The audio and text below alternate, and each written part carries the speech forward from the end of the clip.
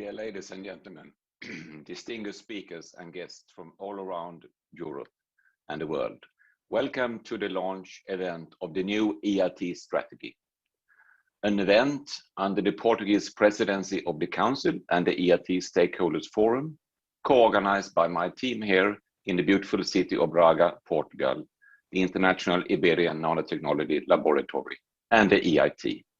My name is Lars Montelius. I'm the Director General of INL. INL is an intergovernmental organization headquartered here in Braga, being an interdisciplinary organization with roughly 400 people from about 40 different countries working here. Today, we celebrate the new 7-year strategy of the European Institute of Innovation and Technology.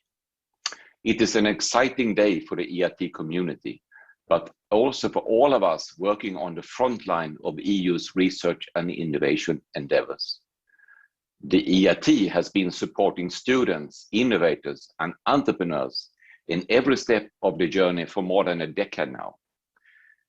The EIT's approach is really unique. It focuses on ecosystem building by uniting business, research, and education in knowledge and innovation communities, the well-known EIT KICs. In the next hours, you will hear from our prominent speakers, experts, and EIT representatives how the Institute, as part of Horizon Europe, will continue improving the daily lives of millions of people here in Europe and beyond by helping to solve some of our biggest societal challenges.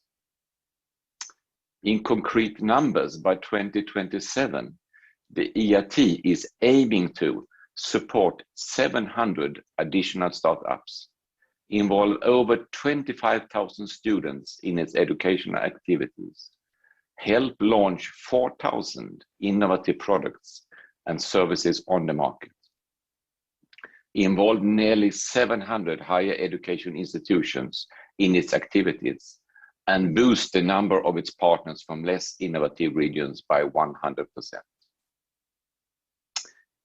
Before we kick off this event, I want to invite you to participate actively in today's discussion. Use the chat and the Q&A parts of the meeting to share your views and raise questions for our speakers. Without further ado, I pass now the floor to the President of the European Parliament, Mr. David Sassoli, who has a special message for all of us here today.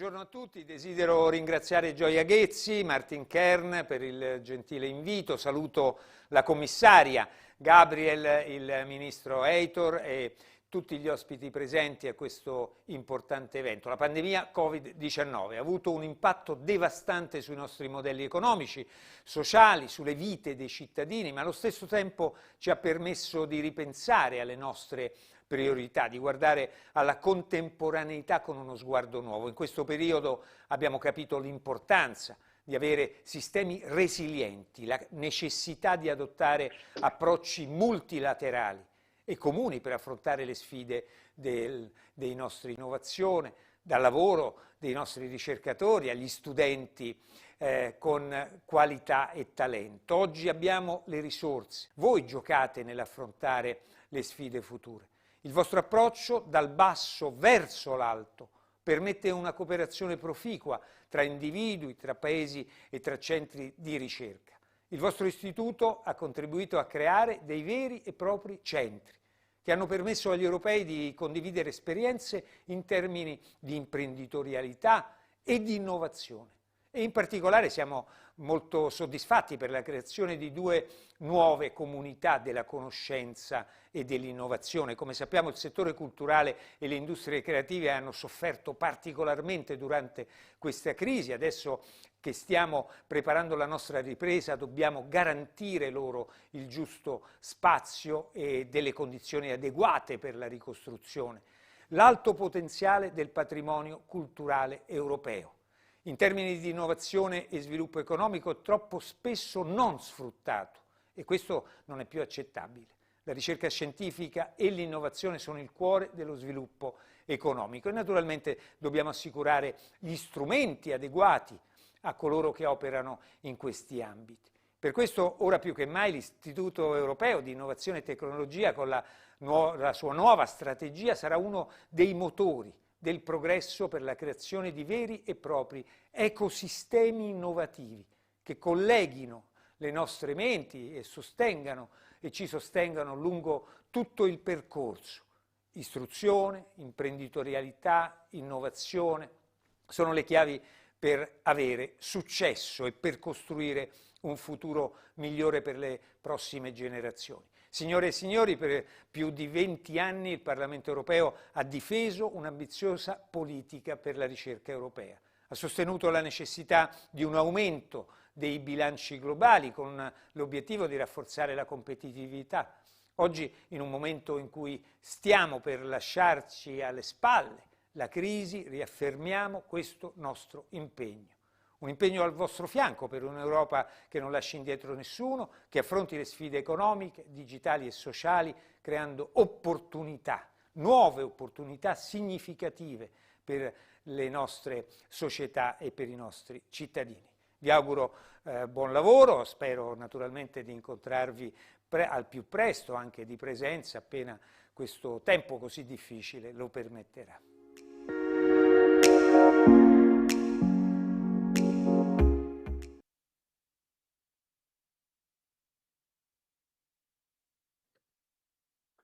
So thank you to David for this inspiring message. So today in the morning we have 3 panels. The first panel is EIT for a strong and resilient Europe, and we will have 3 distinguished guests in that panel. The second panel will be the panel denoted strong basis and reinforced mandate. And then the third final panel for this morning will be panel 3, a vision for the future, stepping up. All panels will have distinguished guests and speakers, of course. And in the first panel, I'm very happy now to introduce the first 3 speakers. The first one out is Manuel Hayter, the Minister of Science, Technology and Higher Education of Portugal. Very welcome, Manuel. And then we have Maria de Graça Carvalho, Member of the European Parliament. Very welcome to you also. And Maria Gabriel, European Commissioner for Innovation, Research, Culture, Education and Youth. Very welcome to you as well. So I just give a very, very short introduction, although you are well known, but we have a lot of people looking at us today. So Mr. Hayter has been the Portugal's Minister for Science, Technology and Higher Education since November 2015. During 2005 to 2011, he served as Secretary of State for Science, Technology and Higher Education. He is also a professor at the Instituto Superior Técnico, Lisbon, with a PhD from Imperial College London in Mechanical Engineering. And back in 1998, he founded the Center for Studies in Innovation, Technology and Development Policies at the Institute in Lisbon. Maria de Graça Carvalho is a member of the European Parliament and EPP Vice Coordinator in the Committee on Industry, Research and Energy. She served twice as Minister for Science and Higher Education in Portugal and was an advisor to the European Commissioner for Research and Innovation, Carlos Moedas, and European Commission President Barroso. She also served as a member of the European Parliament between July 2009 and May 2014.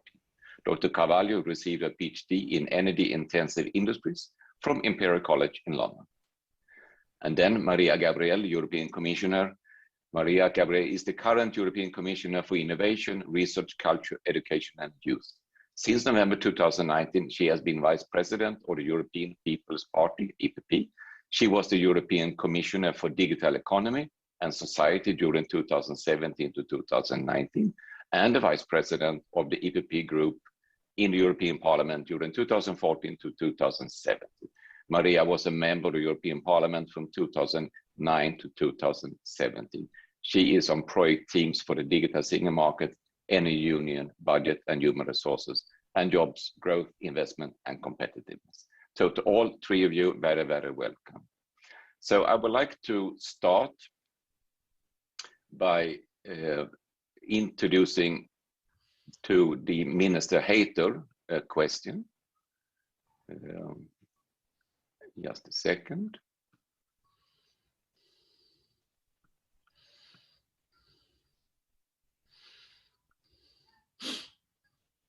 Can I help you with the question, Lars? Yeah, it seems so. I don't find it here in my note now. Let me see, where is it? Here, sorry. So, Minister Hayter, this is the last month of the Portuguese presidency, and if I could make a personal observation, I would say that you have been extremely active on all issues regarding research and innovation. You have experienced firsthand the disparities between both member states and regions in terms of research and innovation. In your opinion, how important is it to make sure that innovation capacities are as balanced as possible, and what role do you see for the EIT in this? Lars, thank you very much, and let me acknowledge and give a great good morning and applause to Maria Gabriel, our Commissioner, and Graça Carvalho, member of the European Parliament, that both of them have been so involved in this overall fight. At the end of the day, we all know very well that science is a battleground, and we look forward for a very inclusive EIT, inclusive in the way that in any knowledge-driven economy, we know very well, and I'm sure in this audience, that it is driven by people. And we have excellent people throughout Europe. And so the ultimate goal should always not to leave no one behind, and to bring to the center of attention and to the center of these debates all those that have the talent to contribute. And we know that there are talented people in all European regions, and therefore opening up the European Institute of Technology to address research excellence in every single European region should be a pathway to follow in the years to come. Certainly, the knowledge integrated communities which have been developed over the years has enlarged, but still are very much concentrated in a few European regions, and therefore the battleground will be always open access to excellence to everyone. Certainly, the two new kicks on ocean-related research and creative industries open up to new research areas, but more and more the inclusiveness of Europe and developing what I would call a citizen approach, research-driven approach to the future of Europe will need to be always an inclusive way. And therefore, we believe that the changes which have been made in the regulatory framework of EIT will help open up and towards always an inclusive research excellence strategy throughout Europe. Thank you very much. Thank you. Then a question for the second speaker, Mrs. Carvalho, Dr. Carvalho. For those of us working in the field of research and innovation, you certainly need no introduction. For years now, you have been one of the strongest advocates of the importance of research and innovation in every area of our lives. Having played such a critical role in getting the EIT ready for Rise of Europe as the rapporteur for its strategic and innovation agenda, please share with us your thoughts on the EIT journey so far and the challenges it should be taking on in the future, please. Good morning, Lars. I hope that you are hearing me well. First, I would like to say good morning also to Commissioner Maria Gabriel and to Minister Tor, and to take the opportunity to thank for the good collaboration, both in the EIT and now in the partnerships that we are working very hard, that in certain way also related fields. As you have said, I have a strong link with the EIT. I have started to work in the EIT before it exists. It was my first job when I started working with the President Barroso to design the EIT, to design such a different instrument and the knowledge for innovation communities. And in my first term in the European Parliament from 2009 to 2014, I created with Commissioner Vasilou at the time, and I shared the Friends for EIT, because the EIT had a difficult start, and we were able to make the EIT liked by everyone with a lot of effort in the beginning, and I'm very proud. So I'm very happy that now I was the rapporteur of the strategic innovation agenda. And the EIT, as I said, with the difficult beginning, is now a very successful instrument. They have It has very good results in terms of postdoctoral students, has trained highly qualified researchers, has turned ideas into business, has developed and create a lot of startups and innovative companies. So it's really a successful story. There is no doubt that the EIT will grow in importance in these objectives of the green and digital transitions.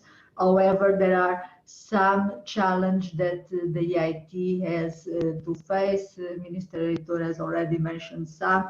And I have addressed that in my report on the strategic and innovation agenda. And the first one, I would say, it needs a more balanced approach, more balance in terms of geographical distribution. EIT until now has been very concentrated mainly in 5 countries, so we really need to make an effort to have a more balanced distribution of the results of EIT, more gender balance, because it's very dominated by men in the at all levels. So we really need keeping excellence, but we need to make an effort for a gender balance. And I also advocate to have a more balance in the knowledge triangle, so a more emphasis to the higher education, because I think that in the last few years there has been a strong emphasis on innovation. That is very good, but it has to have a balanced approach with the 3 parts of the knowledge triangle: research, innovation, and education. Second feature is the regional dimension that we have stressed a lot in our report. With the regional innovation scheme to have a binding budget and the synergies with other funds inside Horizon Europe, but also with the Recovery and Resilience Plan, also with other funds, European funds, national, public and private funds. And thirdly, very important, more open, more transparent, more visibility with open calls, transparent calls, because it's not always the case. It's very important. Fourth is the simplification. We want a more flexible, more simplification, less red tape in the EIT. And lastly, as also mentioned by Minister Reitor, the new areas. We are opening up to new areas. One of them that is already on the way, that is very, very important for Europe, is in the center of the European project, that is culture and creative sector, and has suffered a lot with the crisis.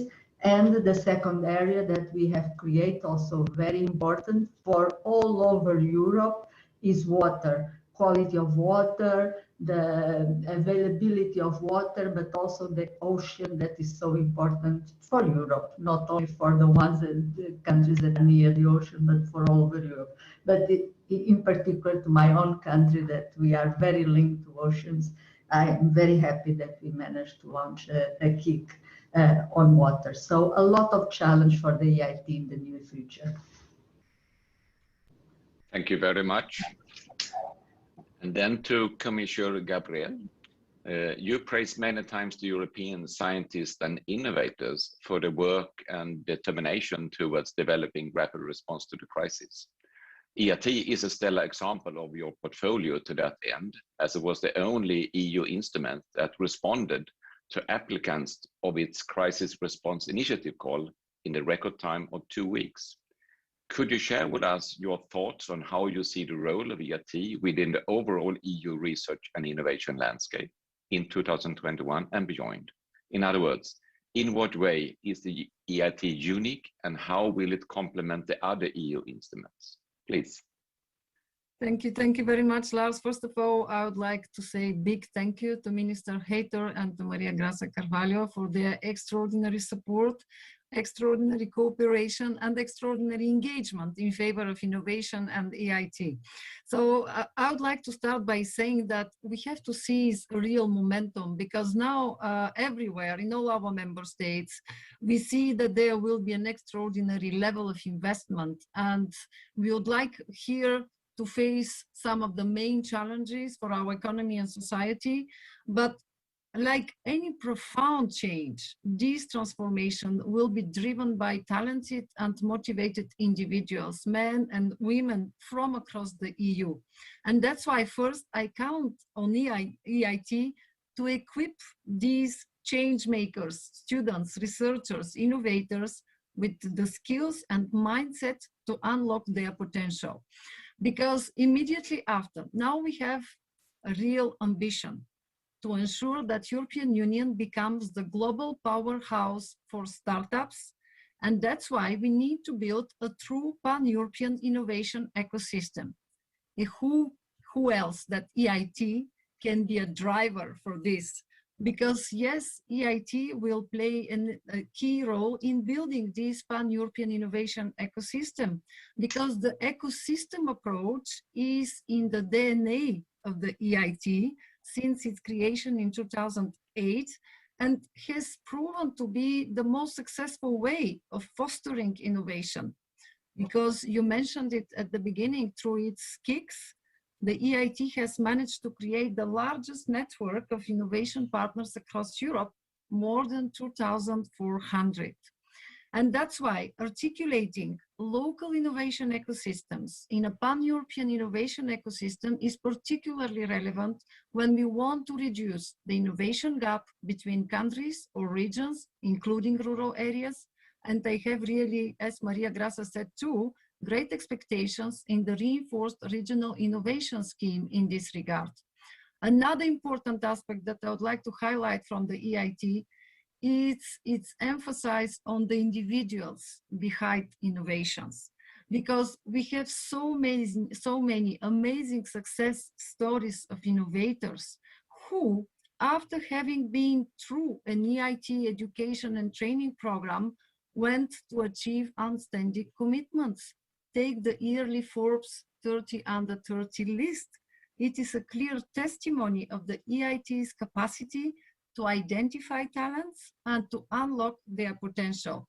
The same, we have so many innovators that now are founders of unicorns, like the flying taxi Lilium, or battery manufacturers such as Northvolt and Skeleton.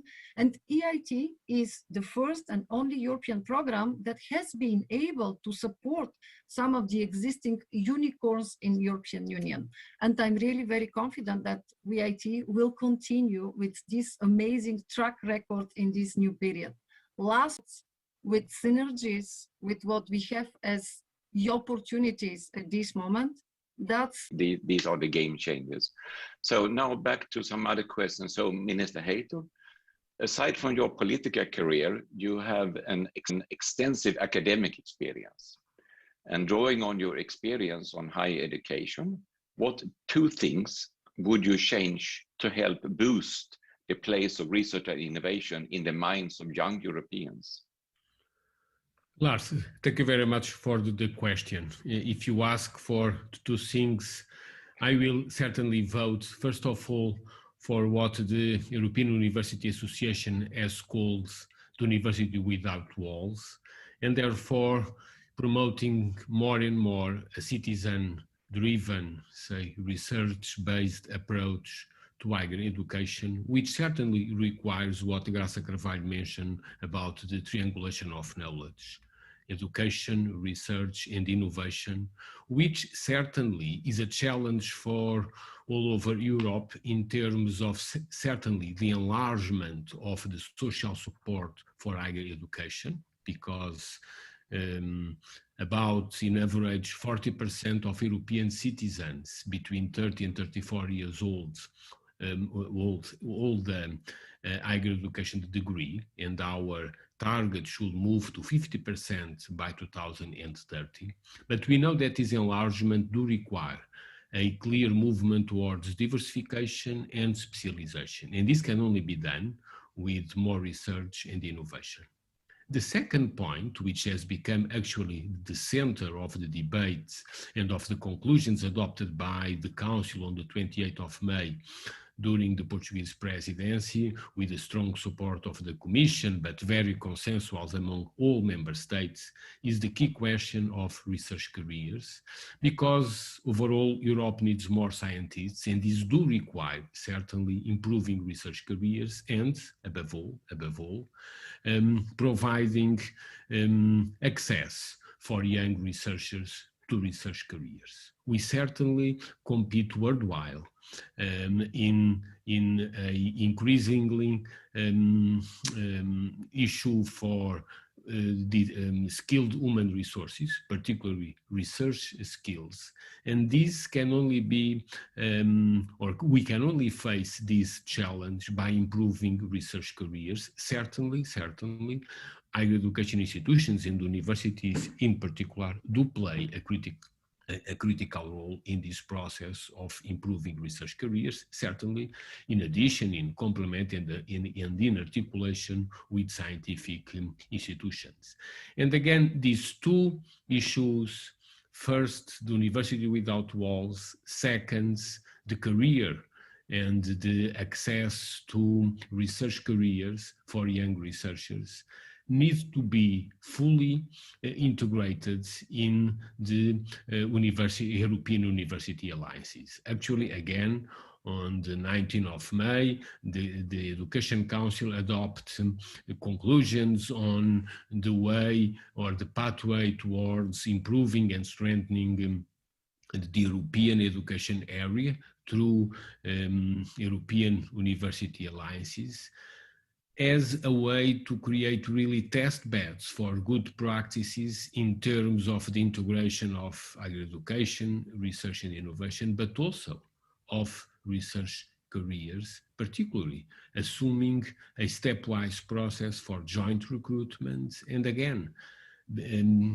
guarantee that Europe at large attracts talent and provides the necessary and adequate conditions at an international terms for research careers, because that is the best we can do throughout Europe. And certainly we need to lead this twin transition, making use of the opportunities of the increasing digitalization of our societies to face the challenge of the greening of our economy. And certainly this can only be done within Europe, which is more resilient, is more social, is certainly open and is global. But this will be driven certainly in a research-based approach in close articulation with higher education institutions. So therefore, the two main topics is the openness of higher education in one way, and second is the need to further improve the development of research and education careers. Thank you very much. Thank you very much for these very thoughtful ideas. So to Dr. Carvalho, the EIT's vision is to become the leading European initiative that empowers innovators and entrepreneurs to develop world-class solutions to societal challenges. As a true connoisseur of the EIT, what are the unique elements that help it stand out and deliver for Europe's innovators? Thank you very much, Lars. I fully agree with everything that already Commissioner Maria Gabriel has said, but I will stress 5 elements as unique elements of the EIT. First, as has been said, the triangle of knowledge is still the only instrument, EU instrument, covering the 3 components. Second, the long time perspective. There is no other instrument that goes up 15 years, and that is important. The stability that it brings, it's a very important element. Third, has a very direct link between the global and the European level and the regional and the local level. And that is very interesting, because it's like a very good link between the research and the higher education and the innovation that can be considered a bit more local and more regional. So this is a unique feature. It does it in a very well thought. The way is linked to the European level with the local level. Fourth, It's an instrument that addresses the fundamental questions for life of us and of the planet, of the people and the planet, is water, quality of air, the environment and the climate change, the energy, the food, the health. So, and really I'm happy that water has joined this because it addressed the sustainable development goals and the key issues important for people and for the planet. And finally, is the model of collaboration is still a very unique model because it's like an hybrid model. You have the network, but you have the collocation centers. And it's a very interest model because you collaborate at the distance in networks, but you also recognize that you need the physical contact, you need to interact, and the collocation centers are also a very interesting concept. And I think that all that together is a model that other institutions, even not funded by the EIT, should follow in the future, because it's really a well-designed way to promote higher education, research, and innovation. Thank you very much. Thank you very much. So to Commissioner Gabriel, it will not be an understatement to say that throughout your political path, you have been one of the most vocal and dedicated supporters of young and female entrepreneurial empowerment. You have truly given voice to the new generation of innovators, and you are actively pushing the diversity agenda in entrepreneurial field. Thank you very much for doing that. Women have been hit harder by the pandemic, as investors seem to show less confidence in female-led endeavors. Have you seen progress on that front, and what are your plans to tackle this issue in the near future? Well, thank you very much, Lars, for this question. As I already said it, I think that one of the most important things is to give voice to this new generation of innovators. And we can't think about the European leadership in innovation without women entrepreneurship, without all these extraordinary talented women in the field of innovation. So yes, it's true that first, well before the pandemic, the representation of women founders in the startup community was very low, with women founders representing less than 3% of the founders of the European startups. And it's true that the pandemic has somehow exacerbated this situation. However, we should know that the situation across Europe is very different, with, for example, Central and Eastern Europe having the largest amount of female founders of startups in the tech community as of the end of 2020. It's true that we have made some progresses over the years, but we are not there yet, because while we have actually 48% of the PhD graduates that are female, only 33% of researchers are women, and women occupy only 17% of tech sector jobs and hold less than 10% of patents. So we definitely need to change something. We need more women in STEM, more women researchers, more women innovators. And that's why, for me, EIT has a very important role to play. First, I think that we should continue to give more visibility to all these role models, success stories that will inspire young girls. Yes, EIT runs the EIT Women Awards, and I must say that we have our European Women Innovators Prize, so we should continue to give them visibility in order to inspire other young girls to engage in this path. The second is always to make this link with education, because we know that more than 90% of girls in primary and secondary school are interested on innovation, on information and communication technologies, but something happened after the university with 1,000 graduates, we have only 24 women in ICT and only 6 are making career. So we need to do something, and that's why here EIT has an extraordinary experience with this knowledge triangle where we can promote and we can support more women and girls in this pathway. The third element for me is to build networks. We need here to give voice to all these extraordinary and talented women. Remember, when I started this work of a European pan-European innovation ecosystem, I created the group of 33 European unicorns, the group of the innovation ecosystems leaders, and the group of women venture capital fund managers. And this group is dedicated exclusively to women, exactly because we need to address all these issues. Now, I think that we have some other good news. You know that as of 22, all public bodies, higher education institutions, and research organizations wishing to participate in Horizon Europe will be required to have a gender equality plan in place. Also, the integration of the gender dimension into research and innovation content becomes a requirement by default across the whole program. And I think that we can use this incentive to be accompanied by concrete initiatives, as we have with EIT and the training for 40,000 girls in artificial intelligence and big data, in order to accelerate this process.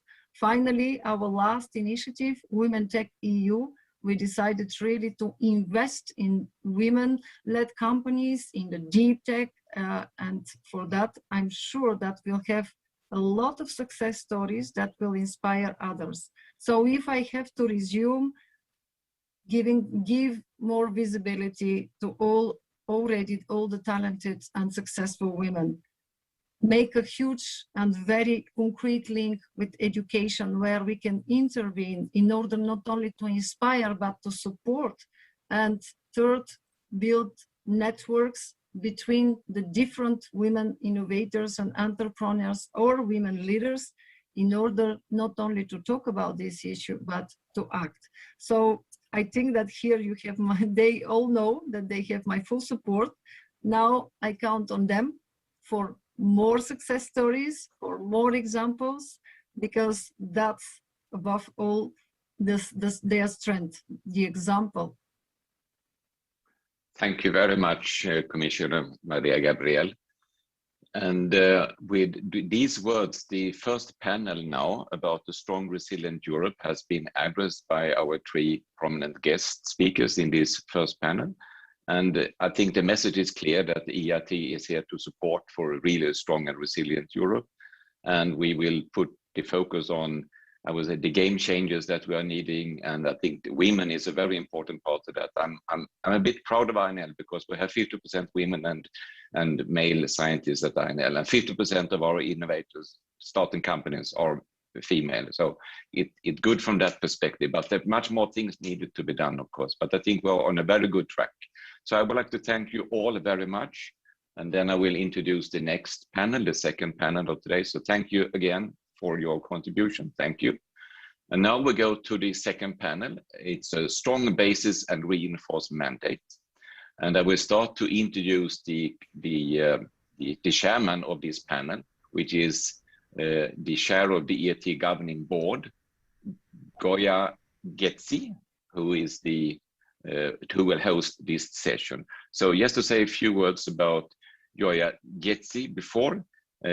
Goya has been chairwoman of the EIT governing board since 2020. She's also chair of the RDI group, of course, at Capital, and chair of the nomination committee of Atlantia Edizioni Holding, and vice president of Asolombarda IT. She previously worked as CEO of International Group Risk Solutions for the Zurich Insurance Group 2013 to 2016, and COO for the Willis Group between 2012 to 2013, and spent over 11 years at McKinsey & Company as a partner in the London office. Gioia obtained a degree in theoretical physics from the University of Milan and an MBA from the London Business School. So very welcome to the panel and to host this panel. I will start, dear Gioia, with the first question. So it has been 1 year since you are appointed as chair of the EIT Governing Board, a challenging one, no doubt, due to the negotiations of the new EIT strategy, as well as the COVID-19 pandemic situation. But it was also an exciting one, as the outcome of these negotiations found EIT with a stronger mandate and increased budget. So early on, the decision makers talked about the challenges EIT will be tackled in the years to come. So what is your vision and ambition for the EIT in the near future? Please. Thank you very much indeed, Lars, and thank you for chairing and organizing this day. I think a lot of observations on the EIT history and its future have been made by the distinguished panel of speakers before us. So I'll just be very, very quick and discuss the priorities that we have as a board, taking over, as you say, after such an intense period. You know, and I would say there are three priorities, really. The first one is to continue to support a unique innovation ecosystem across the whole of Europe. The second one is be a part that becomes more and more indispensable and the partner in responding to the current challenge of recovering across Europe from the pandemic and to the future challenges that we are facing, the climate change one, you know, first and foremost. And finally, the third priority we have is that of creating particularly a research and innovation ecosystem that leaves no one behind. As Minister Heitor said, no one behind in terms of different regions across Europe. As Commissioner Gabriel said, no one behind in terms, for example, of gender. So let me take them very, very briefly in turn. So on a unique European innovation ecosystem, I think, as MP Carvalho said, that the EIT had, you know, a hard start and needed to find its way. We are 10 years on from its start, and now it's a really proven, you know, tried, tested, proven way of fostering innovation by bringing together what we call the innovation triangle: education, research, business, and finance and capital. So we need to continue to do that. We need to continue to attract innovators, investors, entrepreneurs, and foster that. In terms of the second priority, becoming an indispensable partner, I think as Europe tackles the pandemic, climate change, the Green Deal, the digitalization of Europe, we do have the competencies, the partner networks. Again, as was said before, these are both virtual and physical, and really we can play a part and have already been playing a part actually in becoming the sparring partner, the first contact point to change things rapidly across Europe. And finally, on leaving no one behind, we really believe in place-based innovation, in creating communities that, as well as virtual, are physical, where, you know, through contact, through interdisciplinary discussion, there can be that spark that brings new ideas to deliver in terms of innovation. So I think by having a more inclusive approach, opening up the partnerships, again, as was said earlier, really paying attention to leaving no one behind. And again, Commissioner Gabriel said it very, very well. Yes, we can inspire people, but we must actively, very proactively support them. So we must support countries where there is an innovation gap. We must support women and innovators in general who do not benefit from a very good ecosystem in coming to the fore. So these are and remain our priorities. But rather than me speaking about this, I want to discuss with two founders of companies who are with us today, Peter and Arne, and invite them to talk about their companies and how the EIT helped them get to where they are. So perhaps we can start with Peter and Northvolt.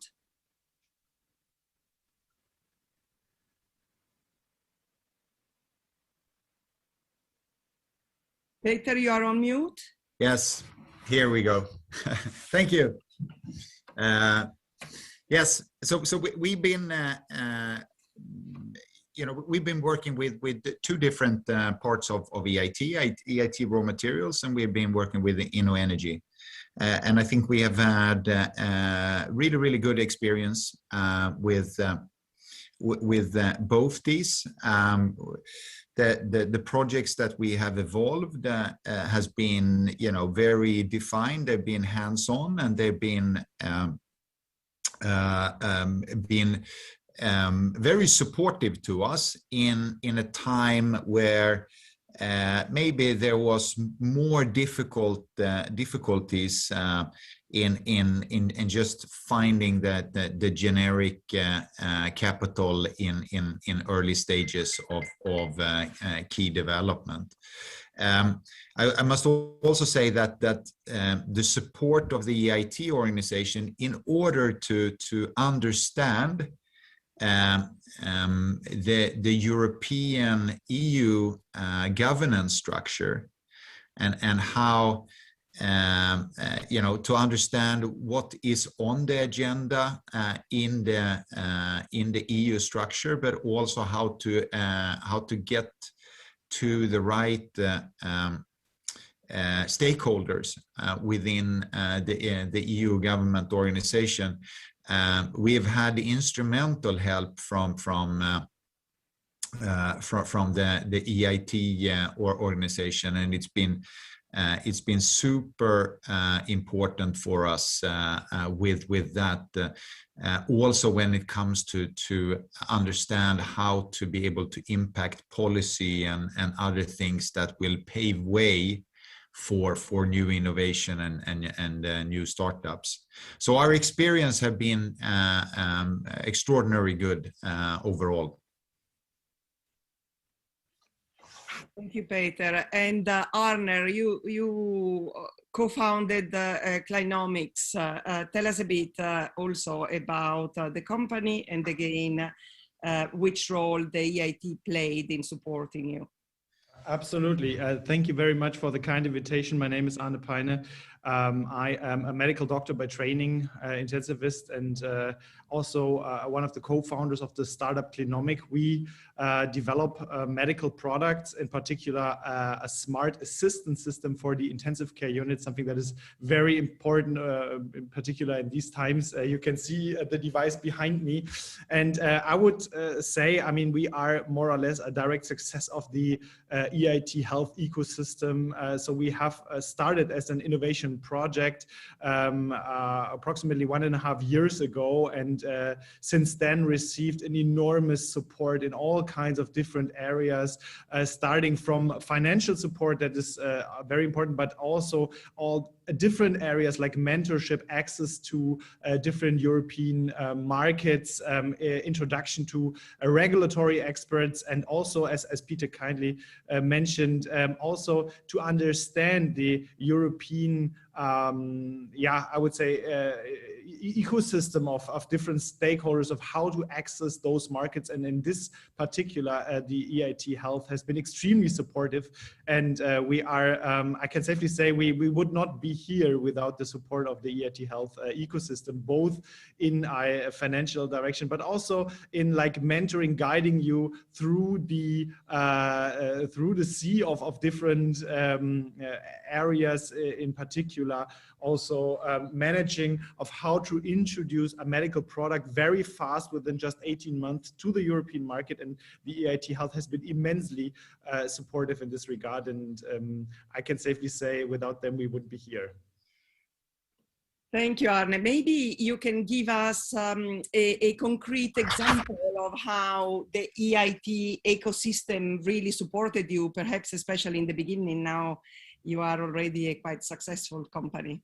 Yeah, absolutely. I mean, to be honest, I mean, the first prototype that we built was basically the result of an EIT Health project, and we used that prototype to gather further fundings. We have since then acquired over 8 million in venture capital money, a lot of third-party grants as well, and to build this, to enable really to build a prototype from an idea of 6 people, basically academics who worked in the field and then started a company. This would not have been possible without the support of EIT Health, but also the involvement of all kinds of different stakeholders as we are building a high-risk product. I mean, it is a medical device, which is not easy, first of all, to manufacture, then also to bring it to the market, to get through the regulatory barriers. All of this has been immensely supported. And then maybe the most important thing for us is also to get connections to all kind of different countries where we are serving, that we are serving currently, and that we are shipping our devices to. We have over 8 European countries with very different markets, and to get direct access to decision makers, to stakeholders in these countries, and to understand how are they living basically the intensive care unit, and how do they use our devices. This has been a very fruitful since the beginning, also to get this access early on, to get feedback very early on, because as we come from a German perspective, sometimes the European perspective is a little different. And I guess one of the main pillars of our success is in the end to have a product that works very broadly throughout the European market. And I can safely say all these connections through the network we would never have been able to acquire by ourselves. Hence, I would say this is really of how the innovation from a small startup to a medium-sized company, we are now over 50 people, how this should work in the European field. Thank you very much, Arne. And Peter, Northvolt has been, you know, such a successful story up to now. What are the challenges that you see as you grow so fast? It's a lot of challenges. Yeah, just to recollect, I mean, we started four years ago, and we are now roughly 1,700 people. We are recruiting about 100 people per month, and obviously with that comes a number of different challenges. The the great thing is that we're kind of in the midst of a perfect storm. The Green Deal, the COVID, and has actually pushed an electrification and the transformation even faster. So on the demand side, it's an incredibly strong picture. On also over the last couple of years, a lot with the help also from the EU on utilizing EIB as a strong tool for financing and funding. I think the financing now for new investments in this field has strongly improved. The biggest challenges here that we see is on competence. In our field, there is a fairly limited skill, both when it comes to battery cell design and also on manufacturability. So we are being challenged on, and I think one of the biggest limitations going forward for the growth of this industry will be how fast Europe can convert and train everything from high level engineering to operators supporting this industry. And I do know that InnoEnergy and is part of building a curriculum for that, but it's going to need massive amounts of support for that. The second part is around the supply chains. There is a number of different initiatives around factories that is being built. We are building our first major factory. We're actually building a second in Gdansk, and we're looking at the third and the fourth factory. But there is a strong lack of build-up supply chain when it comes to raw materials, when it comes to key components, when it comes to equipment, automation support, etc. in Europe. It's a lot concentrated to Asia, and for long-term competitiveness in Europe, it's going to be super important to drive this in all different aspects. And here I think the EIT really has an important role to play. Thank you. We hope we will. Maybe we need to set up oven factories for your batteries in Europe. Exactly. But Peter, if you had, I think we have at the moment and also in the next few days, a lot of young entrepreneurs who will look at this recording. If you had one tip to give them, I look back at your younger self when you made your jump to become an entrepreneur. What would be the one tip you would give them? I mean, what I would say is really try to solve a big problem. I think this is important. It's also very, very important. And there is an immense power in building a mission-driven organization that is trying to solve a big problem.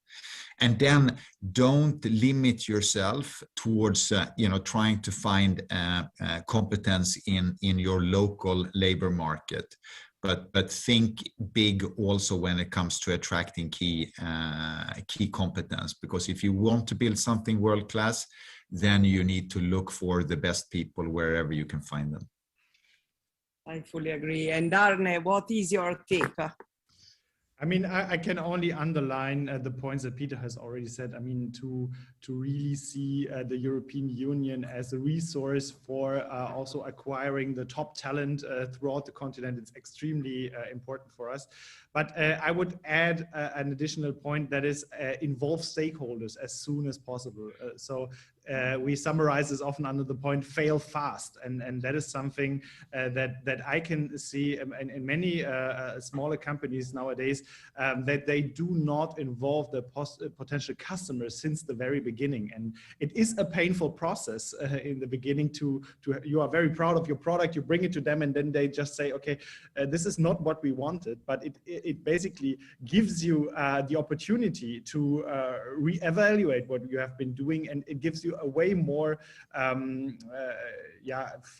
competence in the end to decide whether you are following a good strategy. So ask for feedback uncomfortably early in the process. So ask them, do you want that product, and involve experts of the specific domain that you are working in. I guess that's one of the major successes and the major points that lead to success in the end. Thank you very much. Thank you both. I'll hand back to Lars now. Thank you so much, Jofi. So now we're going to the third panel, and this is the panel about a vision for the future, stepping up. This panel will be led by Martin, the new director Martin Kern, the new director, or not new, the EIT director that will host this panel. Martin, your journey at the EIT began already 2014. Back then, you were asked to lead a small team in EIT's headquarters in Budapest and manage 3 KICs. You have clearly come along, and I may say, very successful way, since while the EIT team remains small, the EIT community has grown to 8 KICs, soon to be 9, and EIT has today an extensive network of partners. That is impressive without doubt. And now, looking forward, how do you plan to deliver on the newly received 7-year mandate by the EU institutions and vision that Joya talked about? From a more personal perspective, how does this new 7-year period make you feel as the EIT director? Martin, the floor is yours. Thank you very much, Lars. And first of all, good morning to all participants who are interested in the future strategy of the EIT for the next 7 years. So we are happy to have you with us. And well, special thanks to President Sassoli, Minister Heitor, Member of European Parliament Carvalho, and Commissioner Gabriel for their very kind words, but also, of course, all the support they've given to the EIT. And it was great also to hear from Joya, Peter, and Arne what really are the success factors for EIT, but of course also for individual entrepreneurs and innovators that we can support. So from my side, I think obviously the expectations are very high, as we heard in the first panels. And I think we have also created these very high expectations by being successful with supporting companies such as Northvolt through EIT InnoEnergy. But I'm also optimistic that we can deliver on these expectations, because we now have 10 years of experience to build upon. And we have a fantastic community with our 8 knowledge and innovation communities, and the strengths, I think, and why I'm optimistic is that we can really build on our unique features. They were already mentioned, but 3 of them are especially important to me, which is the focus on the societal challenges that allows to flexibly go where the innovation opportunities are. And that's what we've seen for InnoEnergy, for Climate Kick, for EIT Digital, that first KICs right from the beginning could always adjust their strategy whenever European priorities emerged or there were new innovation potential. So that is very key, that there's always the umbrella of a clear focus and a societal challenge. Secondly, it's that we can work across all the innovation chain, and that really makes the community so rich. So you have the whole funnel. You can look at the education side, the entrepreneurship, and then all the way to bringing that to the market. And thirdly, that we have this focus on making the partnerships, the ecosystems sustainable, meaning bringing successful innovations to the market is in the end of the day what EIT is about, and which is in the end of the day also which will bring the success for Europe, for the people, but of course also to maintain the innovation ecosystems. Now, there are 4 decisive factors for me when we look at the next 7 years going forward to succeed. First of all, EIT must become better known and more open. Why is that? Because only if we're well known, we will attract the top talents from Europe and beyond, the best students, entrepreneurs, innovators to work with us and that is obviously the basis for our success. Secondly, the EIT community needs to work together to really use the full diversity. There is sometimes a tendency, I think everywhere, to work in certain silos, but this is not where the innovation happens. The opportunities come when we work more together. That's true within the KICs, across the KICs, but even beyond, for example, with the European Innovation Council to make the new partnership work out in Horizon Europe. Thirdly, it's to remove those barriers to innovation wherever they are. They can exist between the countries. Example was mentioned by Anna, others. It's key to connect all across Europe, connections that may not naturally exist, but with the European Institute for Innovation and Technology can help to create those connections through ecosystems. And also, of course, in terms of barriers, administrative barriers. So we must have flexible tool. As EIT, we are accountable. It's European money, it's taxpayers' money, but wherever we can, we must simplify and be efficient with a focus on the innovation to get to the market. And then lastly, obviously, in the next 7 years, we must seize our new opportunities. That's especially the increased focus on the regional outreach program, the higher education initiative that we have been provided a mandate with, but also the new KICs, such as the one on culture and creativity coming up. So if we do all of that, take those opportunities, I think we will be successful going forward. Now, personally, indeed, I joined the EIT in 2014.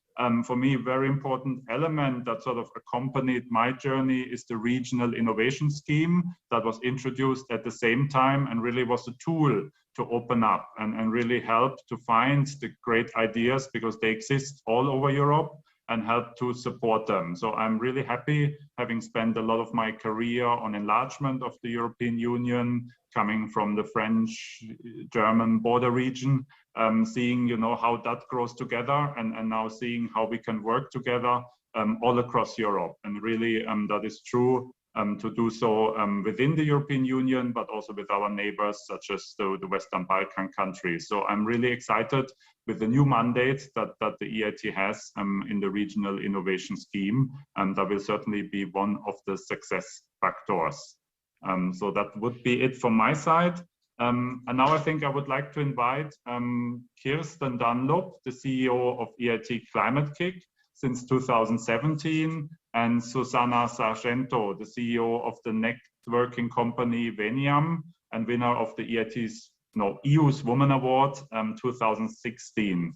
So Kirsten will represent the whole EIT community, and Susanna can give us a much needed outside perspective on our new strategy, which I think is always very important, that we also get an independent view on what we are doing. And of course, if there is one overarching theme in terms of societal challenges faced by Europe, but also humanity as a whole, it is really climate change right now. And that is actually addressed by the EIT as a whole, with all the 8 knowledge and innovation communities directly or indirectly contributing to it. And it also has, of course, been moved back very centrally now that with the pandemic, at least in Europe, receding, we can focus fully on that big challenge. So Kirsten, could I invite you? I mean, you're leading EIT Climate KIC, one of the first knowledge and innovation communities of the EIT, to be the voice of all the KICs today and let us know where you concretely see the biggest added value of the EIT model going forward. Thank you, Martin. Yes, indeed. I would say above all, it is in implementation of EU policy through education, innovation and entrepreneurship. We are a key part, the EIT and the KICs, the knowledge innovation communities, are a key part of the operational arm in EU policy making. We develop capability, we train new skills and mindsets, we bring new ideas to market in the form of ventures and businesses, as you've heard from the previous session, and we stay with those ventures to nurture them in place-based ecosystems and value chain-based initiatives. So above all, we exist to orchestrate impact from innovation in response to some of the major societal challenges that the EU is faced with and that European policy is seeking a leadership position on and commitments to transformation. We exist to bridge gaps between innovation actors and to nourish innovators through their journey right along the way. we connect innovation and new skills to investment and to blended finance. And that's a very critical element of bringing innovation right to market and making sure that change happens on the ground. And above all, we operate across the whole of the EU. As you heard from Peter Carsten, one of the strengths of the EIT community is the power of a pan-European sourcing of research, of ideas, of talent, and the possibility of then making markets and placing innovations in pan-European markets. So I would say ultimately we are doers. We make things happen on the ground in partnership with cities, with regions, with businesses, with investors, and with policymakers who have the appetite to support European leadership and to put Europe on the market globally. And that does include the extent to which, as we look forward, the new SAA encourages broader and broader and deeper increased regional development, the possibility of leapfrogging solutions, and of connecting Europe to its neighbors and to some of its key institutional global partners. Thank you very much, Kirsten. Susanna, could I ask you, as an academic and innovator, I think you're perfectly placed to give us an independent view on the perspective of the EIT's new strategy. Where do you see its strengths? So where do you think we can further empower EU's innovation ecosystem? And maybe also where do you see some of the challenges or possibilities to do things differently or better? Susanna. Good morning to all. It is a great pleasure to be here. So being academic and at the same time having the possibility to start a company, and even in my academic work having the possibility to do several projects in the cities with the citizens, I have actually a view on this. So first of all, I think that bringing research and higher education to innovation is very important, because it empowers innovation with new and different ideas that may seem difficult to get value in entrepreneurship at first, but that can be very important in out-of-the-box innovations. And that's something that we need nowadays. And on the other side, I think that the interrelation with academia and industry also enables the rich support of the business environment in the academia, the awareness of business problems, of opportunities that can be very interesting challenges for the academia. So I think that this interrelation that I know that EIT is also pursuing is very, very important for innovation. And moving forward and considering the several communities, the knowledge communities in general, and actually some of them in particular, I think it is very important to provide the support for the research and for the innovation to be tested in the reality with real users from the start. So why not the very first stage? So also this may be and may seem easy for some areas. For example, if I think about health and manufacturing, where you can, with the people that are in the hospitals or people that are in the factories, so you can test some of the ideas. If you go to the other areas, such as urban mobility, so these mobility decisions that you can make in the cities, they need to be implemented in the real places, so that the effects can be assessed in real conditions. So this is very difficult, but the support of open research and innovation labs in a real environment and directly connected to the citizens. And I think this is also something that my previous colleague was referring to. So this is something that we have been pursuing. And I think that it is very important for the industry and research to empower innovation with prototypes, with products being developed according to the client's feedback in their environment and right from the start. So these innovation labs directly with citizens, I think they are very, very important for this innovation. Thank you very much, Susanna. Now I'd like to turn to another topic which Commissioner Gabriel already has spoken very passionately about, which is the one of women entrepreneurship. A priority that EIT has been championing in recent years at all the levels, actually. We have supported that at the board of EIT and governance of KICS. We have been training young women in digital skills under the European Commission's Digital Education Action Plan, supporting female entrepreneurs through the knowledge and innovation communities, but also with very practical steps like ensuring gender balance of experts in panels. So from your perspective, and maybe we can start with Kirsten and then also hear from Susanna, What do you think are really the most concrete measures that EIT could take that would make a difference for women entrepreneurs and innovators? I think we know that this is one of the key challenges that we face and key opportunities. The situation is certainly not uniform. We have for example, for Climate Kick alone, we have a couple of markets where we have a very, very strong gender representation from women. In fact, it's a majority rather than a minority. In others, it's very different. So all in all, we know that the situation broadly is undercooked. We need a lot more from the possibility of women building businesses and carrying them through. We see that education is absolutely critical, but also the design of engagements on innovation. And I think looking forward, there are huge opportunities that derive from the needs, a change in the needs we have for how to address some of the societal challenges that we're wrangling with, that may and look like they might be opening up new opportunities.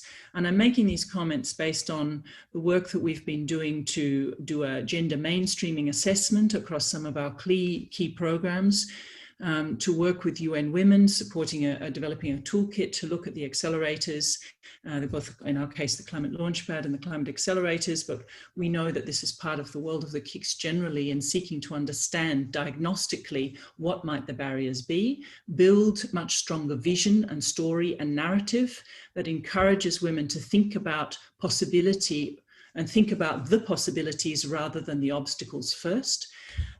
Build capabilities in education. And if I come back to this question around the design, increasingly to operate in more cross-disciplinary, cross-functional collaborations and ecosystem design, where there are greater possibilities for some of the diversities of strength and skill to be demanded and pulled together in solutions design. So the greater emphasis on systemic approaches, a greater emphasis on social cohesion, on bringing together the social and cultural aspects of some of the elements of change that we know need to be addressed through technology and through innovations, opens the door to industries and to deployment of work where women have traditionally dominated, and starts to bring a much more deliberate cross-pollination into entrepreneurship and into innovation development. So it's partly a question of building a stronger vision for possibility, partly a question of education, skill building capability, partly an acknowledgement at the moment of the impact of COVID in the last 2 years, of really denting some of the progress that was coming through because of the impact of in-home care and childcare. And so recuperating that and building forward better on some of those learnings into a redesign of the way in innovation initiatives, for example, like the New European Bauhaus, deliberately brings together disciplines and areas of work that bring in both gender strengths and some of the traditional areas of gender practice and behavior.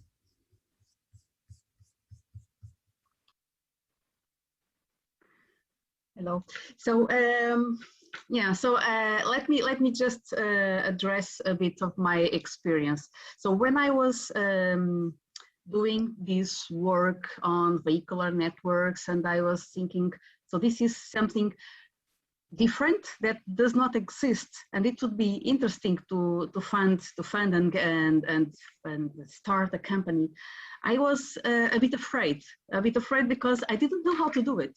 So sometimes that's the problem. So we need to have knowledge, we need to have information, and we need to have support.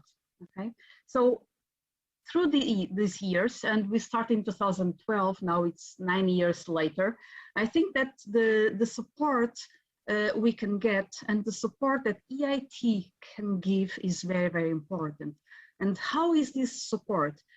As Kirsten said, so the support on education, I think it's very important to use education to mentor women, and also not only women, but to be able to also mentoring women that they will be able to go forward, and they be able to be able to plan and to lead a company. And I think that the role modeling is also very important. So you are not the first.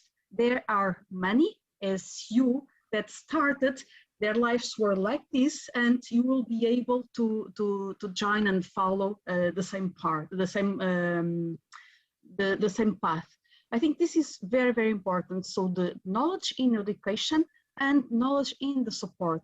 So for how women, so if a woman wants to start a company, how does she do it?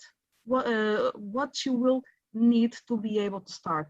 And thinking about COVID, so COVID, it may had problems in the beginning, but COVID is, started and is a cause of a crisis.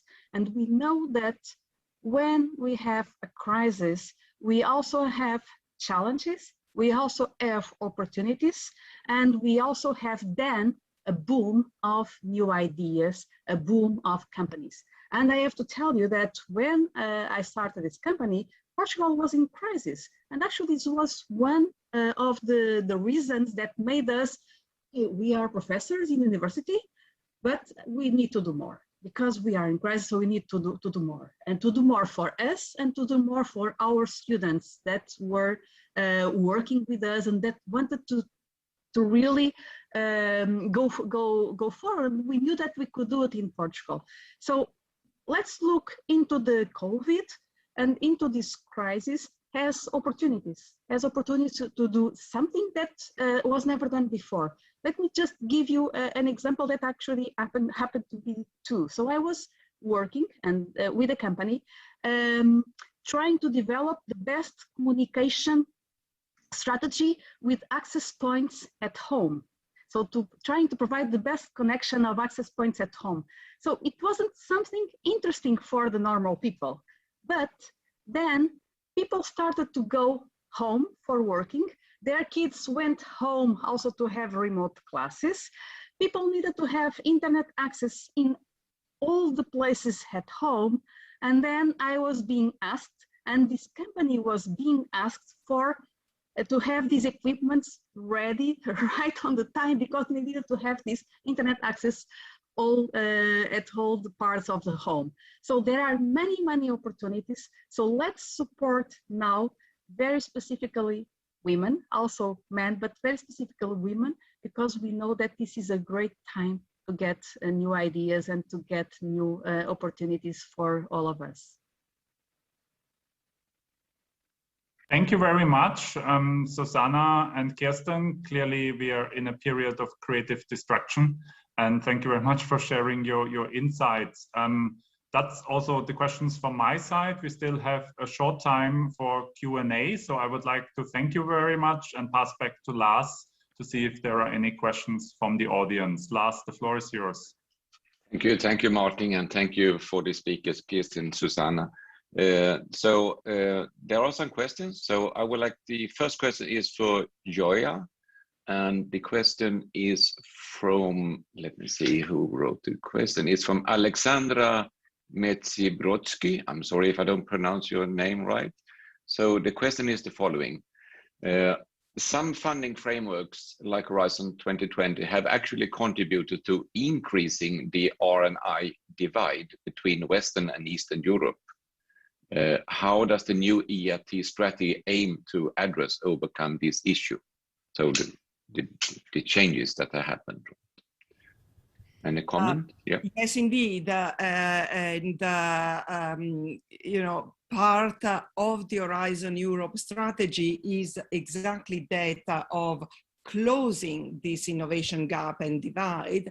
And this will be done with focused investments in regions and areas that have a low innovation score and index, because we are now able to measure that, making sure that we do create, as we were describing earlier, innovation ecosystems exactly in those areas.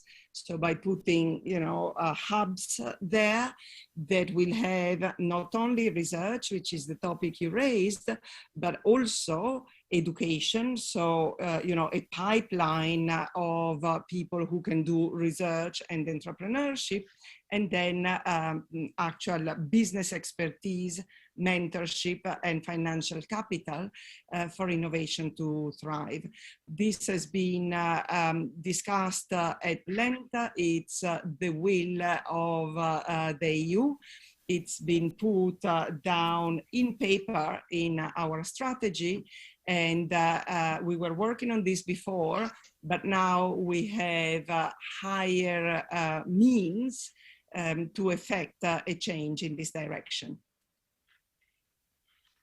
Thank you very much, Joya. So I have another question, and this question is for Kirsten.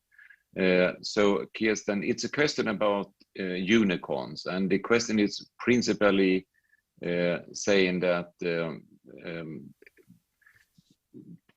how, I mean, the unicorns, how are they important for our economy? For, I mean, it's of course important for the company, they bring millions of investments, right? But how is that important for the European economy, so to say? I think the key element is that unicorns have a magnetic force. They create around them and with them a market-making dynamic that draws through a whole set of other innovations that can then build, that can partner, that can form variations and permutations around the entire ecosystem. So it's really, I think many of the societal challenges that we face would be well addressed by creating the competitive conditions for very large scale and fast moving meteor effects, particularly say in digital technologies. Others probably need something particularly where we've got elements of social justice and social cohesion, a different kind of model. We need both. Probably one of the reason why this is a discourse that matters for Europe and matters for innovators in the EIT communities is the extent to which unicorns create a wake, and they create and they pull through investment at orders of magnitude that Europe currently doesn't have sufficient of. So that kind of element of large above system investment and above system attention would really help us move forward in exponential leaps. And that's a significant part of the reason why investing in innovation ecosystems in sustained ways over time helps build that sort of momentum. Thank you very much, Kirsten. We have one more question here, and this time it's for Martin, and it's from Polina Toropova. You spoke about the silos, actions to remove silos, but can you explain a bit more what can be done in order to remove the silos that exist in parts of the innovation system? Can you please? Yes, so silos exist at all the levels, and I think that's why we need to tackle them at all the levels. So, for example, between our knowledge and innovation communities, we created some years ago the opportunity for cross-kick cooperation, as we call it, meaning, concrete tools to work together on cross-cutting issues, such as, for example, artificial intelligence, where many of our innovation communities have startups that they support, and there's obviously a lot of value to getting them together and have an exchange. It can also be in terms of physical locations, as EIT is all over Europe, and of course in countries where there are several knowledge and innovation communities, there's a lot to be gained by working together. But it of course can also be across the whole EU research and innovation landscape. So we are particularly happy that already in January, we concluded a cooperation agreement, memorandum of understanding with the European Innovation Council. We are preparing something similar with other programs, so that for the individual, for the innovator, for the student, for the researcher, the EU research and innovation landscape becomes a whole. And they don't have to find their way through the different, labyrinth of accessing them, but they can be referred to by the different programs to each other, so that we can, strengthen and accelerate the innovation projects and get more success stories coming out of research into the innovation. I think one of the biggest steps that was done to break down the silos is to fully integrate the EIT in Horizon Europe, in Pillar 3, with the other innovation programs. So also there's a lot to be done to make that work in practice, but the framework is now in place. Thank you very much, Martin. So we are running out of time for this first session of the EIT launch event today. So I would like to say a big thank you to all of you that participated, and just some small take-home messages. I think what we have been witnessing and talking about is a lot about the really big importance that EIT brings to Europe, with the possibilities for an inclusive Europe and decreasing silos, as you pointed out, Martin, very importantly, and also to increase the innovation power and empower citizens or people to take part of the innovation, let's call it the innovation journey that is ahead of us. And what you, I think, Susanna, mentioned very well is about taking the opportunities that are out there, right? Because there are plenty of opportunities and we need to identify them. And then I think we have the EIT system that will support us to take our journey into the innovation landscape. So thank you very much, everyone. And I am now happy to leave over the panel to the next panel, which will be a session that is named the following. If you bear with me 1 second. I just found my mouse. Yeah, it is the EIT's contribution to a green and digital European economy. So thank you again to everyone in this first panel. Thank you so much. Bye.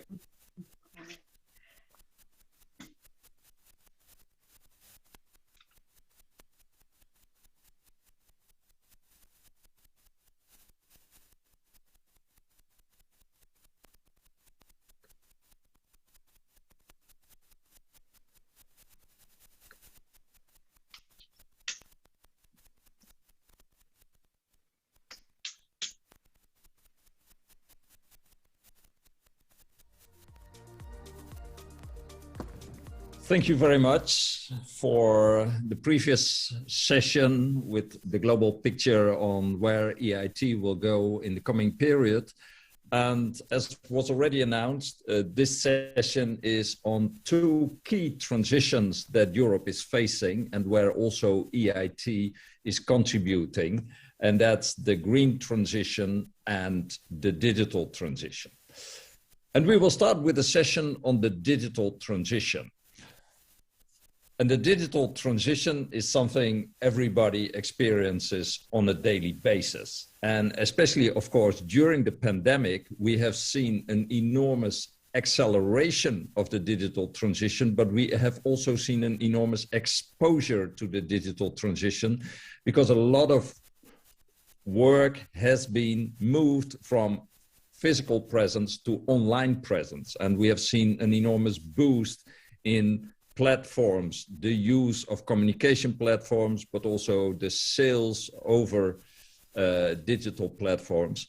And at the same time, we see that digital platforms are all over the place and are also having different kind of effects when it comes to people's life. And of course, there are a lot of good sides, but there are also concerns. And that's why Europe is really keen on, first of all, making sure we have a good position in this whole digital transition, but also to make sure that the European values of inclusion, of equal access, of avoiding dominance of individual players are well embedded in the digital world. And that's why Europe is working on regulation like GDPR, the DSA, the DMA, the ethics of the use of artificial intelligence in order to make sure that the digital world will be a good world with equal access and inclusiveness.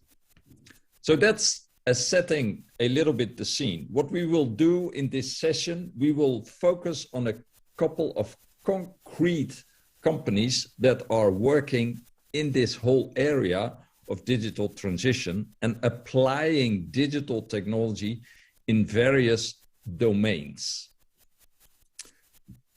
So I want to briefly introduce the presenters in this session. I start with Joni Kettunen, who is the CEO and founder of a Finnish scale-up called Firstbeat. And he's also an alumnus of the EIT Digital Accelerator.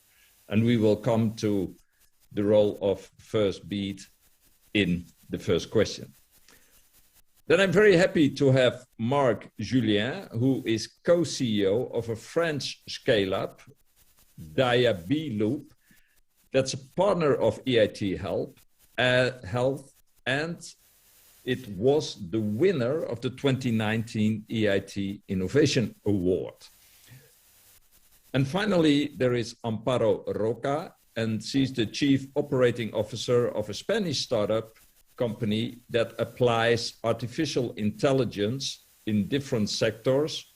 And the company is called Talentum, AI Talentum, and it's participating in several projects in EIT Food. So what we have with us is partners from different KICs, but also from different parts of Europe. And I will start the discussion with these partners. Before doing so, the audience, of course, has the possibility of asking questions. You can type in those questions and then they will be forwarded to me, and I will be able at the end of this session to select a few of those questions and ask them to the panelists. That being said, I would like to start with Joni. Joni, nice to have you on the panel. We've met several times, not only here, but also in the US. And your company, Firstbeat, is a spin-off from the university. It heavily relies on bringing fundamental research to the market. You interpret fitness data provided by body sensors. You could call it the quantified self. And we, of course, are all curious, what are the concrete innovations that have strengthened the position of your company? Joni, the floor is yours. Thank you, Willem. So we at Firstbeat, we apply physiological measurements and advanced analytics to provide personal insights into how to improve our personal well-being, health, and performance. And for that purpose, we have created a Procreate platform that is designed for more serious use than the consumer wearables products can deliver. So basically going more deep towards health and well-being and how that relates to your lifestyle.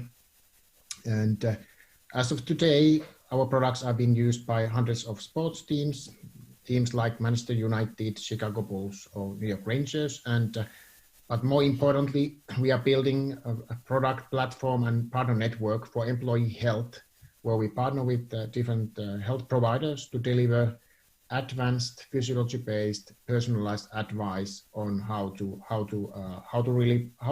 use the data to really promote personal well-being and health.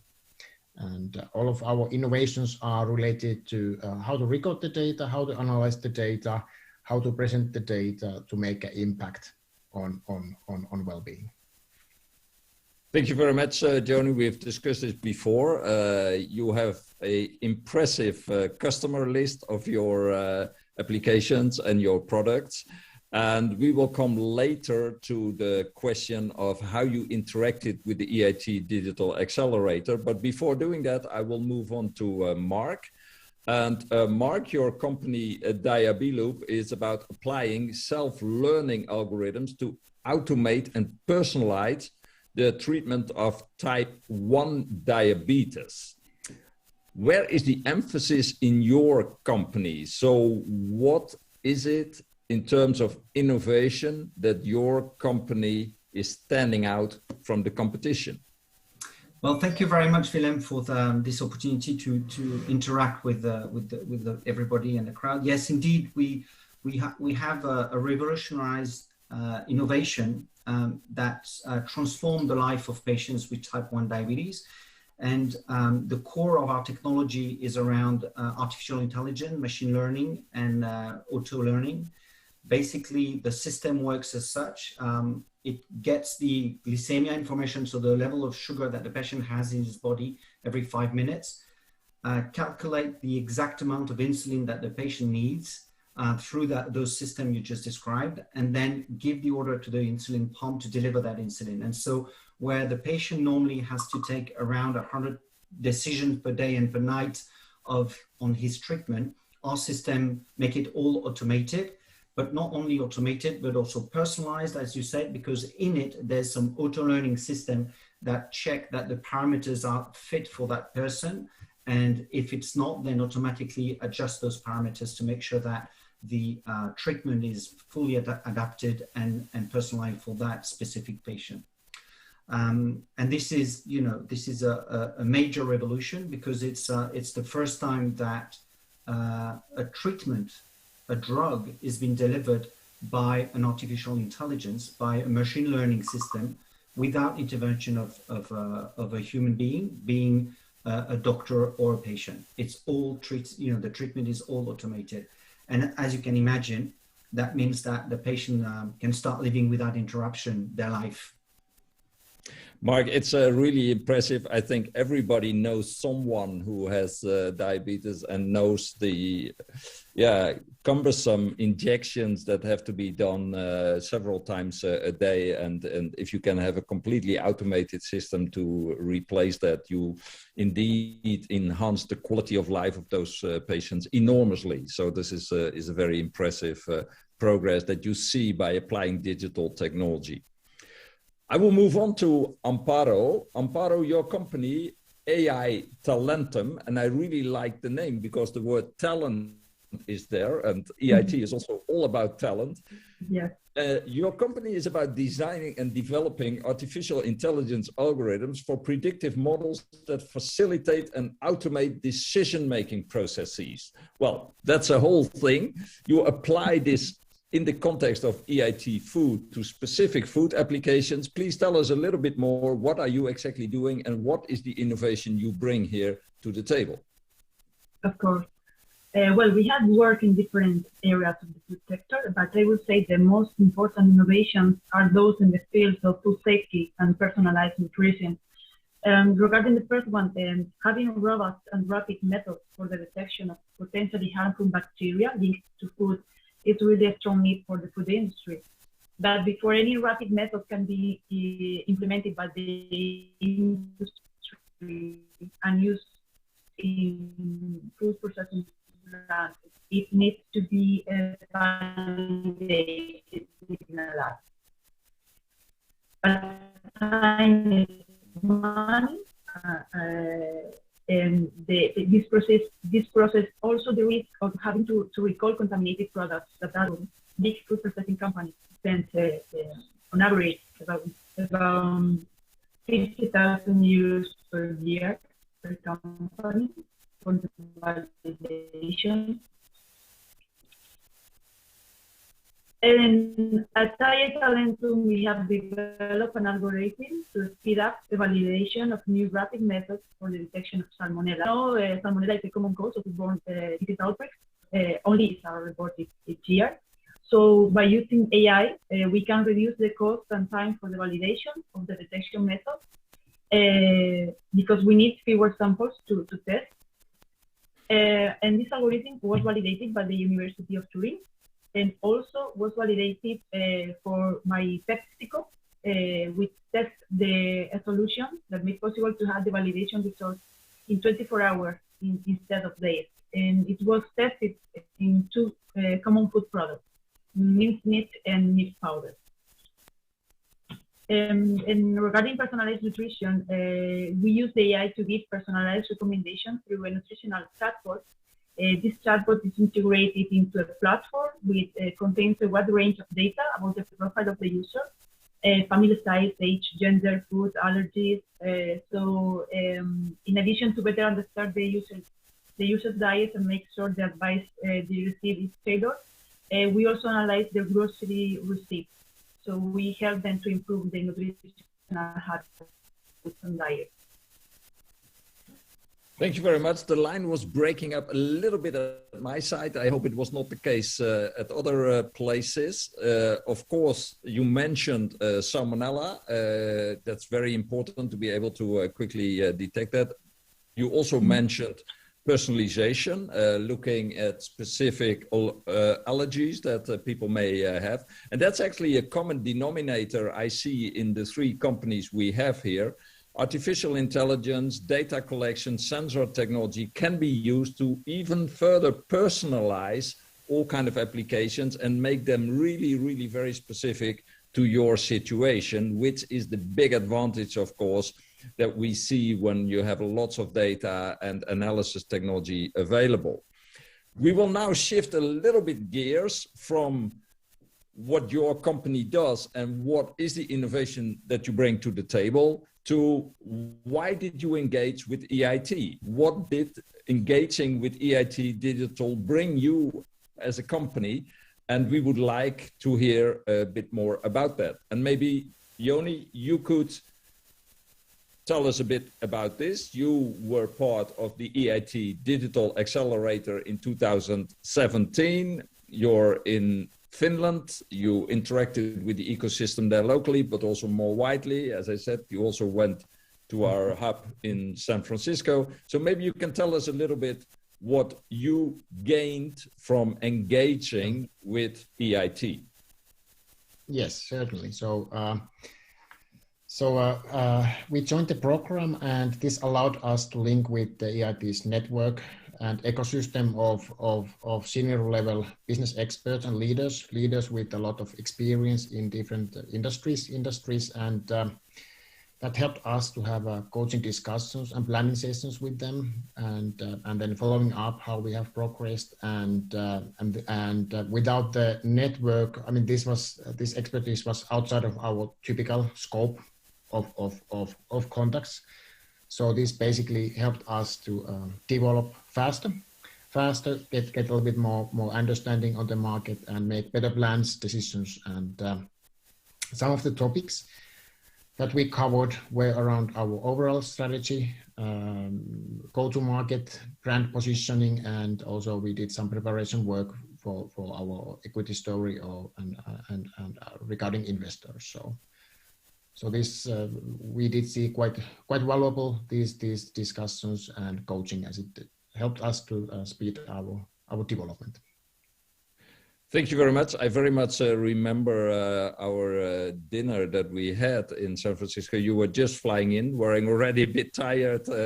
And then you mentioned, I don't mention the company here, but you said, hey, we're discussing with a company. And then I said, hey, that's a coincidence because they happen to be here. The co-CEO is here. Maybe we can arrange a meeting tomorrow. And we were succeeding in doing that and literally connecting on the spot. That was a very nice coincidence indeed. I move on to Mark. And Mark, actually for you, the same question. You have been with EIT Health. So what has this collaboration in EIT Health brought to your company? I think there's mainly three elements. The first one, as most of the the startups, it's the booster program where we won a prize, and that helped us to recruit more engineers and speed up the development of our program. And then we were engaged in two innovation programs where we got above $1 million of financing for all our programs, and those were key because our board were happy to finance the development for adult solutions, but we didn't have the funding for the kids and teens solution. And thanks to the support of the EIT Health, we managed to develop that and do the clinical trials and prove the efficiency of our system for the kids and the teens.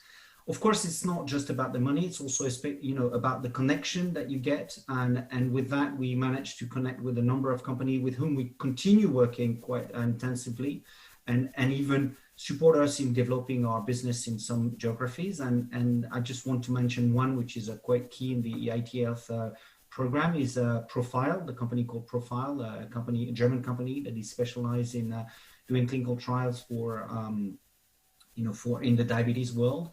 Of course, the other one is the University of Leuven, with whom we are running a number of clinical trials, and where I know that EIT Health is sponsoring a number of PhD there, and I'm sure our clinical trials were followed by some of those PhDs, which I'm delighted that we could also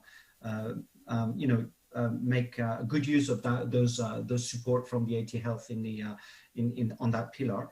And the other thing also is that I'm always of giving back when we receive good support. And And so as a company and personally, because I had some experience, I did help Jean-Marc Bourrez, the EIT Health Managing Director, to think through what could be a tool that would support venture, startups or young companies in Europe not being acquired by US, by US companies, but actually being able to scale up. And so we thought through and where kind of a use case for the VCOE program, which you probably all know now, which is an amazing program to reinforce equity and capital in startups to make sure that they can scale up and prosper and foster in Europe. And I was delighted to be also being able to participate in that think tank to put the foundation of that program. So a lot of excellent relationship with EIT Health and looking forward for more. Thanks, Mark. Indeed, the program you mentioned, where also the EIF, of course, is an important actor, and it focuses on indeed assuring that we can scale in Europe and that we also build a strong technology base in Europe. And of course, the whole topic of technological sovereignty or digital sovereignty plays an important role there. And if you are not aware of this, I say this for the audience, please Google. It's the EIF, the EIT, EIT Health, and it's really a good initiative to team up to build also the financial firepower to scale companies in Europe. So thanks very much for bringing that up, Mark. Amparo, we move quickly on to the work that you did together with EIT Food, and maybe you can stress also a little bit on what the ecosystem specifically brought to you. Yes, of course. Well, we benefit from EIT Food in several ways. We are a part of EIT Foods Association of Mature Scale-Ups, the Rising Food Stars, where EIT Foods helps each company to scale to the next level, to become the international game changers of the future. And being part of this ecosystem helps boost our company by giving us a European dimension. We start from thinking and acting local to thinking and acting global. So we have been able to grow our team. When we joined EIT Food, we had 6 people working in the company. Now we are 10, and we expect to have around 13, 15 employees by 2022. Also, being part of an international ecosystem like this gives us the opportunity to contact with different players of the food sector, from universities to big companies. So you have the chance to be in personal contact with big players and discuss the idea of companies such as PepsiCo I mentioned before. Probably we will have been very deep in this ecosystem. And we also value very much the possibility of taking part in cross-kick projects. We are working on the design of inside the cross-kick project between EIT Food, EIT Digital, and EIT Manufacturing. We develop when you have partners active in food, in digital, and manufacturing. And last but not least, we have access to around 200,000 euros of funding only last year. So it is a crucial point for a startup like us that many times do not have enough resources to make our innovations come true. So briefly, this is the benefits we have get from EIT. Thanks very much for sharing this. I'm now looking at questions that are coming from the audience. I have a first question here for Joni. And that's focusing on what, in your view, can European policymakers do to make it easier for your company to grow in Europe? Yeah. So so basically, preventing health problems. So basically, making people healthier should become, and keeping people healthy should become better business than reactively treating people when they are sick. So that's basically helping to build products and services, and which are sort of within the and also services that fit into that space, and also not to overregulate something that is intended to improve health. So not to overregulate them as like a hardcore healthcare devices. So as a Europe, we should show the way of how to improve our health, how to build sustainable society in terms of making healthy life choices. And at the end, being healthy should be much better business than reactively reacting when things are not good. Both sides are needed, but that's a clear message to the policymakers. Put more of your money on the prevention than on the cure, so to say. Another question, and that comes to you, Mark, and that was probably triggered by your mentioning of the European situation when it comes to scaling and to money. What should Europe do? What should European investors, corporates, policymakers do to mobilize more money behind startups and scale-ups in Europe? I think there's two things. Really, there's really two things, and especially in the medical world. The first one is, and I'm going to be very blunt here, but sometimes one needs to be blunt, is just to let us do business. And regulation and the MDR is a nightmare for startups. And I published a Tribune 2 weeks ago about it. And the other thing is the access to market is also a nightmare, because we've got 27 different market access for each of the countries. And if Europe could, harmonize and help startups to actually develop and move forward and not, limit their development, that would be already a huge, move forward. And you don't see that in the US, you don't see that in other part of the world, just in Europe. So that's the first one. The second one is, I think, some of the moves that has been done by the EIT Health and the EIF, starting to think scale up at a European level rather than at the national level, and looking at companies that are developing those technologies as future venture rather than risk management.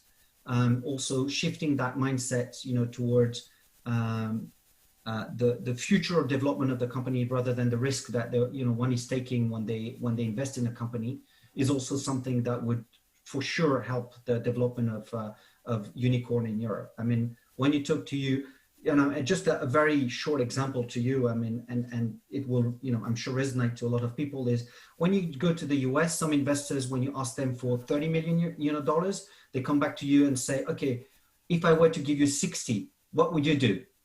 And then you need, you're really challenged there. Whereas in Europe, sometimes you come and you ask for 30 and people say, okay, well, let me give you 10 or 15 and then prove me that you'll be successful.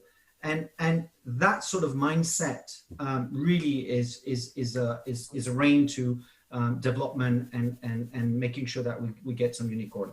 And then, of course, I'm not going to talk about the issue about the exit, where of course the capital market in the US is way more developed than the capital market in Europe, and the secondary market is way more developed in the US than in Europe, and also that is a limiting factor for companies to actually accelerate and get financing. So I know I've been a bit blunt, but that's what all of us, startups wanted to make unicorns are facing today. Thank you very much, Mark. We recognize all that are in this field, the elements that you bring to the table. It's also a mindset. It's a culture of risk and indeed being bold. We are maybe a little bit too modest in many ways, and also in this way in Europe. So we should be maybe a bit more confident on what we have, because we have a lot of things to bring to the table. If you look to the pandemic, for example, it was with European R&D money that the most successful Pfizer vaccine is out there. So we have a lot to bring to Europe. At the same time, you would also love to scale that and bring that to the market in Europe on these research results. Unfortunately, time is always flying, and I have to wrap up this session. It's really been a pleasure to have you here, because you see that digital technology is really all over the place and is really in many ways affecting all kinds of applications in different domains. It also shows that companies that are growing and accelerating their growth really are looking at a European level and are benefiting from a European ecosystem and powerhouse like EIT, and we're happy to see that. I thank you for being here. I wish you, of course, a lot of success. I wish you a lot of success in growing your companies and going to the markets. And of course, we will meet each other in different settings in the EIT ecosystem. And once again, thanks for being here. And I will now hand over to my colleague, Diego, and Diego will talk about the other big transition that we are facing as a society, and that's the green transition. Once again, thanks. I say goodbye here, and Diego, enjoy your session. Thank you, William. Thanks a lot. Very interesting panel. So welcome, dear audience, to this panel about the green transition. As William is saying, the growth agenda for Europe has got two key dimensions, digital and green. And to frame the stage, and before welcoming our panelists, let's remember what are the goals that ourselves, as Europeans, we are giving ourselves for 2030. 3 goals that we have to remember in terms of numbers. That by 2030, there will be 55% less CO2 emissions compared to 1990. That's a jump compared to the 40% that we all gave ourselves like a couple of years ago. So we are being, as an economy, very blunt and showing the path vis-a-vis the other economies of the world. The second number is the renewables. How much renewables will be deployed as far as technology is concerned across generation installed capacity. So the number was 32. Now the discussions that normally this year, the Parliament, the Commission, the Council will go for 38 or for 40 deployment of renewables by 2030. That is massive. And the third number is about energy efficiency. That is 32%. Again, key numbers that are, numbers that might not ring a bell to many, but in terms of growth, competitiveness and jobs is the growth drivers for the European economy, which is good news. We need all jobs and we need to have a vector of growth for the next decades. Remember also that Europe is ahead of the pack. So after COP15 in Paris, then the US just joined the party and they pledge carbon neutrality by 2050, China 2060, Japan 2050. So everybody is following suit. And that's good news for the planet. Today, we have gathered around this called panel of 3 speakers. Anna from Sonai. Sonai is a long-term industrial player in Europe, born out of Portugal, and with many successes along their history. Then Abel, that is Abel Samanero, that is an entrepreneur, that is going to make our industrial and room temperature as it should at a lower cost, thanks to their innovations in HVAC. And Angel Lopez from City of Barcelona to make our cities much more livable, much more greener, near zero, and a better place to live. Because at the end, is more and more concentration around cities. So we have prepared 3 guiding questions, and we have requested our panelists to be very exemplary, so that the audience can check what themselves, as not only their own companies, but members of different EIT community EITs, manufacturing, climate, and urban mobility, they have done in the past. Then what are the key success factors about being inside the EIT community? This is a powerhouse of innovation in Europe. And finally, what are the opportunities that they see thanks to the Next Generation EU and the Resilience and Recovery Package. So we'll start with Anna, ladies first. Anna, if you can share with us some examples of how Sonai within EIT manufacturing is contributing to this dream of having a Europe that is by 2030 with those numbers. Anna, over to you. Good morning, everyone. Thank you, Diego, for having me in this panel, for inviting me. Yes, I'll share some examples with you all, because I believe that they make things more concrete in terms of what we're doing when it comes to looking into fostering sustainability in European industries. And we really do believe that we can foster this sustainability and this greener transition through collaboration and through innovation, and within the umbrella of EIT, and specifically in our case, within the umbrella of EIT manufacturing, we've been exploring some paths. So just to give you some examples, for example, we're working in challenges. So as you rightly said, we are a large company, so we bring the perspective of the business challenges, and we bring the perspective of the end user that is looking for scalable solutions that can address some of the issues that we are facing when it comes to transforming manufacturing processes. So for example, we're looking very much into two main areas: food processing and retail, and the area of manufacturing. And here, for example, we've been developing and driving forward solutions with many other partners, for example, to improve quality inspection, make sure that it's faster, that it's more accurate. This also relates to testing and developing non-destructive methods. So this also helps, for example, reduce the wastage of food that happens within industries nowadays, to really also do that quality checking. Looking into, for example, improving the utilization of resources, namely energy, and some of these processes are they're heavy on energy consumption, and also, for example, looking from a supply chain perspective in terms of efficiency. So also sharing data, sharing forecasting, to make sure that when it comes to moving goods from one place to the other, that we also have more efficiency and more sustainability in terms of doing that. And then this is more or less, I would say the issues are more or less the same. For example, when we look at manufacturing, also the topic of predicting defects, so towards a zero defects manufacturing, improving again the use of resources. And here, for example, in our particular case, we have the use of raw materials such as wood, for example, so preventing the wastage of those resources that could be used to manufacture non-compliant products. So it's something that we're doing. How we're doing this? We're doing this through partnering. So for example, we have there the names of the projects that we have been involved in, some of that we are leading. And that what we're trying to do is finding solutions that we can adapt, that we can scale, and that they help us better manage our operations, better manage the processes that we have, namely within the supply chains, and really gather positive impact for all of us. Thank you, Anna. Very interesting. Again, this dual food and manufacturing.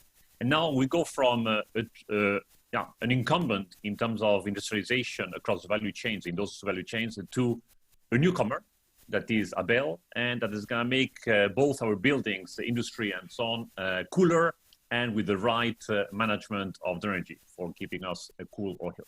Abel, over to you. Hi, everyone. Thanks, Diego, for the introduction. Thanks for having me.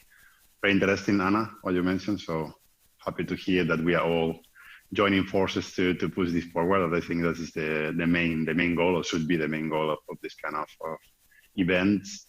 From our side, yes, you're right. So we are more in the building part. So we are trying to push the goals for the reduction of CO2 emissions in buildings from the European Union.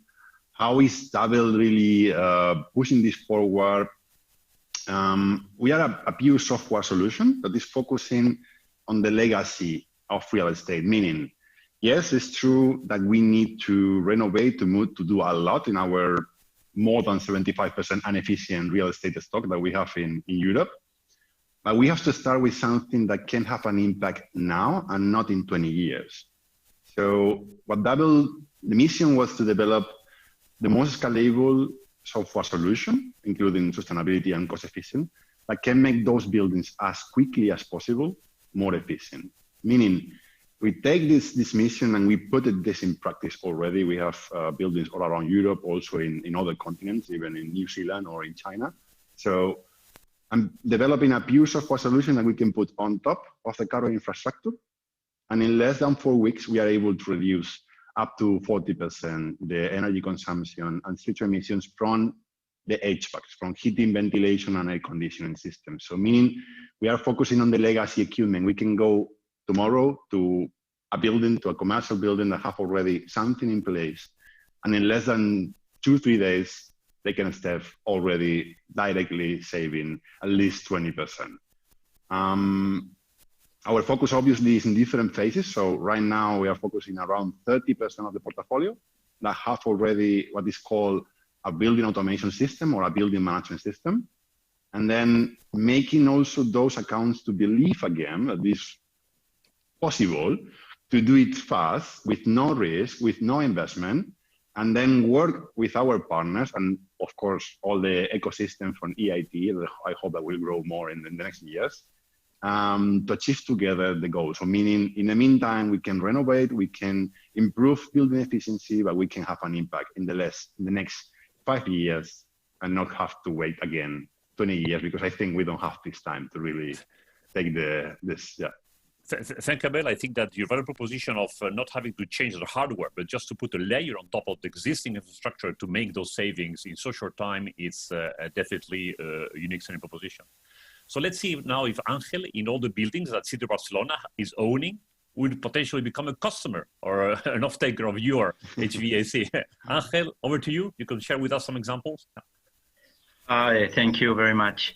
Yes, in particular, in the EIT urban mobility, it's clear that cities has an important role. Maybe it's the only case where a local administration, not an industry or academy, are involved in there. But indeed, the role of cities is fundamental in defining urban mobility projects to guide innovation towards products and services that are really useful for individual citizens, but in turn will be convenient for the environment of cities to be better and more livable.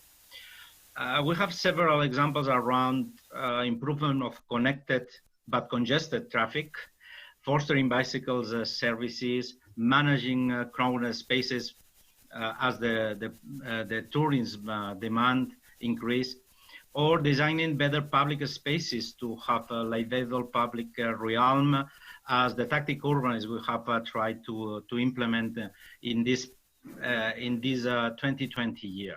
But probably the promotion of public transport, mass transport, or shared transport is one of the main assets that a city must play.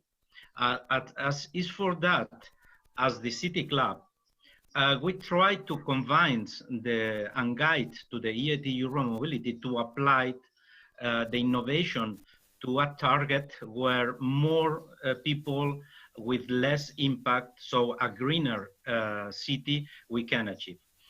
As you can realize, the COVID-19 pandemic showed us how fragile is the policies to promote public transport. At some time, you can remember in this period, the use of public transport decreased up to 20%, but while the private transport remain at 60%, it depends on the cities, but it's clear that public transport is decreased quickly by this fear of the pandemic, of the impact of the coronavirus. But fortunately, the EIT on summer 2020 convened the COVID-19 programs in urban mobility, and that allowed us to test and demonstrate at least two two products in less than 6 months, two products to demonstrate the effectiveness of these products on the public transport, also in shared mobility like electric share motorbikes, are also in shared bikes in the metro line, in the buses services. And that could guarantee a virus-free environment and convince users to use public transport. Like in a supermarket, the risk is more equal to when you go to the supermarket.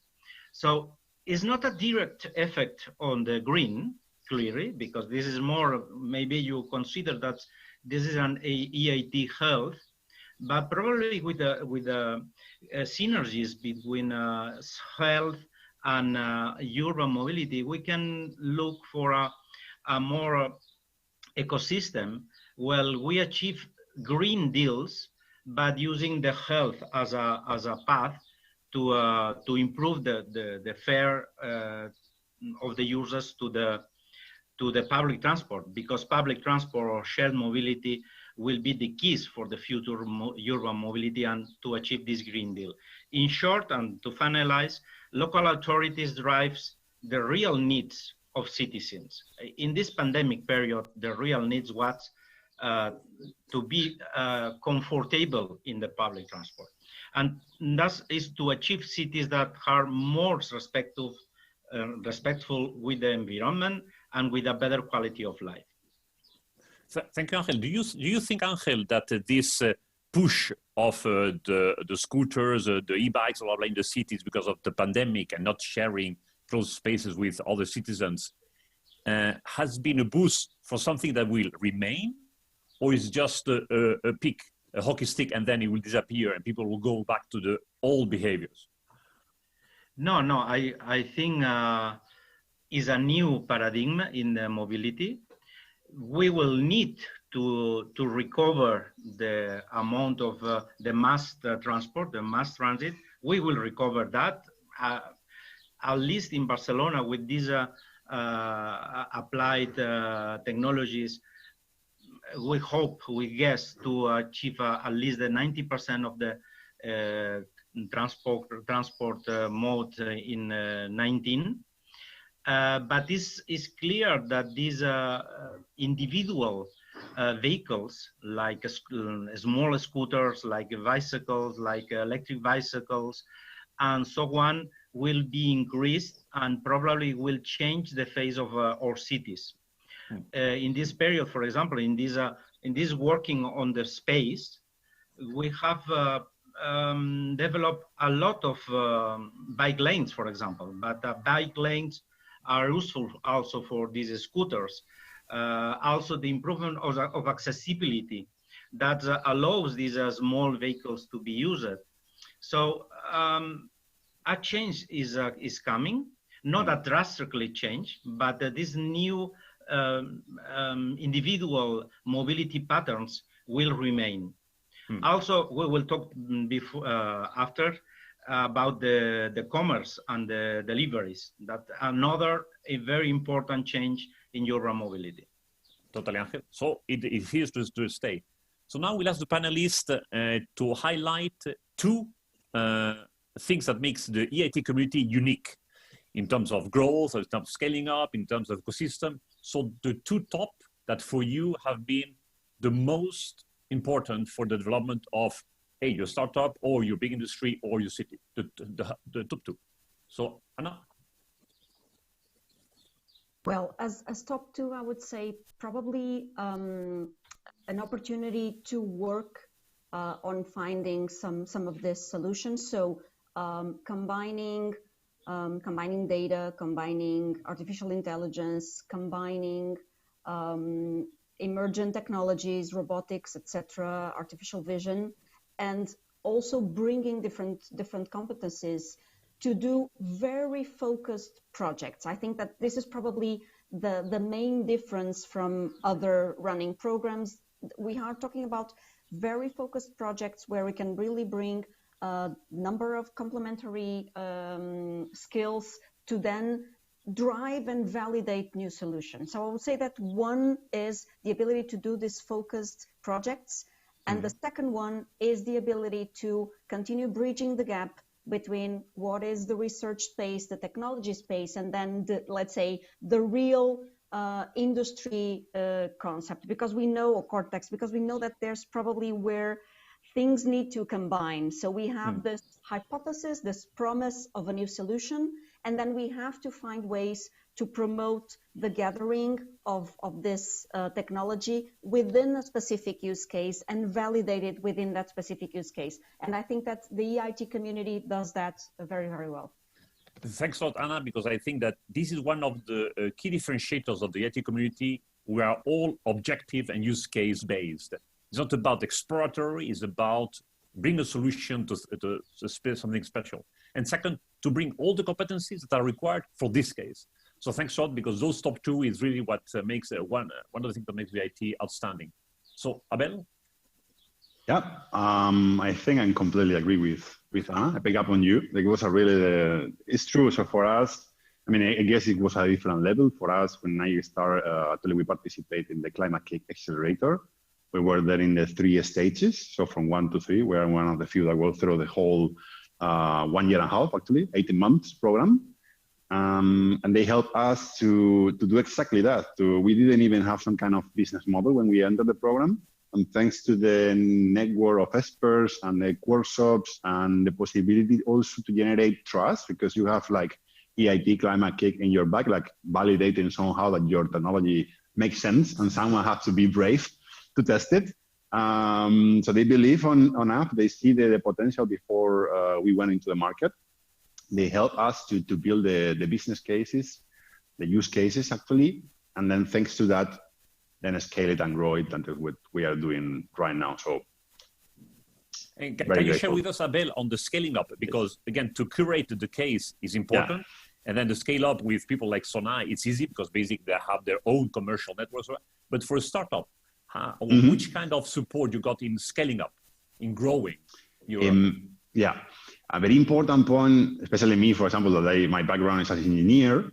You have some kind of economy part, but you are not like an MBA. So you need someone that can build the business framework around your technology.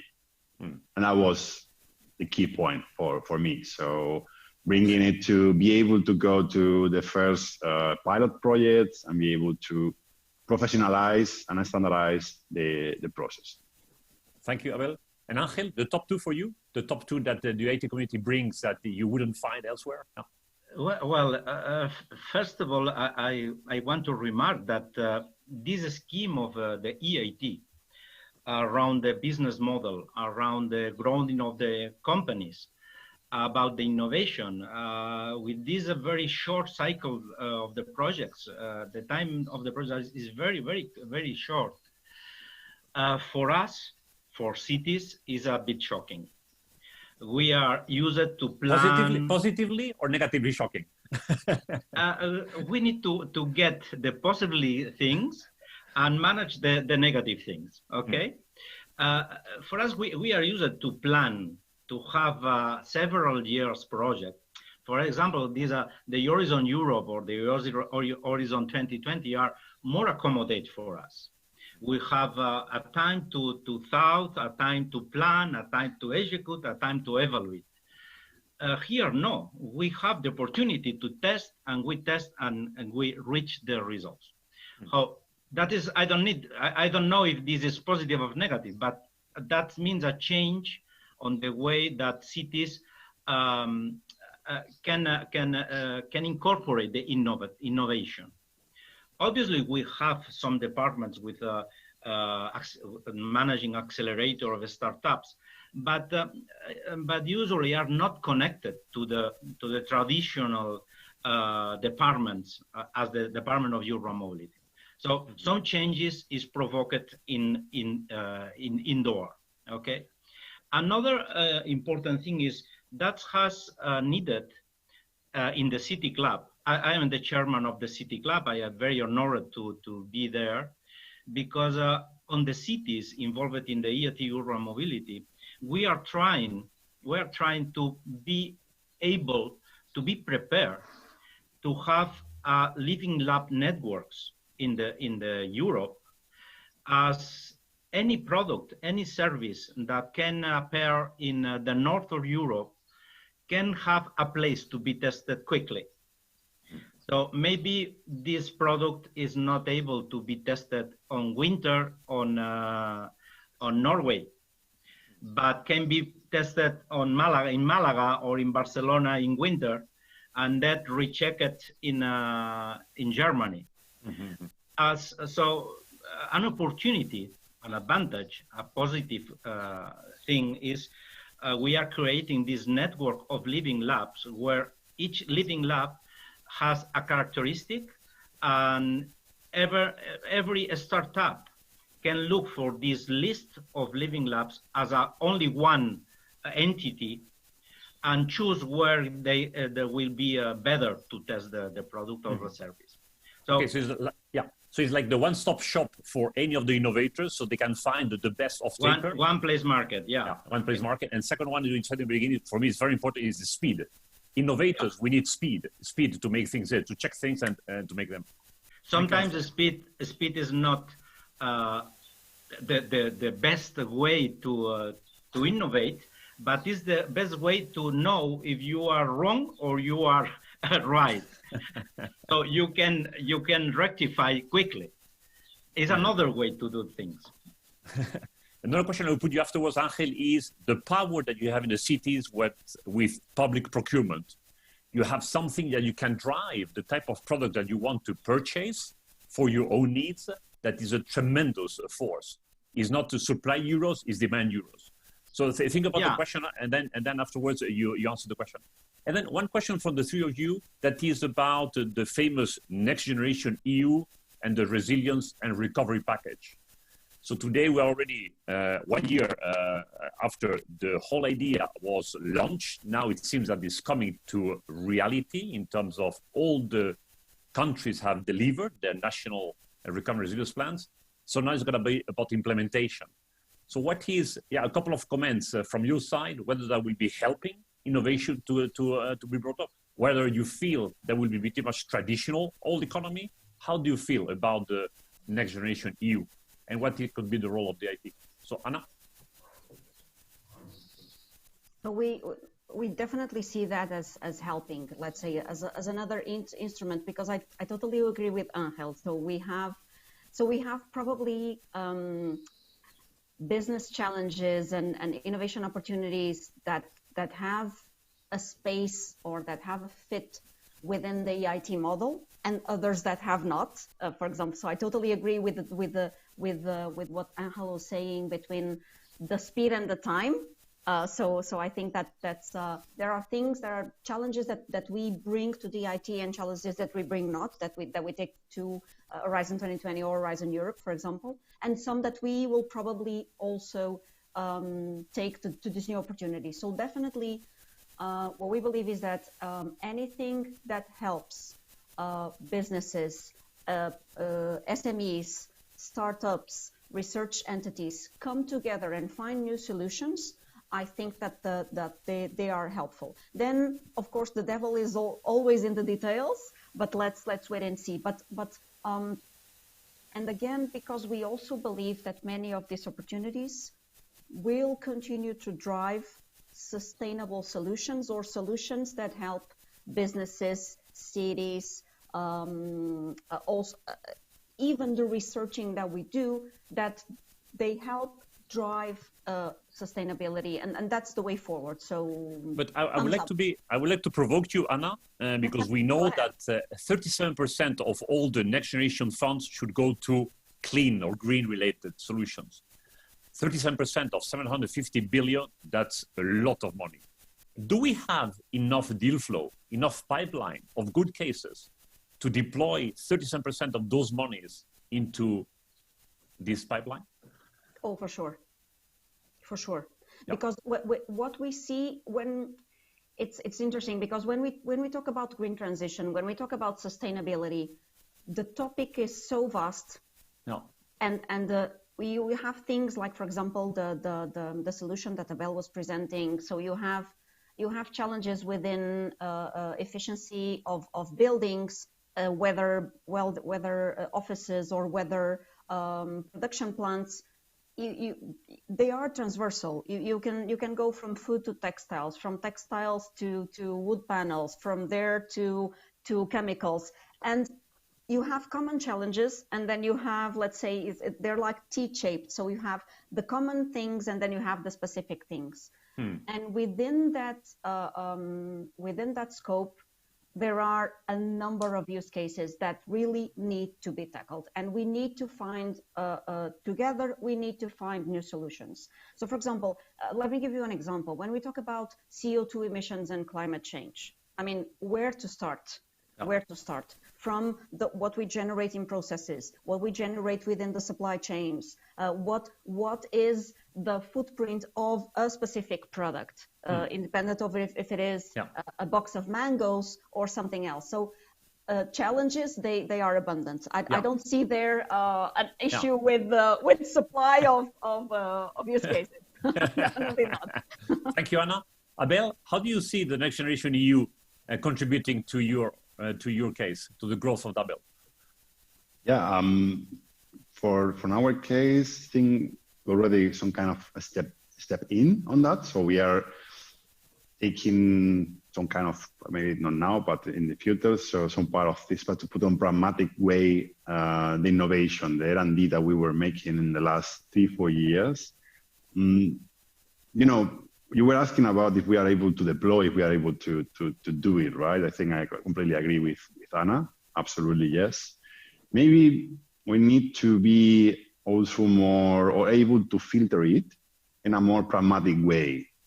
So yeah, it's true, it's a lot of money, but money could be spent very, very fast when you make R&D, especially for you want to do it for 5 years. And for me, it was always clear, I still really started the company with really few resources. Now we have a little bit more, so we are able to really push the company. So I would say, I think European Union or EIT is going in this direction, that you have 3 phases, different things, more focus on, we need a solution now. So let's invest more on solutions that can give results next year, instead of putting, at least in the beginning, a big budget in long-term products. So now is a moment to really take action and not anymore on investing on theoretical things. Thank you, Abel.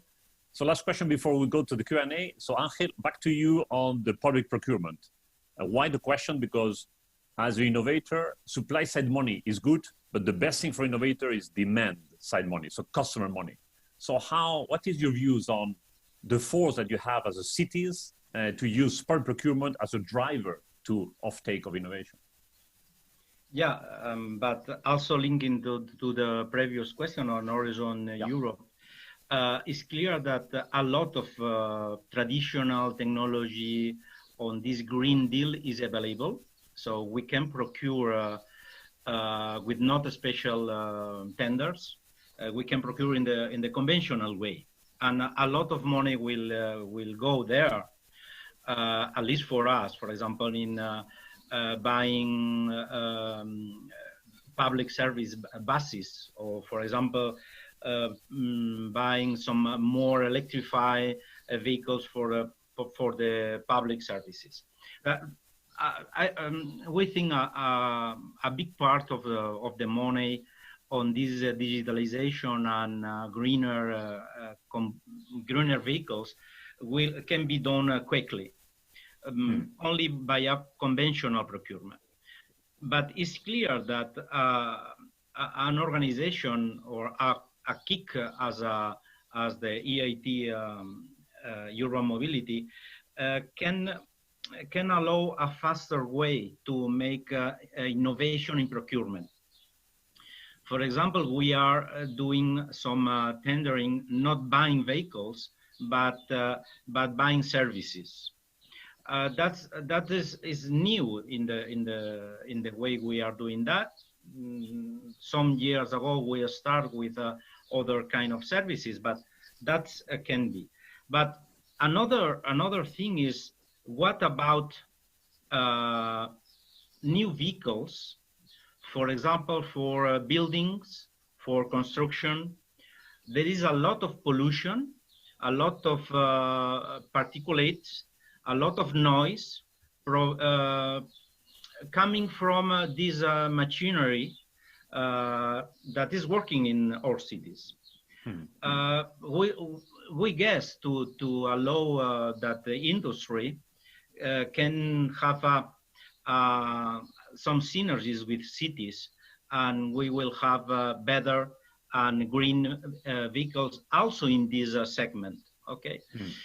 Another very important segment I referred before is the deliveries or the distribution, where we are not the main drivers, but we are managing the situation. Vans or trucks are in hands of privates, and it's very difficult to convince them to share, to shift to greenest vehicles in the market. For example, EIT allows us to share with other cities. In this case was Stockholm and Amsterdam and Barcelona, to share experience with zero emissions distribution. But zero emissions means zero noise, zero pollutants, zero CO2. And as more you interchange experience with other cities, you discover more why it is a problem. For example, we have tried from the beginning of the century, so 20 years ago, we try and we have a regulatory framework to allow distribution on night. So of peak distribution. But up to now, we are not tried to have zero emission night distribution. Yeah. And also, we look some very good experience in how to do this noiseless indoor the supermarket, for example. So to grow in the green Europe, you need to collaborate between cities, but also with the industry. So there's the three cases that demonstrate an instrument like the EIT we can share with the support of the industry, the support of the academy, and with the capacity of the industry, and sharing knowledge between together and together the cities. Thank you, Angel, because I think that your examples is a showcase of why the EIT was created back in 2010 and has been successful is by putting academia, research, industry, public administration, innovators together, the community can bring those solutions fast forward into the market. Whereas before it was much more sequential, everything was not by community based. So just for the audience, Horizon Europe, all the thematics, as you know, 7 years is 90 billion euros. The public procurement in terms of energy of all the public administration in Europe, 1 year is 200 billion. Those 200 billion, they are already spent. It's not new money to be printed, already exists today, compared to in 7 years, the 90 billion of Horizon Europe. So we will be able to direct a bit of the public procurement towards pulling those green and digital. Hey, money is already there. It's not to be printed new, already is there. So we have okay, so now we have 6 minutes to go, and I will pick a couple of the chat questions. And the first one goes to Anna from Michelle. And I'm gonna read this because it's not an easy one. Are the solutions to solve the contradiction between the highest speed of money rotation in automatized and robotized production and the slow one in the activities to extend the product's lifetime? So one thing is the product roadmap that is slow because you have a customer at the end, and then the speed upstream on the new. So how do you balance those two things? Very interesting question and a tough one, definitely. So, tough one, yeah. So bridging supply and demand is, of course, for example, and when you look at many industries, but in the retail sector, for example, it's a key question. What we personally believe is that the development that we've seen in the last few years, namely in data science and in technologies that enable gathering that data in near real time, processing it, it is really helping make better decisions, and decisions in terms of all the production cycle. So of course, all of the, let's say, the purchases that you do to your suppliers. Also, and a key factor here, for example, in managing of stocks. So to make sure that you have, let's say, streamlined supply chains, and that so at the end that you are able to continuously feed up the business side, consumer facing, but then you also are generating the efficiency of the process, because if not, you have like overstocks or understocks, and that if it's over, you have the issue of waste, and if it's and also money, and if it's under, you also have the issue of the insatisfaction of consumers that want to buy and the product is not available. So it's balancing all of this, and really we see not only the power of these technologies, but also the power of collaboration and connectivity between businesses. So again, the issue of the value networks, which is an expression that we use at the EIT Manufacturing, and that I prefer best to value chain, to supply chains. Right? So making sure that we also share this knowledge and this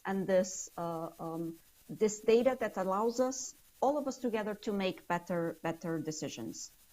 Of course, then you have the issue of innovation, and innovation means novelty. So it means that you have to be introducing new products in the market to also, of course, make it more attractive to consumers. But I think that's also where many of the industries are looking into. So how can we keep innovating and putting new products in the market, but in a way that we know that we're doing this from a sustainable perspective, and that we are, let's say, maximizing the lifetime of products. So I think it is combining all of that.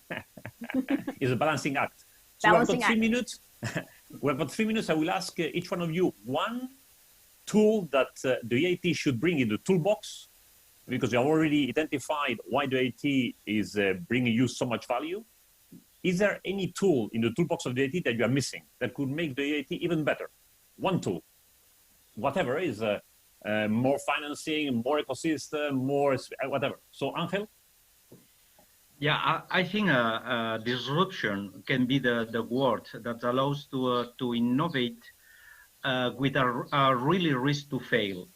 If we follow the logic of the traditional logic of we will to satisfy the consumer's needs, or innovation can be short, can be a short life, but really we don't have a great advantage. So I think some risk to fail in the EIT must be considered.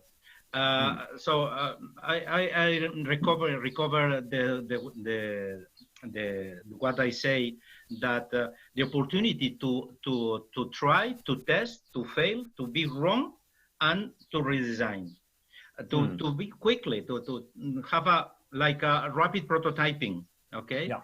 But for that, we need to have the risk to fail, and to have a percentage of projects disrupting ideas and making something in different way. Perfect. It's very clear. That will be very difficult for cities, but so it's very clear. A disruption that means that the risk appetite to fail should be built into the system. Very clear. Abel? I think I will try to go a little bit out of when I was in the program, one thing that was missing was more budget for marketing. You need to promote more tests. You have really a lot of useful tools already, but people need to know that this kind of thing is there. And also promoting the partners and companies that are already in the partnership. Very clear. So position and marketing. Very clear. Anna? Well, I would probably say, specifically from our experience at EIT Manufacturing, the ability to capture to the network and to the projects solutions providers, technology providers, because I think that from the start of the EIT communities, it's very easy to engage with research centers. It's easy to engage with municipalities. It's easy to engage with industries, and then many times we have a concept of a solution that could tackle a specific use case, and then we don't have, let's say, the solution provider willing, of course, also with the needed resources to participate in this type of projects, probably also with the needed maturity. So also to participate, because it's, as Angel said, what is expected and is that then you have quick solutions that can scale. Yeah. So attracting those partners could also be very, very helpful, very beneficial for all. Very clear message, Anna. So to complement the ecosystem of the value network, as you put it, with technology or solution providers. So nothing more for me to say, just to thank the panel, extremely good contributions. I think that will be for the audience, a guiding compass and also showing what the IT community has brought to you. I will just keep three of the key messages that you brought. Number one, the EIT community is a one-stop shop for many things. Number two is driven by use cases or objectives, and that's extremely, and number three, speed. That is also absolutely needed in this world. So thanks a lot. We have consumed our 45 minutes. And now I hand over to the EIT. I think it's to Benny or who is managing the flow. Thank you. Thank you, Diego. Thank you, Anna. Thank you. Angel. Bye. Oh, thank you, everyone. Ciao. Bye-bye.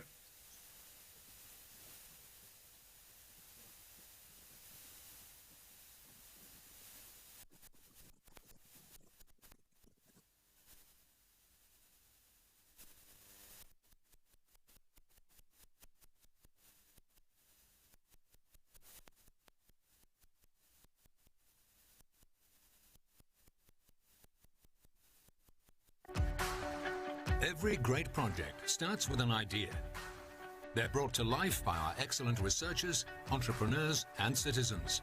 Together, we will transform these ideas into new solutions to recover from the global pandemic and ensure a green, digital, healthy, and fair future for everyone. With a budget of over 95 billion euros, Horizon Europe, the new European Research and Innovation Programme, will boost Europe's scientific global leadership, excellent science, and breakthrough innovation. Address the societal challenges that matter the most to you through our EU missions.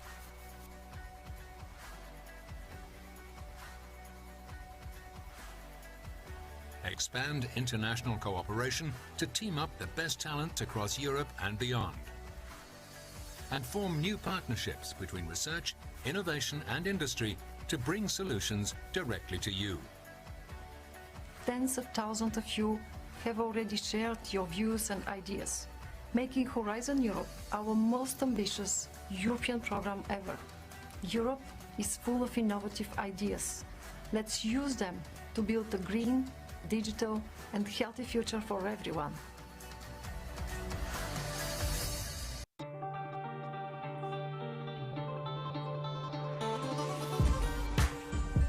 Excellent. Before 13:45, can we play the two videos or something so that people can understand that we're coming back? We can play the one that we can see now, which is the general, or even better the one now with the highlights, and then the general EIT strategy.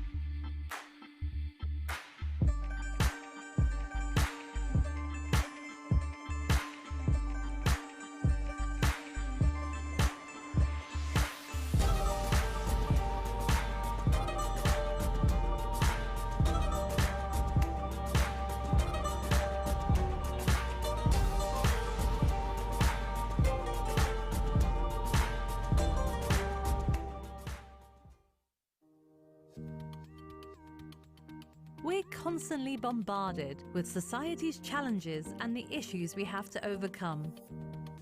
We need ideas that can make a difference. If you've got one, the European Institute of Innovation and Technology can support you to turn it into a real solution. The EIT powers entrepreneurs, innovators, and students through their entire innovation journey, helping them generate change wherever they are in Europe. Business, education, and research unite with the EIT's support to create innovation hubs. There, ideas grow into products, services, and jobs that tackle global issues for a greener, healthier, and digital future. Make a difference. Innovate with us. EIT, making innovation happen. What is the power of creativity? The perfect pixel? The right note? The swish of a skirt on the runway? At times, it's a challenge. A choice between doing the same thing over and over again until it's right, or finding a new way. The power of creativity is innovation. Innovation allows for experimentation, for risk-taking. It harnesses creators' skills, allowing artists to evolve in ways they didn't think possible. And with the European Institute of Innovation and Technology, anything is possible. The EIT will grow a community to strengthen Europe's creative and cultural industries, paving the way for new skills and new opportunities for entrepreneurs and innovators to flourish across Europe. It'll change your work, change your thinking, change the world. Because innovation is creativity, it is evolution, it is power.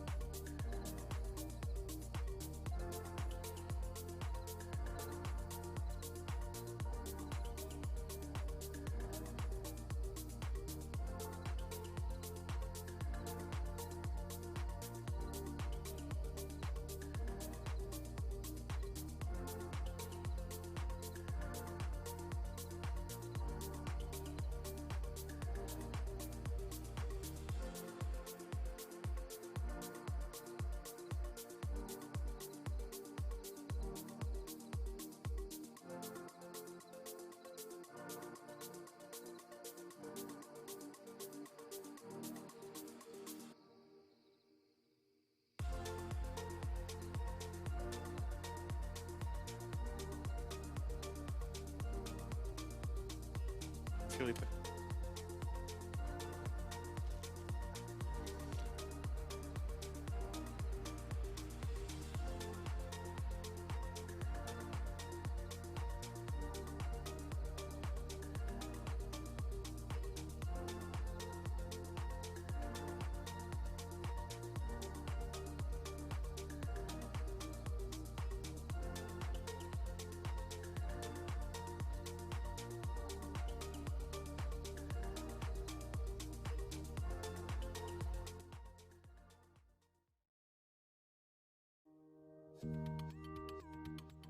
We're constantly bombarded with society's challenges and the issues we have to overcome.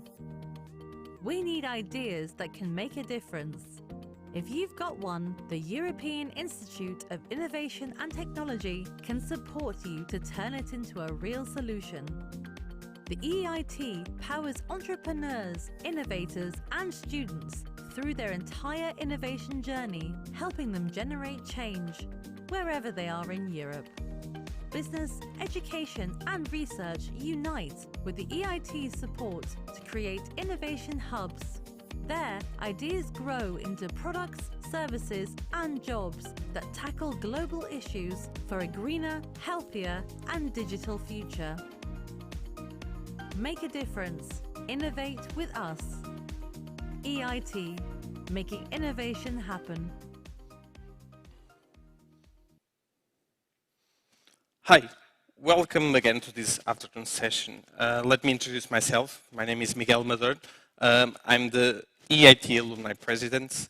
I'm also EIT Health Alumni President, and with another hat also, since November I'm also the Regional Manager for Portugal for EIT Health. But what brings me here is telling you a little bit about our alumni network. And let me start with the story of EIT Health alumni. How did we start? I was part of the first ever education program on EIT Health, and we joined after that program and started thinking and talking, what's next? Now that we finished this program within EIT Health, what is next? How can we continue working together? How can we continue collaborating? And this was the fostering ambition that took us to create the alumni network of EIT Health, creating a community beyond the programs of EIT, and bringing to a larger scope of EIT alumni.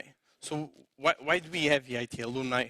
And the mission and the vision of what we're doing in EIT alumni is bringing people together to collaborate, not within only one KIC, one community, but across different communities. And helping people to work together with different knowledge, different cultures even, to collaborate on innovation on the global challenge that we are facing on Europe, and they are the main focus of EIT. As you see here on the presentation, the different KICs, they have their own communities, their own alumni communities that connect with the KIC, that focus and gather the people that went through the programs of the different KIC, and they come together also on the EIT alumni to work together on this collaboration, this community that is more than 14,000 members already and growing. But let me take a little bit of time to speak. I brought here some notes on the importance of EIT, on this vision on alumni, why EIT is so important.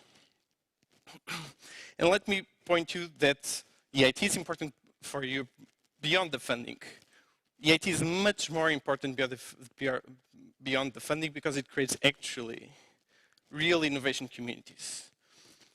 And the most important thing that we need to consider, these communities are made of people.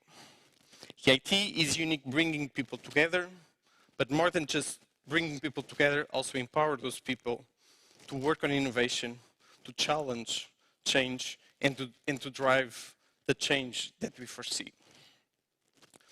And let me share a little bit my experience on EIT Health in Portugal, because when we work, for instance, with hospitals to try to help and bring innovation to the hospitals, we actually empower people in those institutions to deal with innovation, to work with innovation. We work with people. We empower them and prepare them to better adopt innovation. And this is the importance of what EIT does. This reinforces what we already spoken in the morning of the knowledge triangle.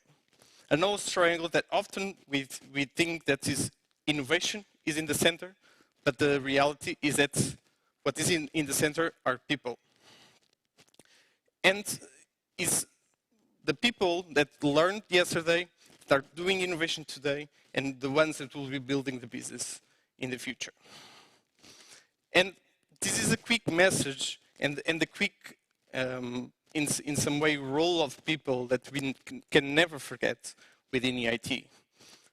Because are these communities that are fostering the innovation of tomorrow. And when we work with institutions, I say that we work with champions on these institutions. Are these champions that bring those institutions to promote innovation within those institutions. And when we look to EIT alumni, when we look to alumni communities, what they are doing is pushing and promoting more champions on more institutions across Europe and across the globe. We can never forget when we speak about startups, alumni, industry, every other stakeholders, patients, etc. We are speaking about people. And EIT is a matter of people for people. And with this, I'll ask into the stage the moderator of the next panel, Paulo Galvão. Thank you. Thank you. Good afternoon. It's nice to be here. We have a couple of participants in the audience, so I thank you very much for being here and for staying in the afternoon. It's a pity that we cannot have a larger community here, but let's try to make the most out of it. It's also nice to see how much EIT has grown over the last 10 years. So we are around about 8 knowledge and innovation communities, over 2,000 partners, over 600 hubs around Europe and abroad. So I think this is already a great achievement and shows how much EIT has evolved over the years.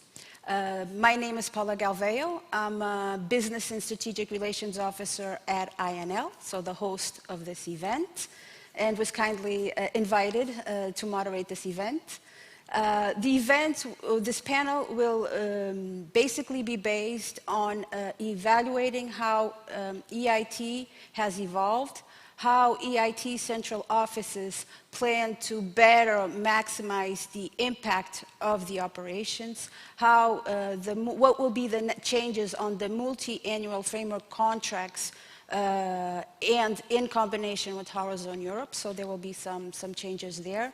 Also show how EIT central offices are planning to support the KICs on making their daily operations more efficient and more financially sustainable through joint measures and joint initiatives, by promoting joint initiatives, so things could become more easier, more coordinated, and more efficient for all, and at the end, maximize the impact of EIT. So I will have a panel of 3 young gentlemen. I will have Laurent Ho, I don't know if I pronounced this right, who is EIT Impact Officer, Entrepreneurship, Business Creation, and Financial Sustainability. I have Mikel Gorzinski, EIT Head of Section of Impact. And I have Manuel Irom, EIT Head of Section of Innovation Communities Management. So Manuel, last on the list, but first on the podium. The first question, Manuel, for you would be, how is it that the EIT model is evolving to be more impactful? Thank you very much, Paula, and first of all, good afternoon to you and all the audience, of course. Thank you very much for the question and introducing the panel. I would say, let's start saying that the EIT model, as such, is benefiting from more than 10 years of continuous learning and collaboration between the EIT headquarters and the intense dialogue with our KICs that have been also joining to the family from the different years. So I think this is important to mention in front, because all this has been always done with a clear focus on the entrepreneurs, the innovators, educators, alumni, as Miguel was mentioning before, and of course, very much creating impact based on our main features of the EIT model. So the famous knowledge triangle integration that it was mentioned this morning, and of course, the ecosystems dynamic. So we are benefiting from all this experience, but of course, answering your question on how we could be even evolving to a more impactful model. Probably it's important to mention that we are in this transition to Horizon Europe, as you kindly mentioned. And in this context, we really see some key elements for making this happen. The first one is about openness and transparency. So everything that is connecting on how to make our EIT model operationally talking also more open and transparent. I will be listing in a while some elements. Second is the continuous monitoring. So how to be closer to the upstream level of the activities and help guiding, steer, monitoring the impact of our activities at KIC portfolio level. And the last element you just mentioned, Paula, rightly, the multi-annual grants and how this could help, among other simplification measures. So based on that, very briefly, again, the continuous openness for the KICs to new members is one of our priorities in the strategic innovation agenda. And also the transparency, not only in the implementation of the KICs, but also in the procedures. And we're very much working hard on this together with the KICs on how this relates to the business plans preparations that they prepare for us currently annually, but in near future multi-annual. And of course, the open calls, how to make them more visible, how to make them more accessible through the Commission platforms, for example, the e-grants that for sure we will discuss in brief this afternoon, but also easing the reporting process, not only based on the multi-annuality, but also based on other elements like more simple cascading of grants towards the KICs to the beneficiaries. This links to the element of the continuous monitoring. As I mentioned before in the list, this is really relevant for us that we create, we even improve the EIT model from the operational perspective to keep being a lean and efficient and cost-effective structure in the relationship between the EIT and the KICs. Easy to say, but again, let me build in the 10 years experience plus all the elements being an integral part of Horizon Europe now. And all that while keeping the conditions of access of partnerships to remain attractive, meaning that we are in a way explaining, as we are doing today, very clearly creating clear expectations to the stakeholders to join the EIT model and the EIT operations in the years to come. Okay, thank you, Manuel. Michael and Laurent, I don't know if you would like to add anything. Yes, maybe talking about impact. First of all, good afternoon to all. Talking about the impact, we also have to underline that we need to talk about proper tools to track the impact and, if necessary, also to better steer it. So, based on the last year experience, EIT has developed a new tool which exactly is aimed at better capturing of what EIT is achieving and is or will be aimed to achieve in the longer perspective. This is what we call EIT impact framework, which is the tool which will be kind of in the heart of the way how we are going to operate and how we are going to measure our performance.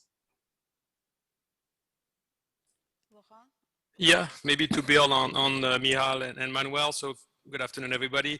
I think this was mentioned a little bit in the morning session as well, is the power of the network, our existing offices, the footprint we have in Europe, and we're trying to rationalize it as well. So to combine effort between KICs in certain cities or countries, and this will, I think, maximize impact in the short, medium term as well. And then I will discuss other points that we think are value to the community and also the new participant later on, but I'll talk about the partnership. We have other EU programs and also this financial stability aspect for the long term of our investment today in this EIT, what it will bring in the future through financial stability.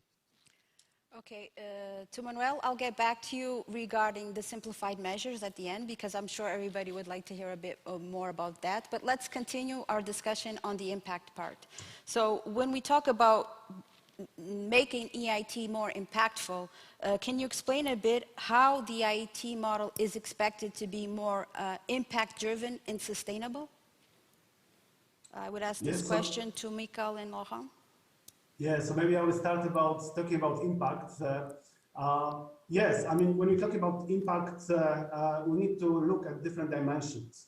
So talking about operational dimension, when you are talking about planning of the KIC activities, when you are talking about the selecting activities by the KICs, we mean about the portfolio activities which are aimed at achieving specific objectives which have to result in a specific impact. And this is very important because it's a little bit different way of operating. This is the way how EIT already operates, like EIT KICs already operate. However, it's always room for improvement, and over the years we managed to come up with the processes which we do believe are much better than they used to be in the past, and can be better implemented across all the KICs, and also to be well implemented in the new KICs that are gonna be launched very soon. On the strategic level, I think that it's very important also to mention that EIT is going to be better aligned with the research framework program, being more integrated into this program by better linking also with other initiatives, different programs, different pillars, and this, of course, gonna elevate the impact of the EIT. Last but not least, probably it's good to mention that when we talk about impact to be generated by EIT, we should talk about the impact which is generated by the EIT community. What means by the family of KICs, not only by the specific KICs. And indeed, there are some areas where are very much specific for individual KICs, but there are a lot of areas which are common for more than one KIC, and this is definitely a big opportunity for further elevating the impact from facilitating and stimulating more joint activities done by the KICs. Laurent, I don't know if you would like to say something on sustainability? Yeah, and also first I can maybe add a bit on the impact, what Michal said, and I think what we are doing today, we did it for the last 6 months, is really planning, working even more closely with our KICs to align their proposed impact with the overall EIT impact that is in the legislation that we agreed on with the Council, the Parliament, and the Commission. And so we're doing this planning work very closely, very granular, at the granular level, but also in a way that we can adjust if there are some deviations. We are, also when I was talking about continuous monitoring, this is something that we will do very, very frequently and work even more closely with the management team of the innovation communities. So that should, deliver better impact by itself, by working on it even more closely than before. In terms of sustainability, I mean, there are different ways to approach this. Obviously, the EIT investment is limited in time. It's 7 to 8 to 15 years, but really 15 years if all goes well for each of these innovation committees. And we want this investment to also reap some benefits in the medium to long term after that. So what we are doing with the KICs is we're really working with them to help them develop some financial stability in the short to medium term by either generating revenues from their activities or developing some financial assets that they can monetize later on, more midterm, obviously. But also, and Michal, I think mentioned it, is on the quality also of the project that they take on, the partners they take on, by focusing on the co-funding aspects, and again, by building partnerships that are really delivering new product, new services that can have an impact on the market economically as well, and for the KICs. So, helping them meet their co-funding requirements, and this should help really improve also the portfolio of these innovation they're working on. So, also more long-term, what is in the legislative package for the KICs is to maintain their ecosystem activity and also their let's say infrastructure or offices and teams beyond the EIT funding. So, but they have time for that. They have 15 years, but it's never too early to start. And there, I think it's also what Manuel said, that we have a lot of experience from the last 10 years. So we can really improve the situation for all the KICs, the ones that are now close to this finish line with us, but they will remain as part of the EIT committee, and we will work on the modalities with them on that, but also the newer ones. So including the ones that will be launched soon, we will make sure that from the beginning, they really build sustainable portfolio of activities that can help them in the long term and also contribute to the EIT impact. Okay, so we are hearing about how to increase the impact of EIT, but can you discuss a bit or give examples of how you are increasing those impacts? So I'd ask Manuel about operational aspects. Then I would move on to Michael with cross-KIC dissemination activities, and then Laurent to synergies and outreach. So Manuel, if you can speak a bit and help us better understand how improving this impact means through operationalization, improved efficiency in operations. Indeed. Thanks, Paola, again for the question. I think this is definitely a bit landing more into the practical side and to the examples. Let me, for example, showcase. One of the main principles that is also well spelled out in our strategic innovation agenda for the years to come is the flexibility part, and how we are able to use this flexibility principle towards the benefit of the impact of the activities in the KIC portfolio. One clear example was our common success on this crisis response initiative in 2020. This gave us a massive learning on how to adapt rapidly to protect innovation ecosystems and to help EIT stakeholders to face, in this case, the challenge of COVID-19. As you can imagine, not only the launch of a call in order to respond to this challenge, but also how to adapt all the operations behind, from amending the business plan that the KICs had in 2020, but also currently in how we are assessing the report of the activities that the KICs did over last year. So this is a perfect path, and taking the good part, if any, of these challenging times to learn on how to make flexible our operations. But not only, also ensuring, for example, that there is flexibility from the EIT side to run into cash flow support using all the provisions of the program, but to advance payment in the reporting process when possible, in order to ensure the whole, let's say, systemic impact of the EIT activities without no gap.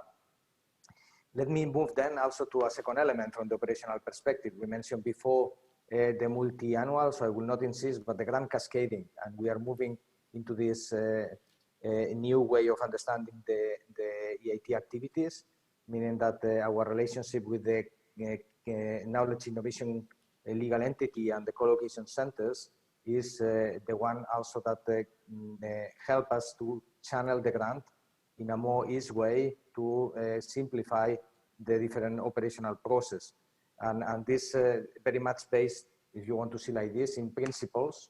And now we can use one concrete example on how to, let's say, monitor and continuous monitor the KIC calls based on innovation principles, and not going into detail of the concrete activity itself, but understanding how these innovation principles are applied, and to use our resources and capacities to understand more better these activities from the KIC perspective. So my colleagues in the Innovation Communities Unit are, while talking, joining the KIC's assessment process of these calls and giving guidance and receiving also a huge information that will help us to really implement this cascading model itself. And last but not least, let me use the example of simplification, because we can talk a lot, but I think it's good to give some concrete elements. The transition to the e-grants. I think this is a clear milestone for the EIT community and the EIT headquarters, meaning that using the European Commission tools where those actors in the innovation landscape are more familiar with, on how to participate, how to look for open calls, how to recognize themselves, but not only in the calls, but also in the management of the activities itself, in the monitoring, and last but not least, in the reporting of these activities. So using all the support from e-grants and all the information from eCorda, that is the big repository of knowledge information, will give more impact of the EIT activities, also including more visibility within the EU landscape. Thank you, Manuel. I really think that standardization with Horizon Europe normal practices will really make the partner's life much easier. And I don't know if you mentioned, I don't recall, did you mention something about the business plan? Will it change, that massive document that would have to be produced every year? Will that still be the case, or?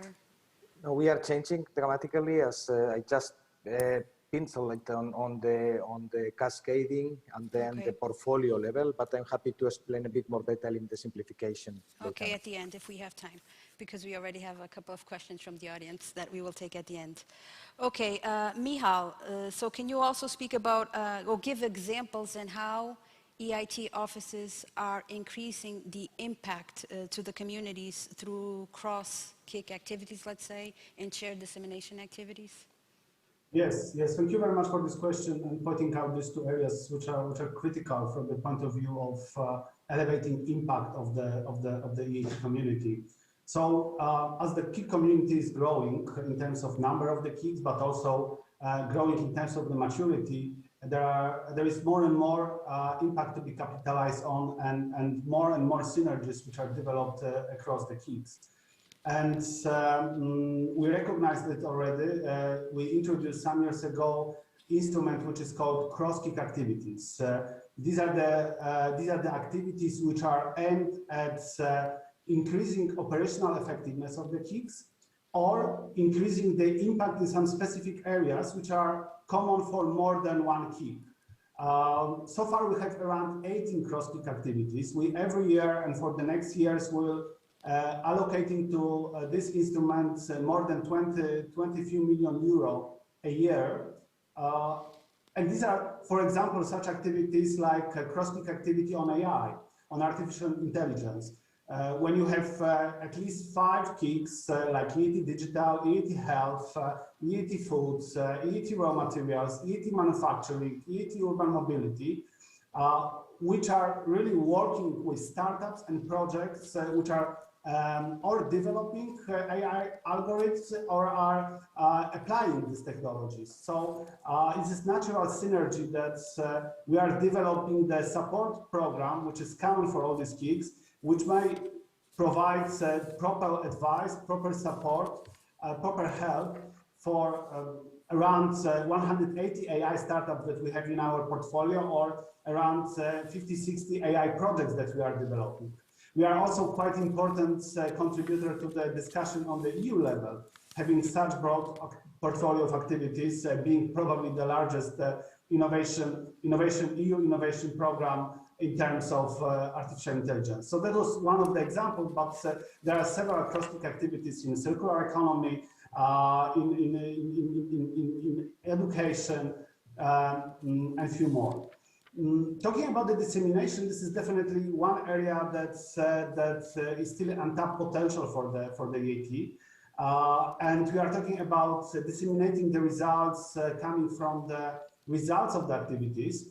And here we are really strongly engaging already with the European Commission colleagues, trying to use as much as possible instruments which are already in place, like Horizon, the results platform, but also looking at from the policy perspective level, to start developing and start disseminating learnings on the policy level, learnings from the way how EIT community works, how KICs work, what are the success stories, sometimes what are the failures.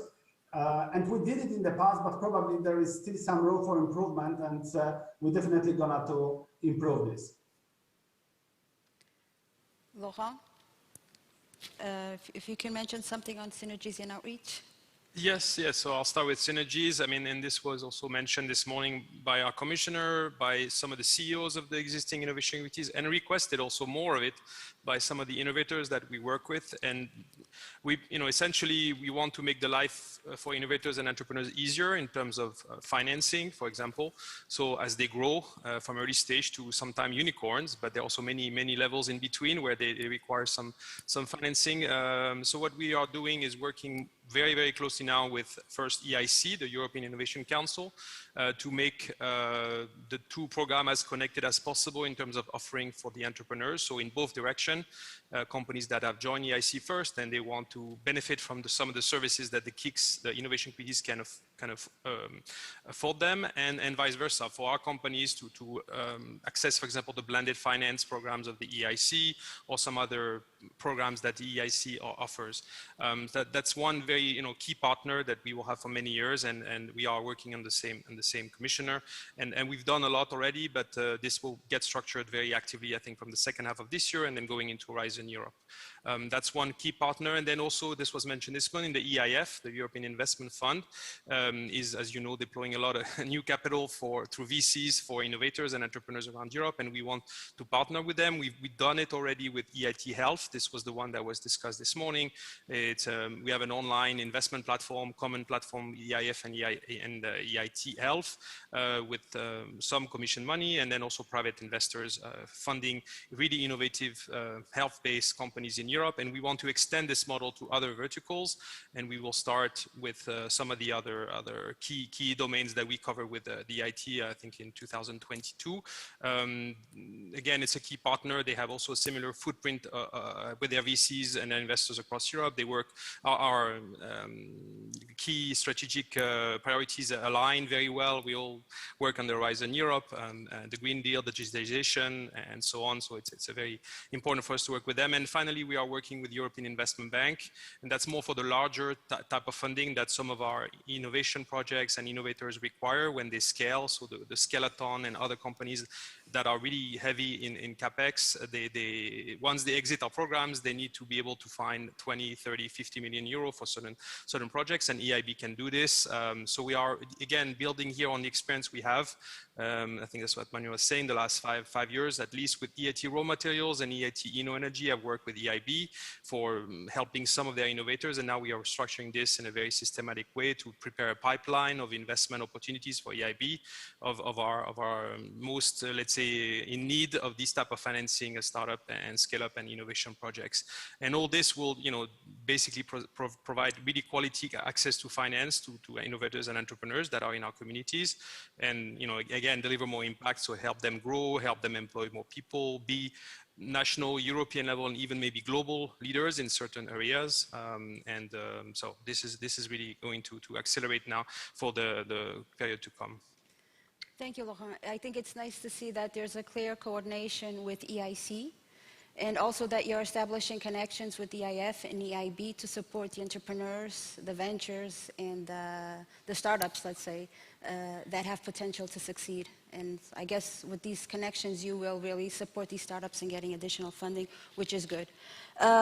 Still relating to startups, and to innovators, and to entrepreneurs, and to investors, how do you see that these stakeholders who are not yet part of the EIT, how do you see how they can participate in the activities and profit from the activities, but still not being a partner, an official partner of the IT community? Can you explain that a bit, one of you? I don't know who wants to take the lead. Maybe? I can start, and then I will let Manuel and Michal complement. I mean, I can talk on the investor side. For example, we've had investor activities almost since the beginning of EIT. The first ones were EIT Digital, EIT Energy, and even EIT Climate Kick. have always been very connected to investor communities, and for the benefit of the startup landscape they support. These investors are not formal partners of the KICs. They just see the deal flow coming from these innovation communities, and they invest if they like what they see. And they don't join formally the partnership. They just take a stake in these companies against some investment. This helps the companies grow. And of course, for us as EIT and these innovation communities, they also have usually a small stake in these companies. So when the value of these companies increase, it helps the innovation communities, generate some revenues in the medium to long term, and makes them more sustainable financially to continue their operation and so on. So it's a kind of a virtuous collaboration or partnership without these investors being formal partners. They don't need to be formal partners in the innovation communities to invest. That's all from my side. Michal or Manuel, would you like to add anything here? Yeah, I can complement just very briefly, Paula, by saying that indeed, I think the most important thing is that the alumni or future entrepreneurs, innovators that would like to collaborate or participate in EIT community activities are more than welcome. This is part of the openness as well that we mentioned before. So this is, in practical terms, the KICs offer a great number of opportunities that, by the way, are replicated continuously by the EIT, and our communication team is really working hard on that. And entering into this pipeline that is not purely the partnership management pipeline that you just mentioned. And we keep this in mind because, for example, operationally talking, we don't only try to protect the grant and the financing, but really upgrading what some of the innovators explained this morning. Really putting value on what means the whole support that these organizations, startups, scale-ups, again, innovators, educators will receive from the KICs. So we keep protecting as well all this mentoring, all this support, all this journey towards accessing to knowledge, being able to understand or receive brokering support to accelerate their path to market or to the innovation success of their activities. And at the end of the day, to be able to empower change makers. And just quoting here what Commissioner Gabriel mentioned this morning on the skills and mindset. So I think all this path, let me just finalize this cycle by saying that we observe this continuously when we see the KICs, for example, interacting with their communities in their annual events, but not only in their CLC events, where the magic happens, because you could see really that they are building the community based on trust, based on collaboration, confidence. And this is where our EIT model starts to shine from the perspective that generates this passion that is needed to keep going and to learn from failure, but to keep connected. So all this can be experienced without even, of course, understanding the whole machinery behind, but really we are here for them. We are here to make them this life really impactful. Yeah, and let me share one example in 1 second. Is the EIT cross-KIC collaboration in circular economy, because it was mentioned this morning as part of the context of the Green Deal. This is our one of the key policy areas that we will face in the years to come. And it has been so vibrant to see how 6 KICs came together, building the collaboration around the circular economy opportunities and creating capacities, for example, for startups to benefit for environmental technology verification program, and really partnering with each environment to simplify this access and to make visible this opportunity for the whole EIT community. So I think this kind of enhanced opportunities happens thanks to the synergies, but are outside there for the innovators, alumni, entrepreneurs of Europe. Yes, maybe I just may add to what was already mentioned by Manuel, that transparency and openness are key featuring elements of how the EIT model works. And we are going to even more improve this the way how KICs reflect these principles. For example, starting from this research program, we're going to publish all the calls. KICs are going to publish all the calls on the Horizon Europe portal, funding portal. All the information about the calls are available also on our website, on the website of the KICS, which are accessible not only by the partner, but also by non-partners. All are invited to look for this opportunity and join the community and broader the partnerships and bring additional value added to what we are doing to achieve and address the societal challenges which were put in front as a challenge for the EIT. Okay, thank you. So we've spoken a lot about impact. We've spoken about how startups, innovators, and entrepreneurs could take care of participating in EIT, not being a partner. Laurent spoke about all the collaborations and the synergies that you are making with other entities, other initiatives at European level. Emmanuel briefly spoke about this during the beginning of this panel, about the simplification measures. We spoke about, you were giving some hints along all of you, giving some hints along your answers. But Manuel, I would ask you if you could summarize very briefly, because we have a whole new set of questions from the audience to answer still, but if you can explain very briefly what will be the simplification measures in a summary in relation to Horizon, in complementarities with Horizon Europe. Thank you, Paula. Yes, I can do it very briefly, and just listing those that we already mentioned, the multi-annual grants, so how to allow the KICS to prepare multi-annual business plans, but also at portfolio level, answering also your point before on not integrating this level of granularity of activity details, but also being able to cluster based on their own KIC strategic agenda and what are their focus areas and their priorities, and to explain us the portfolio level and to help in a way to move ourselves to the upstream monitoring. So this is one of the key aspects that links well with the grant cascading that also was mentioned, so that this may simplify what we expect the partnership management itself for the KICS and also in the relation between the KICS and the EIT. And hopefully we can, of course, move in this reducing the administrative burden that it has been also mentioned during the day. In addition, you mentioned, but I would like to stress the deeper integration in Horizon Europe.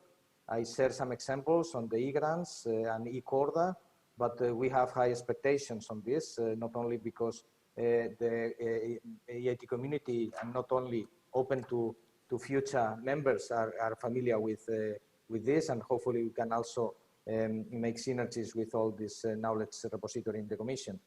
And the last part I would say is the less reporting, considering the business plan proposals itself, so the multi-annual plus the portfolio level. So we should expect that this will change the operational flow between the current and future KICS with towards the EIT, and upgrading the monitoring where we could really impact more in our operations. So for me, these are these four main blocks, but not only. I think here, let me quote as well what our director Martin Kern mentioned this morning, that we need to work closely together as we have been doing, but also keeping attention to those principles of flexibility and simplification, and to reminding ourselves that at the end of the day, we are focusing the impact of the innovator landscape somewhere there, and not just making the operations more complicated than before. So this, for me, is the summary of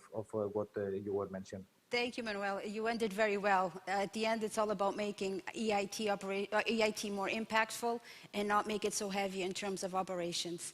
Okay, so I came closer so I can read the questions from the audience. The first question is for you, Laurent. It's an interesting question. Is any of the KICS profitable?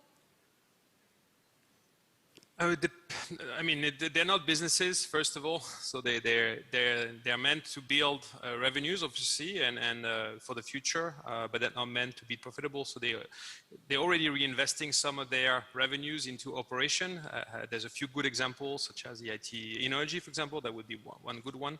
And we're helping the others develop their revenues, and as I was saying earlier, also build more financial assets, such as equity position in companies that they help, so that when the next round of investment come in, they can cash out, or they can hold that equity and later on again bring in some revenues into their KICs. What we are trying to do as well for them, and this is also part of the legislative package, is they are allowed, let's say, to attract more investment into their activities. So the co-funding part, but also the list is now being enlarged, what is possible for them to do, and so again, they're not meant to be profitable. They are obviously receiving a lot of funding from EIT still, but they are much more, they have more flexibility into attracting other funding, also again making revenues and building long-term financial asset for future revenues.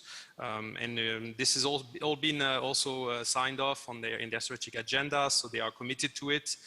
They know also that the EIT funding will end at some point, but and here we build a lot on the experience of the first wave and second wave KICs to help the next generation of KICs to be more efficient at this. And again, I think also this will also improve the quality of their portfolio of activities by focusing on revenues, financial stability, co-funding. They will work with better partners on better projects that will benefit them and the partners as well. So I think it's in that sense it's very positive what we have ahead of us.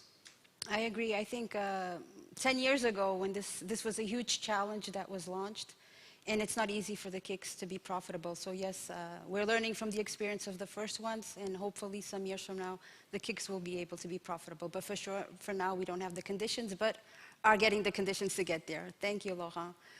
From Marie-Lou Manka, the goal of having impact is great, but does not innovation entail risk of failures? Is there a risk of missing innovation opportunities via focusing of activities that are surely impactful? Who would like to answer this one? Yeah, maybe I will try to address this question. Indeed, always innovation activities include some kind of the risk, and of course we are all prepared for this KIC innovation communities. Knowledge innovation communities are also prepared for this. Though of course we are trying through different type of operational models that we are implementing across KICs to minimize this risk. For example, we are trying to bring already customers or business leaders into the co-creation process of the activities that the KICs are implementing or developing. Then we also try, in order to be the most impactful, I mean also including those activities which are risky, we are also trying to be sure that they are really contributing to the impact that is expected from the EIT. And this is also quite important that yeah, maybe there are some activities that are also impactful, but we have specific targets and specific indicators that we have to deliver, that KICs have to deliver, and they have to be aligned. And whole discussion actually about being more impactful is also to be more focused and more clear regarding what you are going to achieve and how you are going to achieve. But of course, innovation activities are always, they always include this element of risk, and this is not avoidable. Okay. Now a question from Joanne Krinkhofer. A question to transparency. Is it now possible to look up all the rules in the 8 KICs concerning how to become a partner in a KIC? This one's for you also, Michael. Yes, the KICs should all publish. Of course, KICs are different, so they have different partnership schemes, but each KIC should publish on its website information, what are the partnership scheme, what are the benefits from being a specific type of partner, etc., etc. So what is the application process? What is the appeal process? So all this information should be available on the KIC websites. Okay. And let me add, Paola, on this, because I think we mentioned before this continuous monitoring and how we want, let's say, to navigate through the years to come is exactly also with the capacity of the EIT to really monitor this from close, and not only inviting the KICs, of course, to make this transparent, the accession and the exit of partnership from their communities, but as well the EIT to be closely monitoring this, that this happens, and and to see which are the, also listening to the community to help to, let's say, make this very consistent and transparent for all the KICs as well. Okay, Manuel, this is another question for you, now that you're speaking. Do the KICs use the same online platforms tools? How are they going to be integrated in the Commission tools like Cordis and etc.? Okay, for Manuel. Thank you for the question. Yeah, indeed, this is where we are really hands-on together with the KICs. In the last months, we know well that not all the KICs, but most of the KICs use the same platform to arrive to the level of granularity of control and knowledge of their own activities. Till now, this information has been migrated to our platform, EIT platform, to, let's say, follow the requirements for the different preparation of the business plans and assessments. And now, indeed, we are working in a way that hopefully this migration will help later on to feed e-grants in general of the Commission. This together with a different level of granularity that we expect, meaning that, as I mentioned during the discussion on the portfolio level, should be, let's say, resulting in a win-win situation for the different parts, without saying that the KICs may keep using their own platforms, of course, to arrive to the level of granularity that this program needs in order to control, mitigate risk, exactly as the other colleague was questioning, or addressing more opportunities in their portfolio activities. Thank you, Manuel. Laurent, I think this question is for you, since we're speaking about synergies. So we have two similar questions from Gabriel Martin Garcia and Alexander Marx on EIT KIC synergies with the Horizon European partnerships, namely on Pillar 2 clusters, and what efforts are being done in order to avoid duplication of activities. Maybe I will take this question. I was going to say, yeah, I can complement, but better if you answer it. Yes. Okay. So indeed, I mean, as you probably know, also KICs are European partnerships. So among the 40 few partnerships, there are also KICs, and we already started, and the KICs started participating in the discussions which are orchestrated by DG RTD to look for the synergies across the partnership. So the process is taking place. On the other hand, talking about the second pillar, our KICs are very much involved in the definition and actions of the Horizon Europe missions. And for some of the missions, actually, and the missions are under the Pillar 2, and some of the missions are really relevant from the point of view of what the KICs are doing. And this is how we are gonna to also elevate our impact of the communities by integrating or linking the climate KIC with the climate adaptation mission, EIT Health with mission on cancer, or EIT Food with mission on soil. So these are all very relevant activities, and the KICs are very active in engaging and linking with those programs. They are linking with the mission secretariats, with the mission boards, and they are looking for the synergies with other partnerships. So yes, the process is taking place, and for us, I mean, actually,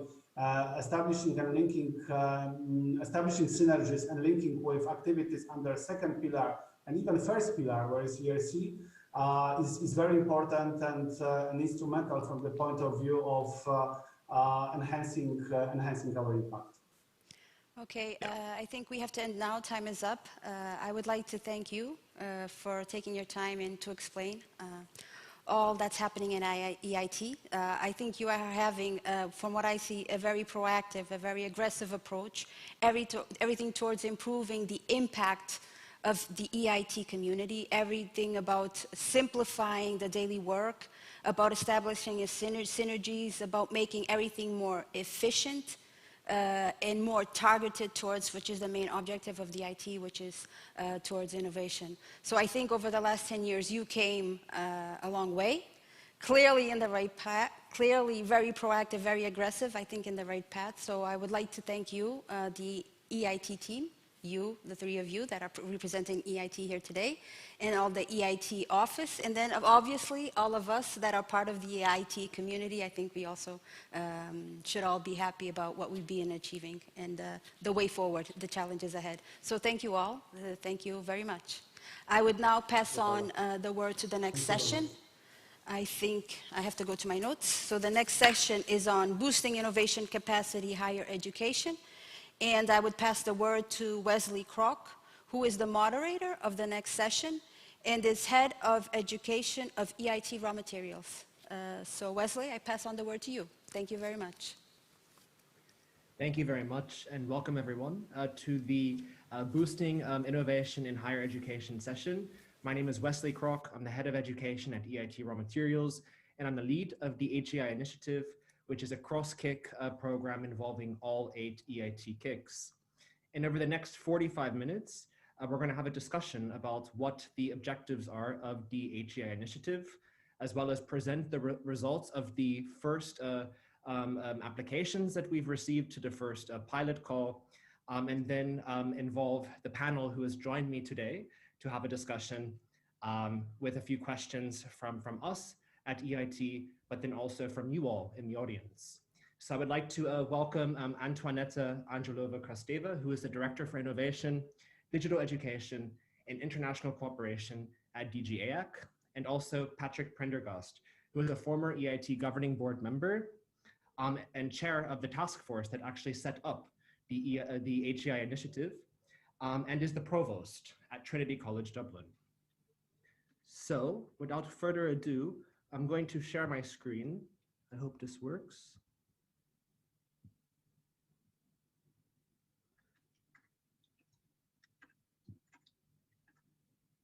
I believe now a slide deck is showing.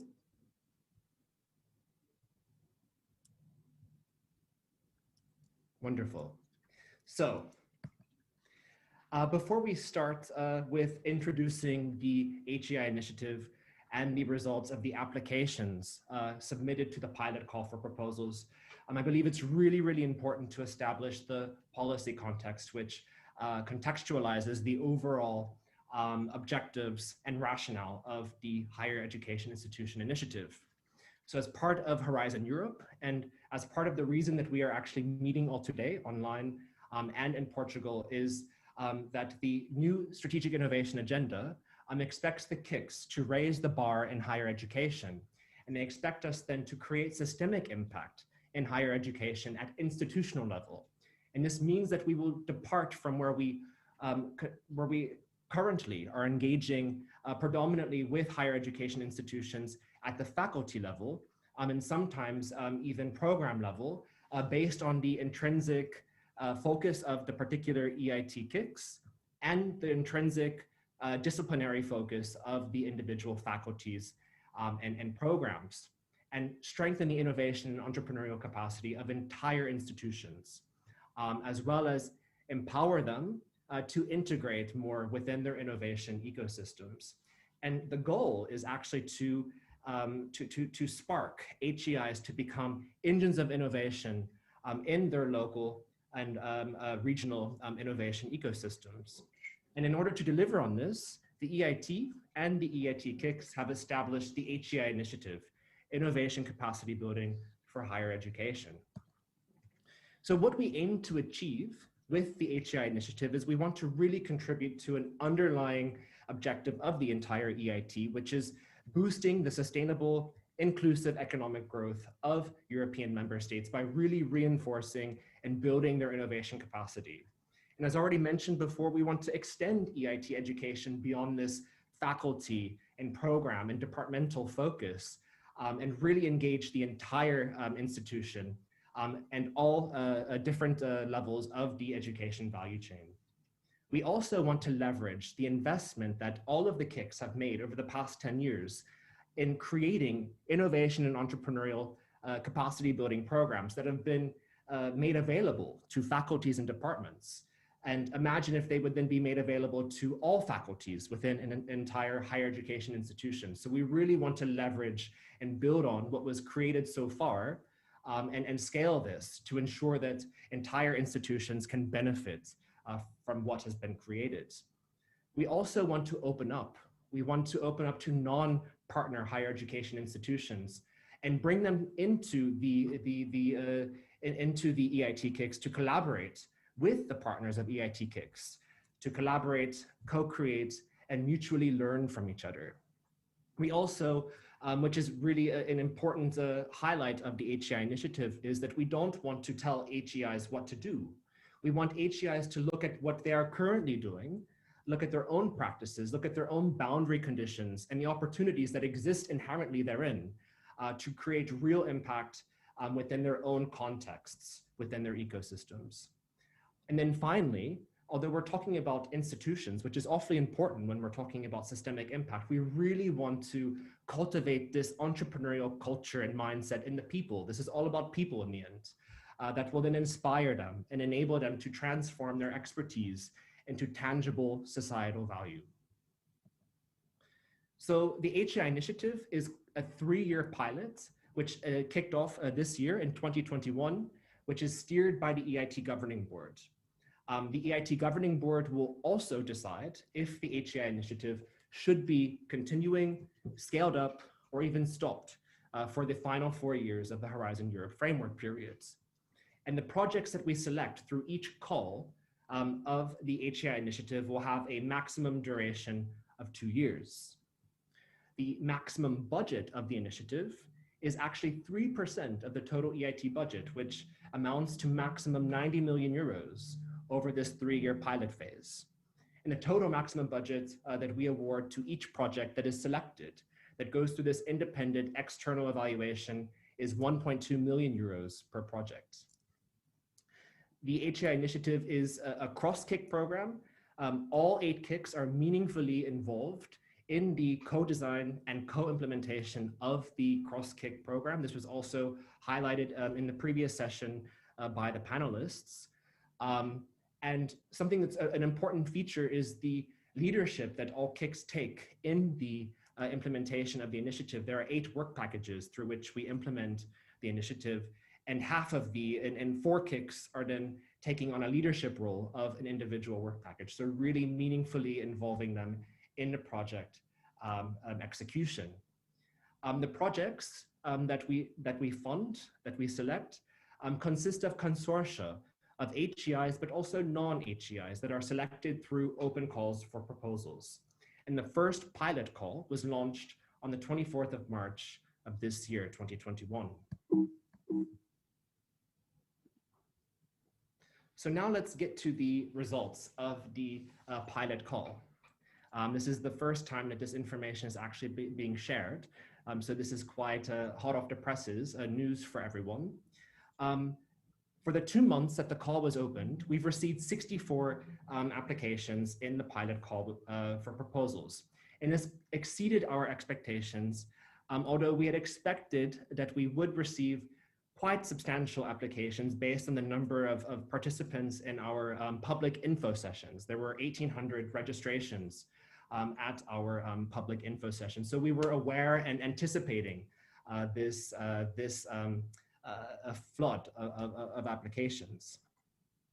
In all 64 applications, even though there were 748 organizations involved, and although this initiative is really oriented to higher education institutions or universities, more than about half of all organizations involved in these 64 applications came actually from the other sides of the knowledge triangle. So from the non-academic sides of the knowledge triangle, coming from the industry, coming from startups, coming from SMEs, coming from associations which represent higher education institutions.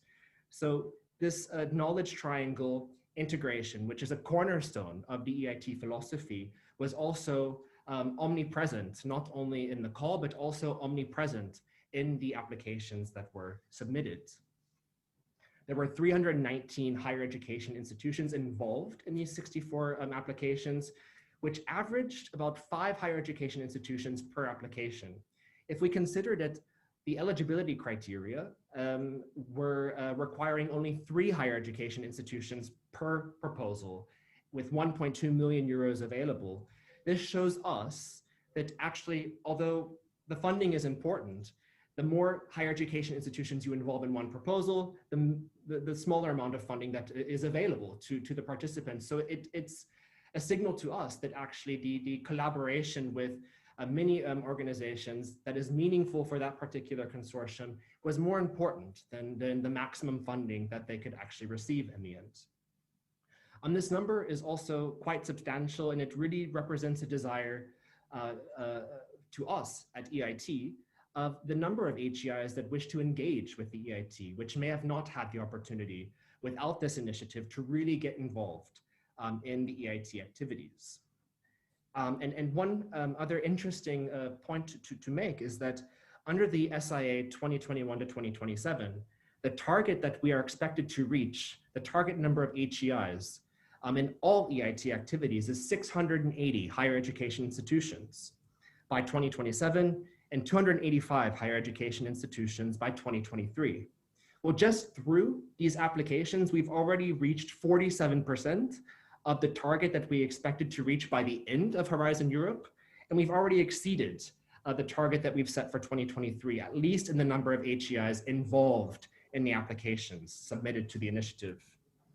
And then 36 countries are represented by organizations in these applications, and this is all EU member states. Every single EU member state is represented in the applications, with some astonishing numbers of the RIS country participation. And this brings me then actually to the geographical distribution of all organizations in the 64 applications. So as mentioned before, there are 748 organizations that were involved in these 64 applications.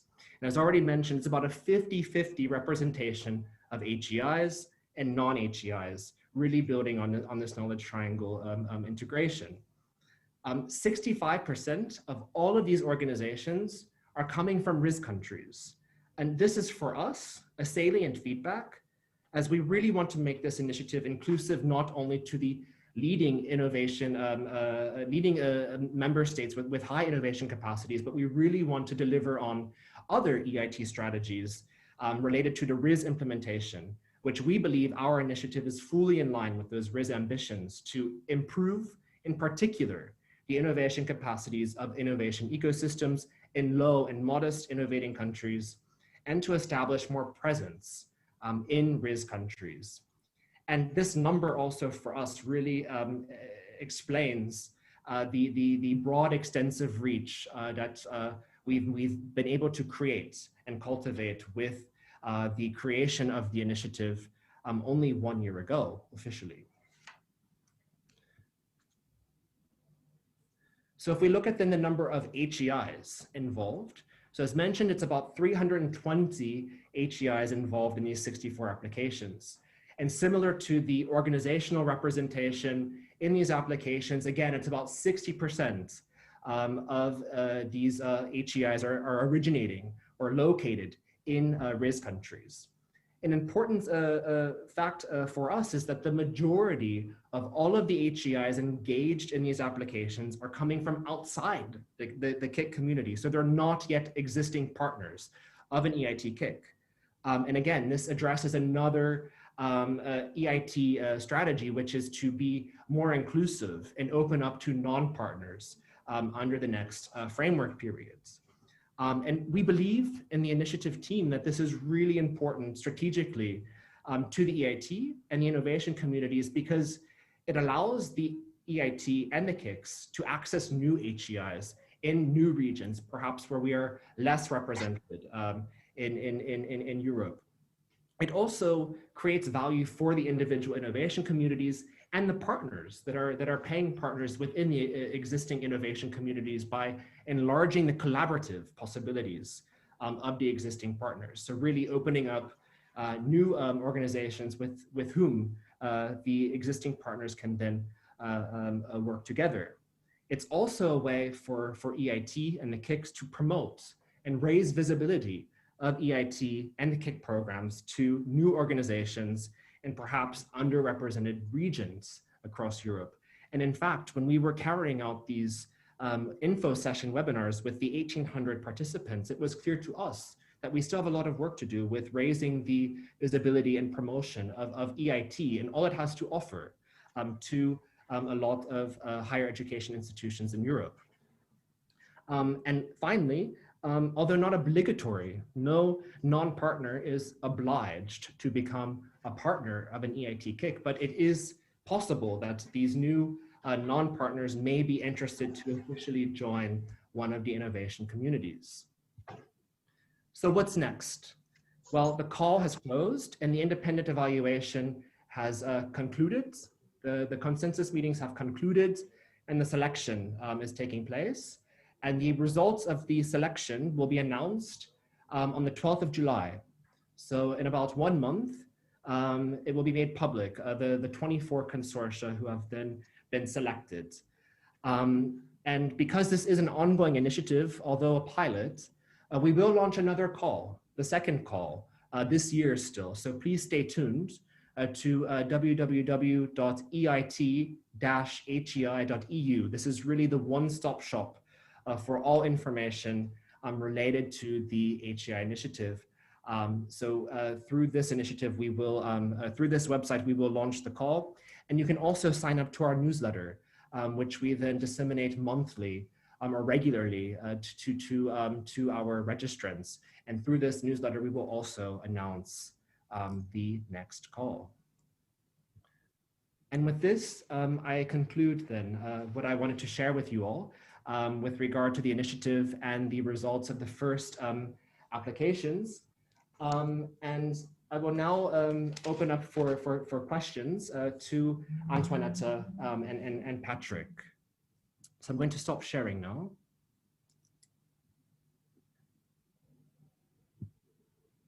So there we go. So my first question goes to Antoinette. Antoinette, in order to catalyze the green and digital transitions, innovation is a salient lever. According to Eurostat, in 2018, there were 17.5 million students enrolled in higher education institutions in EU member states. These are our future. These students will graduate and become doctors, engineers, artists, teachers, future policymakers and civil servants, future provosts, but also hopefully more and more future innovators and entrepreneurs. So my question to you, Antoinette, is what European policy priorities and actions planned by the European Commission will strengthen the links between higher education and innovation? And can you comment which of those priorities could mutually reinforce the impact of the HEI initiative? First of all, good afternoon to everyone. I very much hope that you can hear me and see me. And many thanks for this invitation to participate at today's event and in this session. The topic is highly important. When we talk about innovation and higher education, it is clear that we talk about innovation in higher education institutions and through higher education institutions. And Wesley, your presentation was very useful just to once again show the important role of the EIT when we talk about innovation and the role of education. It is clear that higher education institutions play a central role in the innovation process. It is highly and widely acknowledged the contribution they make in terms of creating new knowledge, advancing the technology frontiers, but also fostering economic development and also being agents of change in their regional and local communities. And a lot has been achieved over the past years, including with the support of the EIT, but we've seen various initiatives across the education and training sector.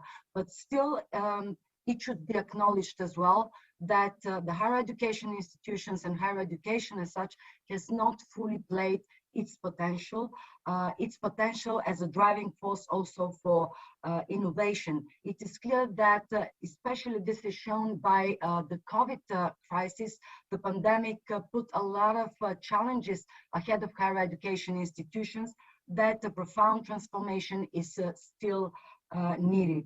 Having said that, it should be also acknowledged that the Commission had put forward a number of important policy initiatives over the past year. And let me mention here the European education area, but also the renewed European research area. And it is important to underline that the higher education institutions are at the heart between these two major policy initiatives, and they can play an important role to bring them together. Having said that, the Commission is still committed to further reinforce the role of higher education institutions.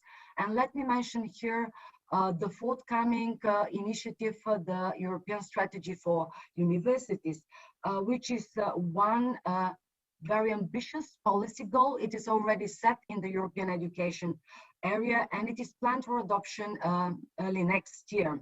So what is the objective of this European Strategy for Universities? The primary objective is to incentivize the higher education institutions to transform, to support them also in this transformation process. And the Commission is currently looking together with stakeholders at the various issues, areas that need to be addressed. And you would not be surprised to hear that the green and digital readiness of higher education institutions is very important, as well as the inclusion aspect, as well as the connectivity aspect, but last but not least, also the innovation strand.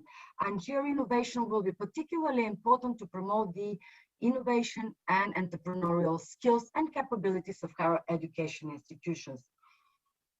Before I finish replying to your answer, because something which was mentioned at previous sessions as well, but also was very much promoted by the Commission in her speech, was the synergies and complementarities between the various initiatives. And I would like to mention in particular the European Universities Alliance initiative. There are already 41 alliances with more than 280 higher education institutions participating in it. And this is one of the key building blocks of the European education area. Why it is important to mention it? Because we have to create synergies between the higher education institution initiative, the pilot project currently implemented by the EIT, and the European Universities Alliances. Let me also mention that we see that a lot of quite a substantial share of the higher education institutions participating in the university alliances are also such which belong and participate in the EIT community. So we see here quite a substantial margin and potential for further synergies and complementarities between the two. What will be extremely important will be the transfer of knowledge, experiences, and good practices. And very briefly, just to mention the other initiative, which is very likely to be known by many of the participants. This is the so-called Alliances for Innovation. These are the former knowledge alliances. They're supported by the Erasmus program, and we have an even bigger, higher ambition under the new Erasmus program by providing stronger funding for these alliances. Here we observe actually that a large number of those which participate in the innovation alliances or the knowledge alliances do not have still the links with the EIT community, something which we have to explore in the future, how to establish in order to also further promote the education and business cooperation and the complementarities between the various existing initiatives at EU level. I stop here with regard to this, but it is indeed important to underline the need for closer links and collaboration between the various actors and between the various initiatives that are already in motion and are being planned in the future at EU level. Thank you. Thank you, Antoinetta. And thank you for providing this overview of the European policy landscape that is most relevant then for this HEI initiative. And I can say to you and to the audience that we commit to really exploiting and establishing these complementarities to really maximize the impact and reduce as much duplication as possible. And in particular, we do look forward to also discussing then with the European Universities initiative on how we can then really identify common complementarities together going forward for future calls. Now, Patrick, my next question goes to you. You have extensive leadership in leadership roles in higher education, most recently as provost of Trinity College Dublin, which I believe is coming to an end soon. Under your leadership as the provost of Trinity College Dublin, you really strengthened the university collaboration with industry through, in particular, an institutional innovation and entrepreneurship strategy. You also led the university to establish a new innovation hub called The Portal, which I believe was just renamed The Portal recently, which will provide a home for entrepreneurs, innovators, and startups. And the future plans are even to extend the portal to initiate a broader and larger Grand Canal Innovation District in Dublin. And then finally, in 2019, graduates from Trinity College Dublin founded more venture-backed startups than graduates from any other European university for the 5th consecutive year, according to a report highlighted in University's report. So my question to you, Patrick, to strengthen the innovation capacity of Trinity College Dublin under your leadership with clear results, what do you think were the most pivotal challenges and barriers that you had to overcome in order for all of these good things to happen?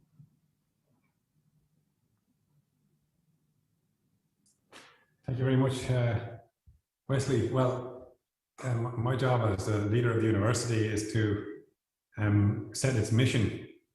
Well, firstly, I'll articulate a vision for where the university should be as a contributor to society, and then to set out how that can be achieved through the mission. And the vision has to be extended beyond education and research to include wider impact in society, giving students and staff within the university the tools to create wider impact than can be achieved solely through education and research. And that is identifying innovation and entrepreneurship really as an activity that needs to be resourced separately and needs to be linked to the mission in both education and research. So that's the most important thing, to have a holistic university strategy that sets out to achieve that.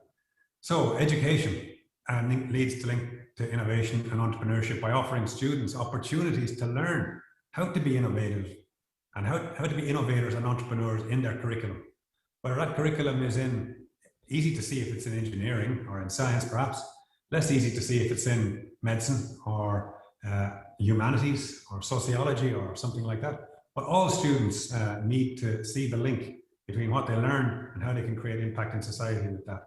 And then research, of course, is somewhat easier to see the link between research and innovation and entrepreneurship, because the outcomes of research often have commercial value. And to provide pathways for academic faculty and students to commercialize the outcomes of their research needs to be given leadership, in my opinion, from the highest level in the university. And needs to be seen not as some sort of side activity that is a nice to have, but it's an actual integral part of the university's purpose. Many people argue against this, frankly. They say, no, commercial things, bad for a university. Don't do this. Stick to the mission of education and research only. But at the beginning, I was clear in articulating that I didn't agree with that, and I felt that the university needed to do more to have innovation entrepreneurship as its core, as one of the core activities.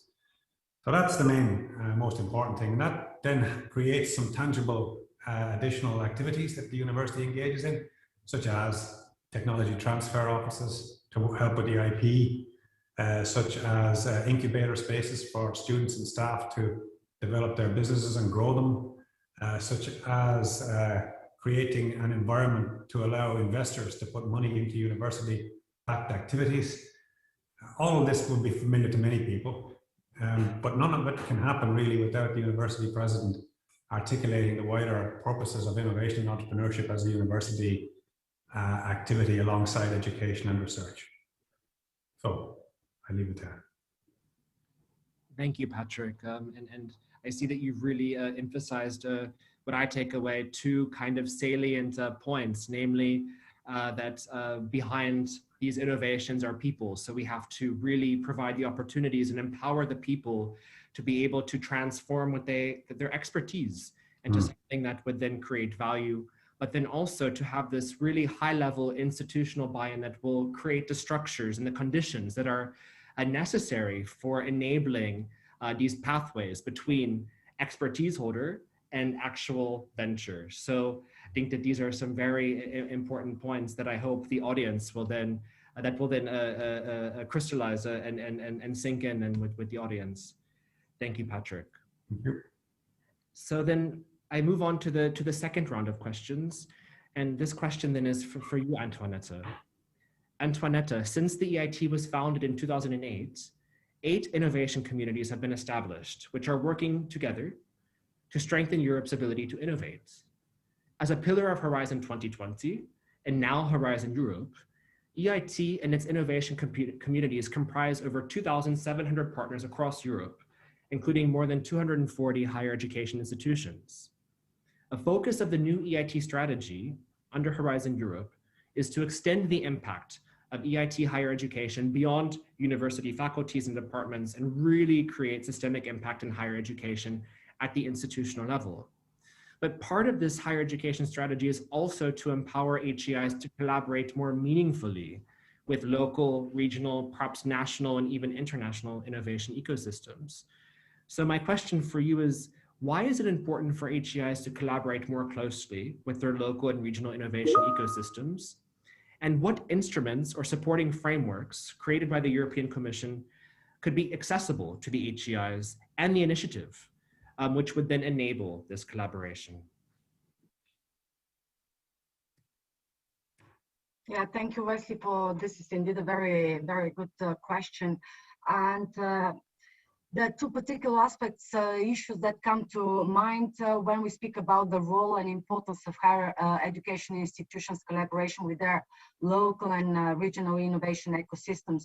First of all, the higher education institutions are vital for developing the innovation and entrepreneurial capacity needed for regional economies.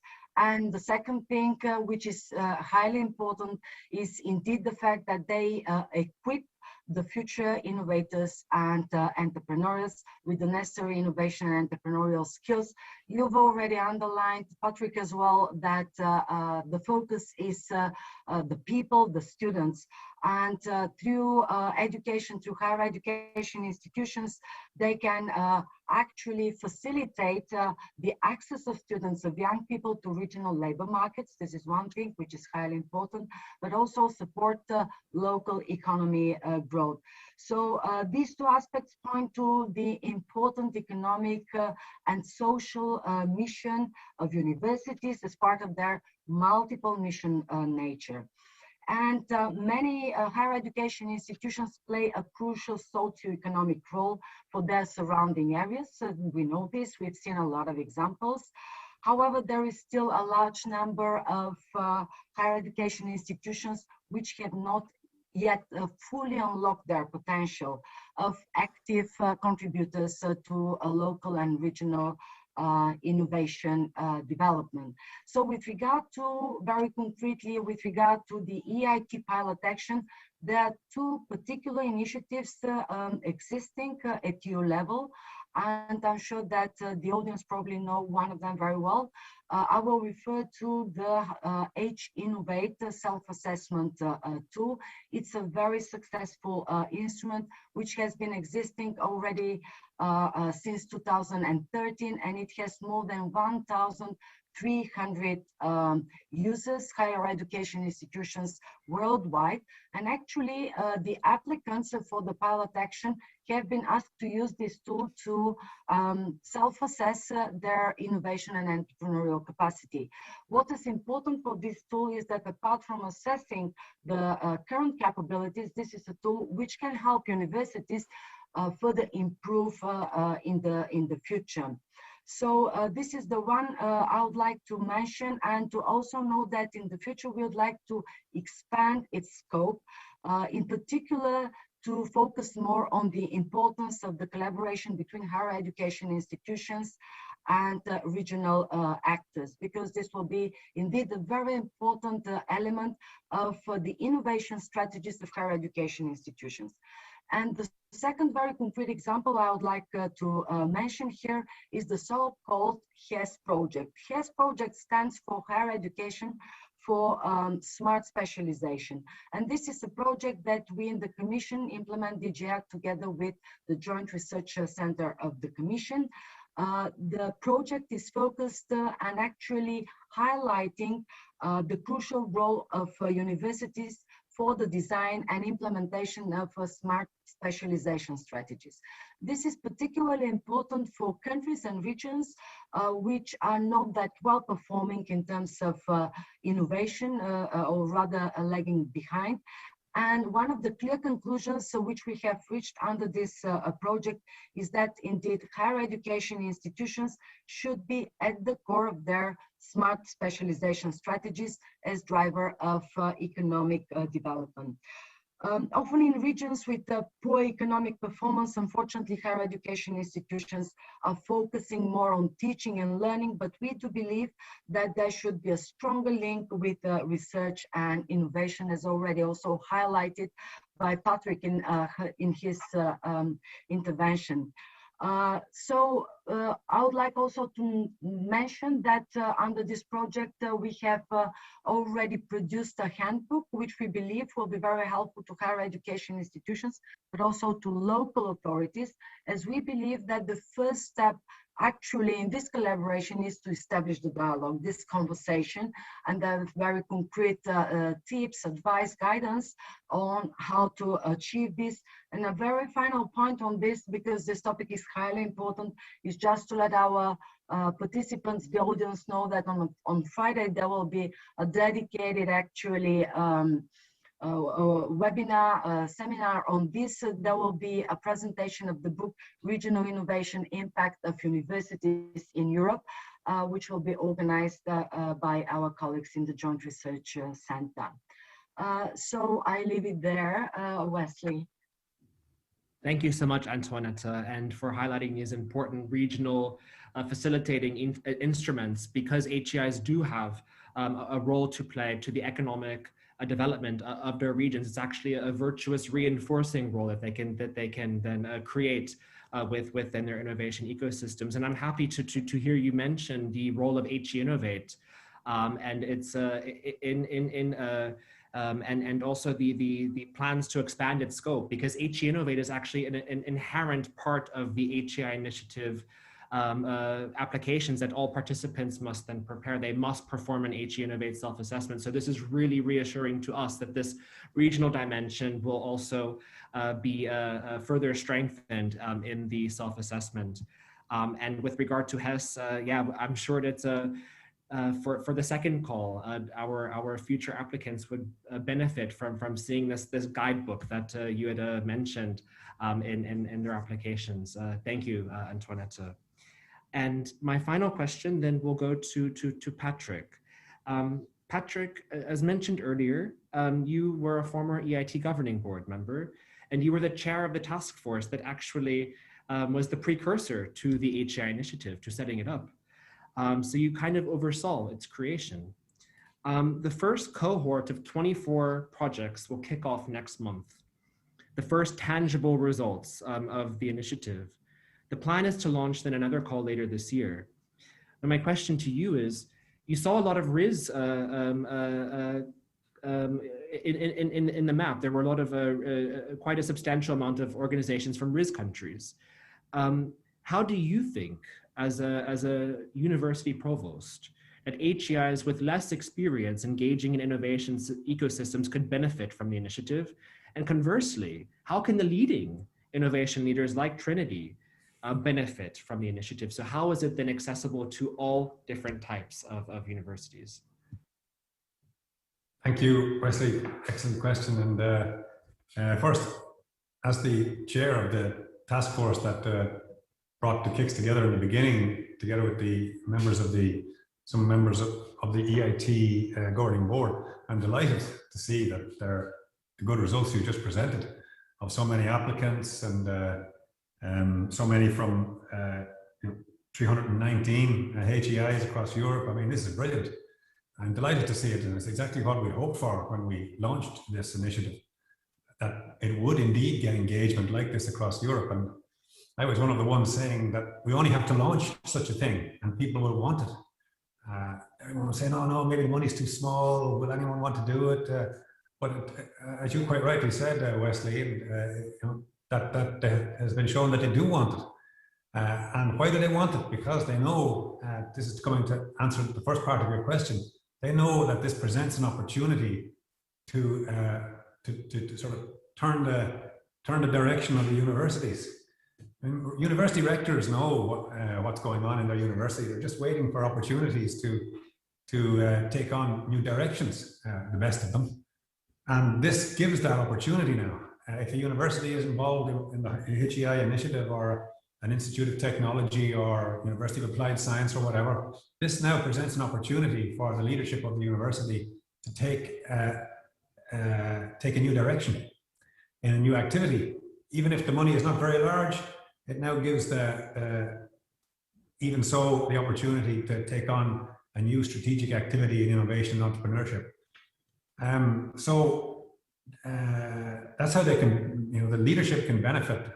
I hope that the rectors will get involved at the highest level, empowering maybe vice rectors or creating new vice rectors for innovation and entrepreneurship, perhaps, with this initiative to drive home the maximum impact of this and integrate innovation and entrepreneurship as part of the strand of activities of every self-respecting HEI should be doing some of this.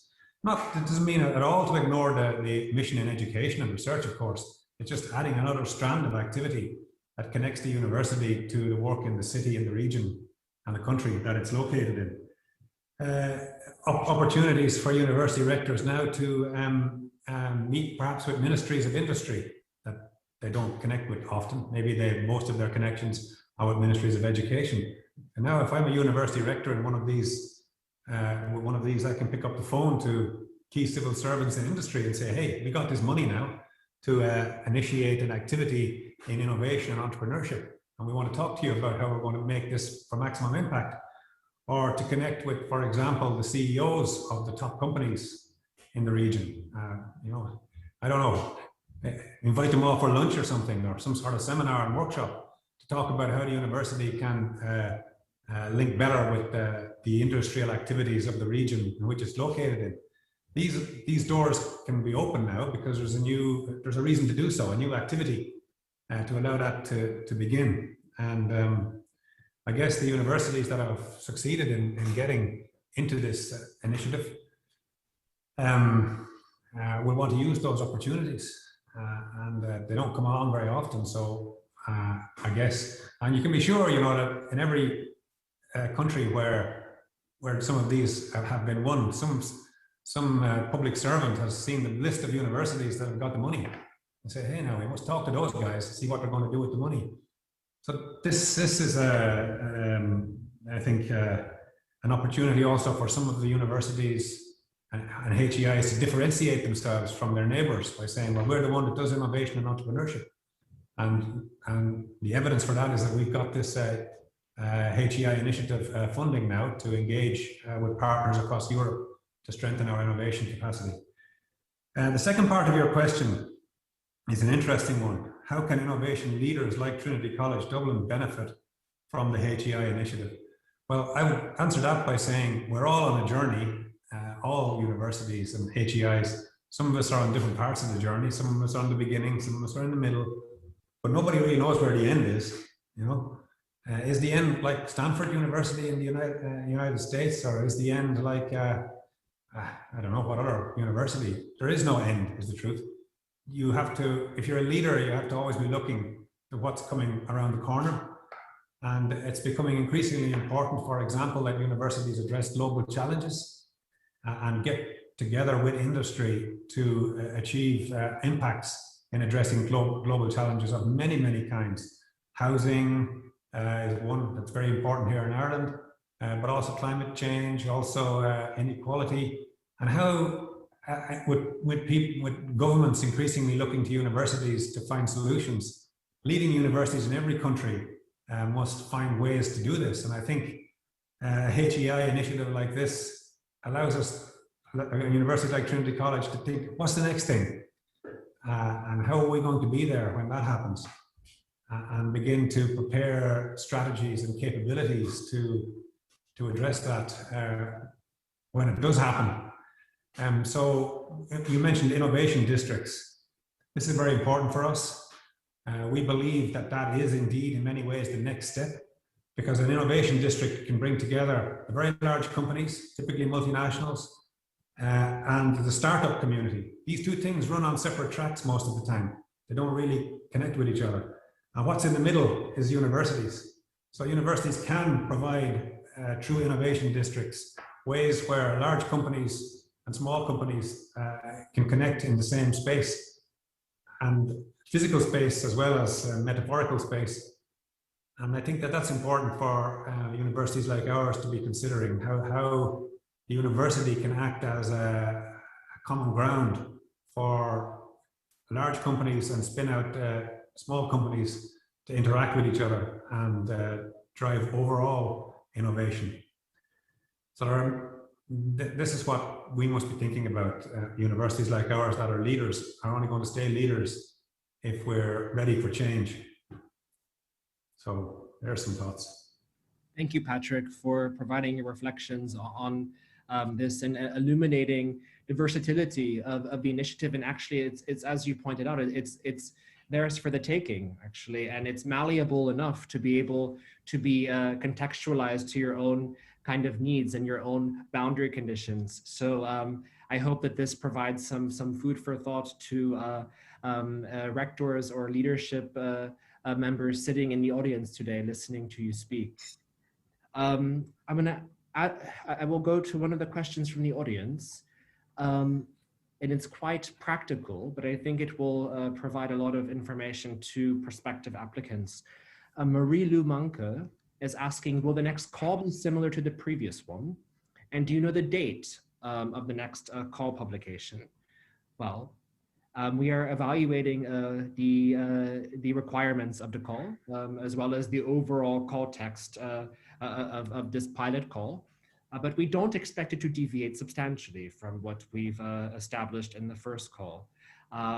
But as we have done for the pilot call, there will be a series of public info webinar sessions and even more informational events that we would then make available to any HEI in Europe to be able to understand and comprehend what it is that we expect of participants who are keen to get involved in the initiative for call 2. So please stay tuned, and really I would encourage everyone to sign up to the newsletter, because this is really one of the channels through which we will then share very important information.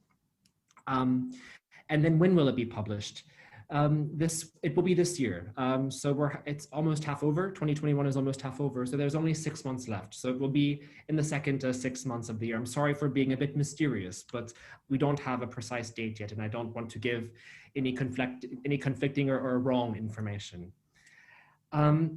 Maybe one of the last questions would be, I would ask Antoinette, but Patrick, you had also commented on this in one of your answers about perhaps non-conventional disciplines that could also be empowered to create innovations and ventures. So both of you feel free to answer the question. And it's about the current portfolio of the KICs. They tend to be very technology and STEM oriented, although not solely and conclusively, but they tend to be. And so my question is there a role for more social scientific disciplines, such as the humanities? I think, Patrick, you even mentioned the humanities, such as the humanities or even the cultural studies to deliver or to contribute to Europe's innovation ambitions? I don't know who wants to go first, but it's the last question of the day. Well, maybe I'll start and I'll pass over to Antoinette then. But as far as I know, we are in a position to say things about new KICs, but maybe not. But I expect anyway that cultural and creative is an extremely important part of the future of the EIT. And if you look into some of the KICs, actually, quite a lot of social sciences is driving their activities. Climate kick is probably the easiest one to think of, but also in issues relating to urban mobility, for example. So solving interdisciplinary challenges, it's not the aim of the kicks to give the idea that this can be done solely through technology. This does need wider political and social innovation as well if it's going to succeed. And I think that that's one of the great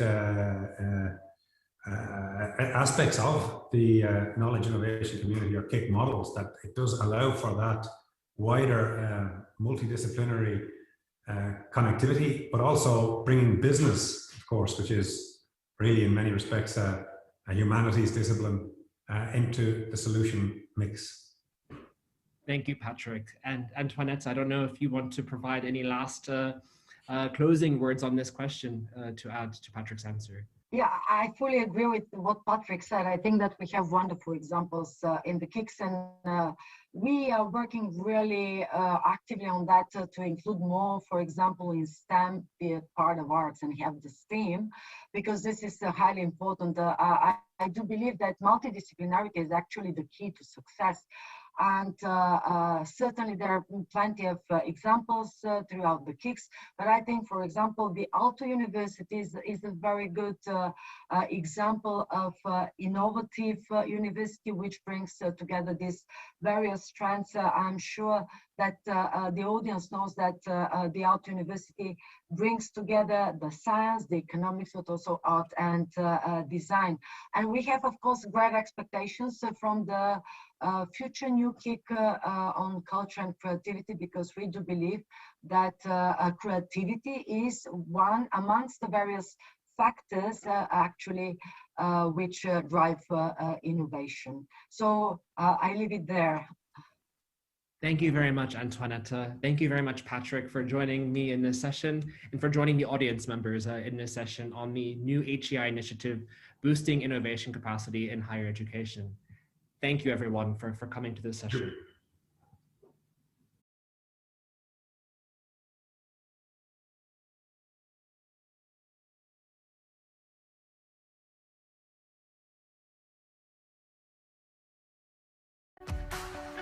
Every great project starts with an idea. They're brought to life by our excellent researchers, entrepreneurs, and citizens. Together, we will transform these ideas into new solutions to recover from the global pandemic and ensure a green, digital, healthy, and fair future for everyone.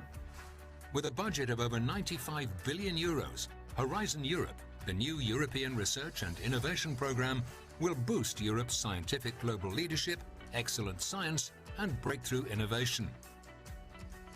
Address the societal challenges that matter the most to you through our EU missions.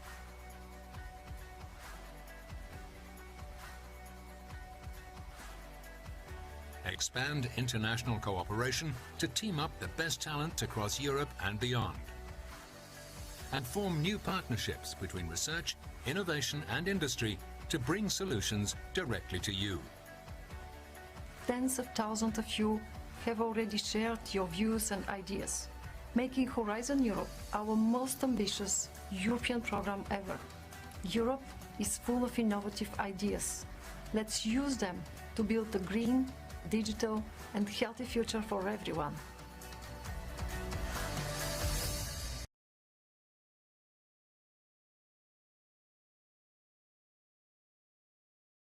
Afternoon. Thank you very much for joining us in this very interesting session. We will talk from now on increasing the EIT's regional impact. I would like to introduce myself. I'm Begoña Pérez Villarreal, the director of EIT Food CLC South for Southern Europe. So that means that we are boosting innovation, involving stakeholders from Portugal, where we are. Thank you for the Iberian Nanotechnology Lab for hosting us today, one of our partners. So as I said, we are working with stakeholders from Portugal, from Spain, from Italy, from Greece, from Turkey and Israel. So we support the construction of collaborative projects that will result in new products, new processes, services that will contribute to have a much more healthy lifestyles and a sustainable circular bioeconomy in the food sector. So I'm very honored and pleased to moderate this session, which is aiming at informing on how the different KICs are supporting the regional development through the EIT regional scheme, what we call and known by EIT RIS, and the different opportunities for innovation in each of the sectors. I would like to introduce you our first speaker and the EIT representative, Luque Incorbaja. Sorry for my pronunciation. Is a strategy officer at the European Institute of Innovation and Technology, and he's primarily responsible for coordination and the implementation of the EIT RIS by each of the KICs. So the floor is yours, Luque. Thank you, Begonia. Actually, I have a Spanish surname, so we probably pronounce it the way it should be pronounced, not how we pronounce it after a couple of hundred years of my family having moved away from the Spanish mainland. But thank you very much, Begonia, and good afternoon to you, to the other speakers, and the participants who are joining us. I will share my screen. I hope that you are now seeing my screen. Yes. So thank you, Begonia. Yes, thank you very much. So yes, the presentation, my presentation today is about the EIT's Regional Innovation Scheme, or the EIT RIS.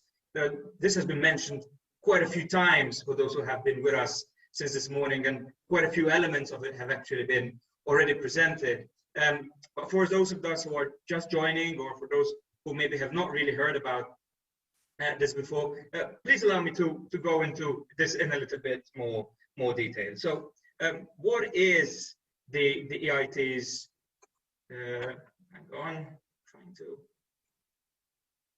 what is the EIT's Regional Innovation Scheme? So the EIT's Regional Innovation Scheme was set up in 2014, exactly 7 years ago, with the intention of providing additional support to countries which were considered to be moderate and modest innovators according to the European Innovation Scoreboard. The EIT is integral part of the Union Framework Programme for Research and Innovation. Excellence is our core selection guiding principle. However, it was very clear that the EIT also had a mandate to enhance the innovation capacity of all countries. And this new tool was put in place in order to ensure that we can boost excellence everywhere and also widen participation in what we do. How has this been working so far? So the EIT RIS, which is steered by the EIT but implemented by the KICs, has been first and foremost an outreach scheme. It has been sharing and transferring good practices in terms of knowledge sharing and integration from the KICs, which are very clear pockets of excellence, to the local ecosystems which could benefit from such support. Secondly, we have been collaborating with regions and countries in terms of designing the small specialization strategies and also undertaking activities aimed at widening participation. Now, how successful or otherwise have we been? So far we have verified data for the first 6 years of the EIT RIS, and we know that with an average budget of about 4% of the EIT's funding, the EIT RIS has actually achieved a very significant impact. Until 2019, we had 60 EIT RIS hubs established in 18 RIS countries, including an additional 12 co-location centers. This has now increased to 90 hubs from the latest figures we see. Additionally, in terms of spreading the geographical distribution of the EIT's KICS activities, also the figures are extremely encouraging. So you can see there in my slide over 600% increase in the number of partners coming from risk countries, the number of countries involved increasing by 850%. The funding has also increased threefold, more than 1,500 startups supported, and over 23% of all startups supported by the KICS come from EIT risk countries. There are some of the figures which have come about. I think the map here speaks for itself. The green dots are risk hubs and were established since its establishment.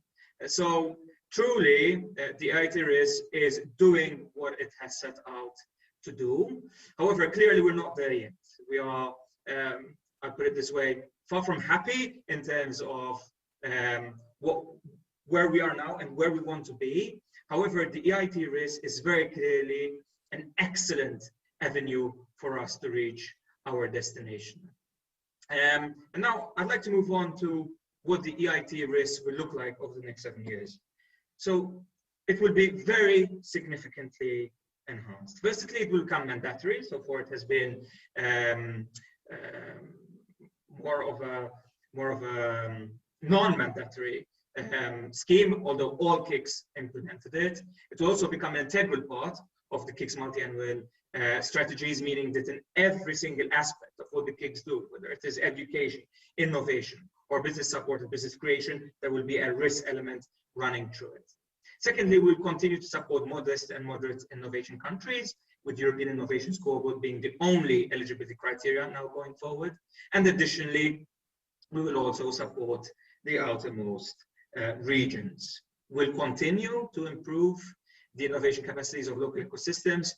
In particular, we will provide capacity building activities. A vast range of these will be implemented, and we'll also encourage closer interaction between knowledge triangle innovators and their activities within the countries. Very importantly, we will make sure that the risks will attract new partners to the KICS. We will do this including by establishing even more risk hubs in order to promote a place-based approach in terms of everything we do in terms of the EIT risk. We'll also work closely with national stakeholders in order to ensure that not only do we establish even closer links with smart specialization strategies, but also we leverage additional private and public funding, including funding from the European Structure and Investment Funds.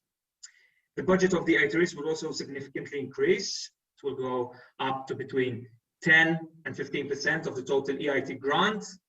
And additionally, EIT risk activities will be funded at a co-funding rate of 100%. A few days ago, we published the risk implementation framework. This is a document which will help us guide our KICS in terms of how the EIT risk should be implemented over the next years. The document, in keeping with the EIT's unique innovation model, allows the EIT KICS a high degree of flexibility in terms of how they design their activities, as long as those activities go towards they're fully delivering on the objectives of the EIT risk as included in my presentation. So that's it from my side. I don't want to talk much more. We have two speakers with us who are indeed very interesting to hear from. So Begonia, back to you. Thank you a lot, Luke, to settle the scene.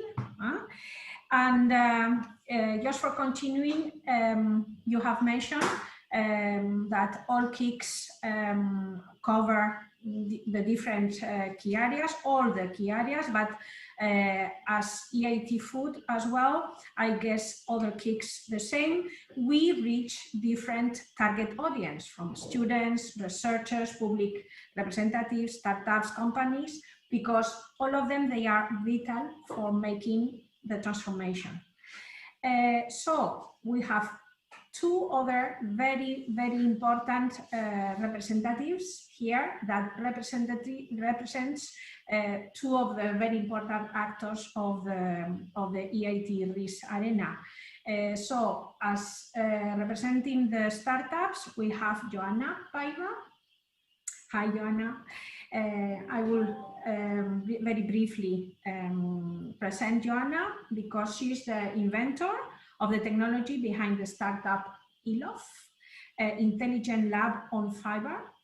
That is a Portuguese and UK-based startup based on photonics and artificial intelligence that helps to accelerate and scale clinical trials. So they have had quite a lot of interaction with EIT Health, funded as well with Microsoft and Mayfield.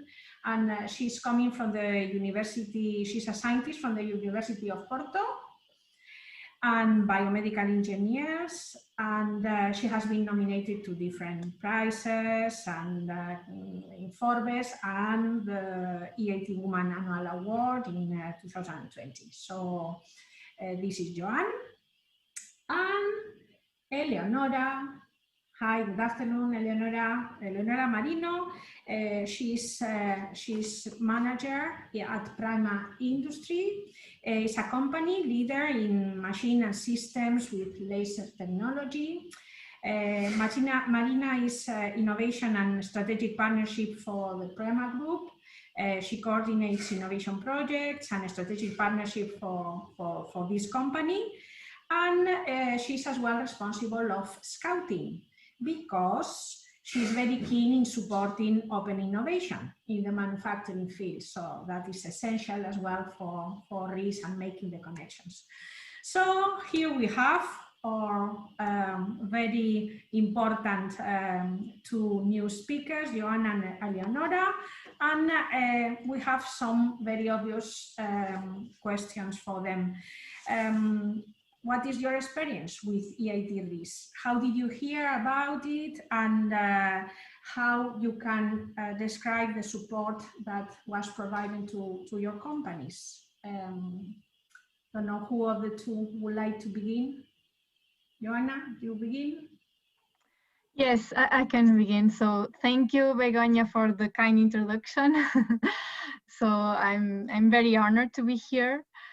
So I can start by sharing my experience about the connection with EIT RIS. So as you mentioned, so I'm the inventor of the technology that is behind ILOF, but our partnership with EIT and EIT RIS has begun at the moment that I started with this technology. So it was developed within my PhD thesis that was in the framework of European projects that also involved the University of Porto, where this technology was spinned off. So I came up with an idea in 2016 of applying the capabilities of light. That is a low-cost technology, non-invasive, portable, fast, and versatile, and the potentialities of artificial intelligence in order to accelerate the personalized medicine, and together with physicians and scientists from Hospital São João, that is one of the biggest hospitals here in Portugal. So they had a problem at the type that was, they have like a specific type of cancer, digestive cancer, but they understand that applying so the same treatment to those patients, they answer so in different way. So, and they would like to have a technology in order to stratify so patients' profile using a low-cost method.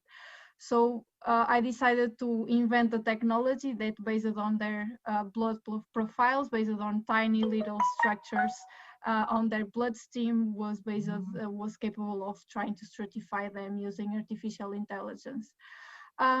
So, and then was a technique that was capable of mapping the information that those nanoparticles carry through the bloodstream. So at that moment, it was the time that I tried to translate this technology from the science to the market, and I met my other co-founders, and EIT and mostly EIT Health was very helpful at that time, because through University of Porto, it was possible to disseminate several initiatives promoted by EIT.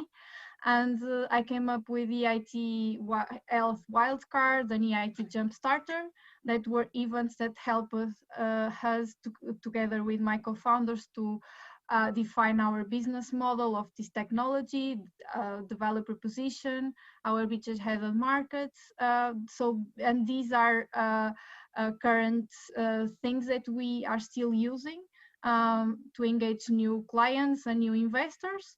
And so at the time, we were able also to discuss and do some iterations to the first technology that we had, and culminate in a way by talking with more than 100 stakeholders, from an initial diagnosis method to a certification method to help to accelerate the development of new treatments. So I think that it is a clear experience that must be disseminated in order to an application of all the breakthrough that the EIT risk community could help to accelerate a startup and a spin-off from a university. Thank you very much, Joanna. I think it's a very good experience that you have tell us. And Eleonora, what are the benefits for a company as the one you are in? Yeah, sure. First of all, thank you for this invitation. The experience of my company is different because Prima Industria has always been an innovator in its field. Prima was born 40 years ago, and it is a leader in a part of manufacturing of machines, especially with the lasers. So knowing about EIT was a natural step in order to improve this approach on innovation.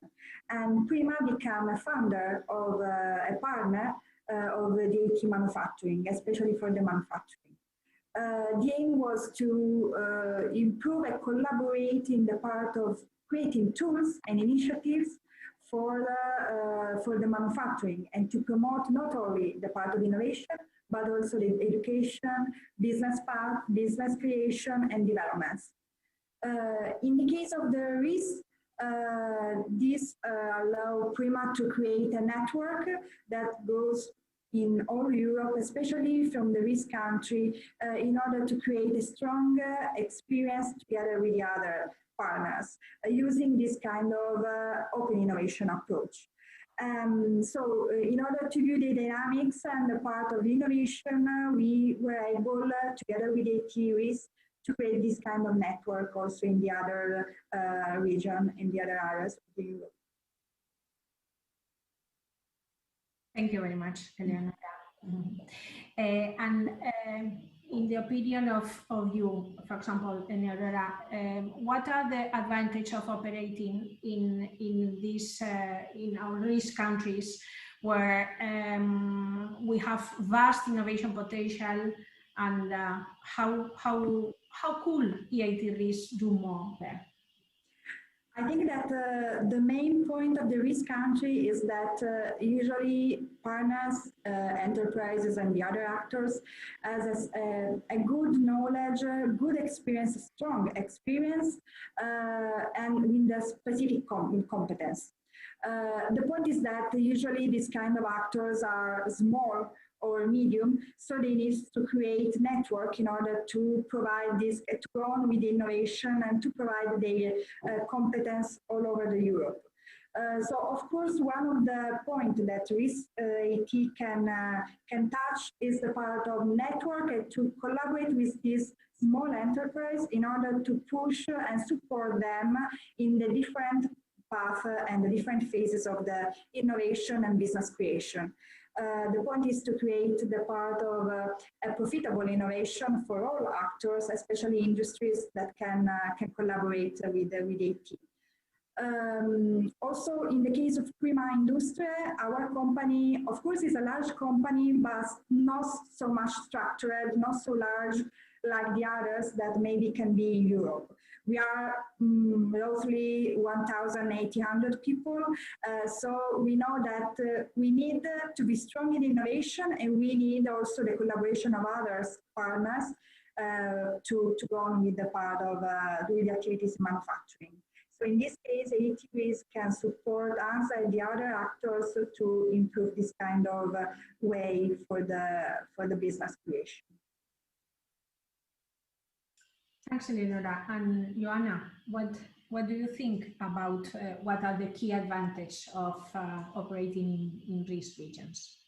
So I can share a little bit of my experience. So I believe that this help on the process of the technology transfer of the so the ideas that can grow in the academia to the industry, and try to shape them in order to address the best benefit as possible and impact to the society. I think that is one of the advantage that we can benefit more so to the world.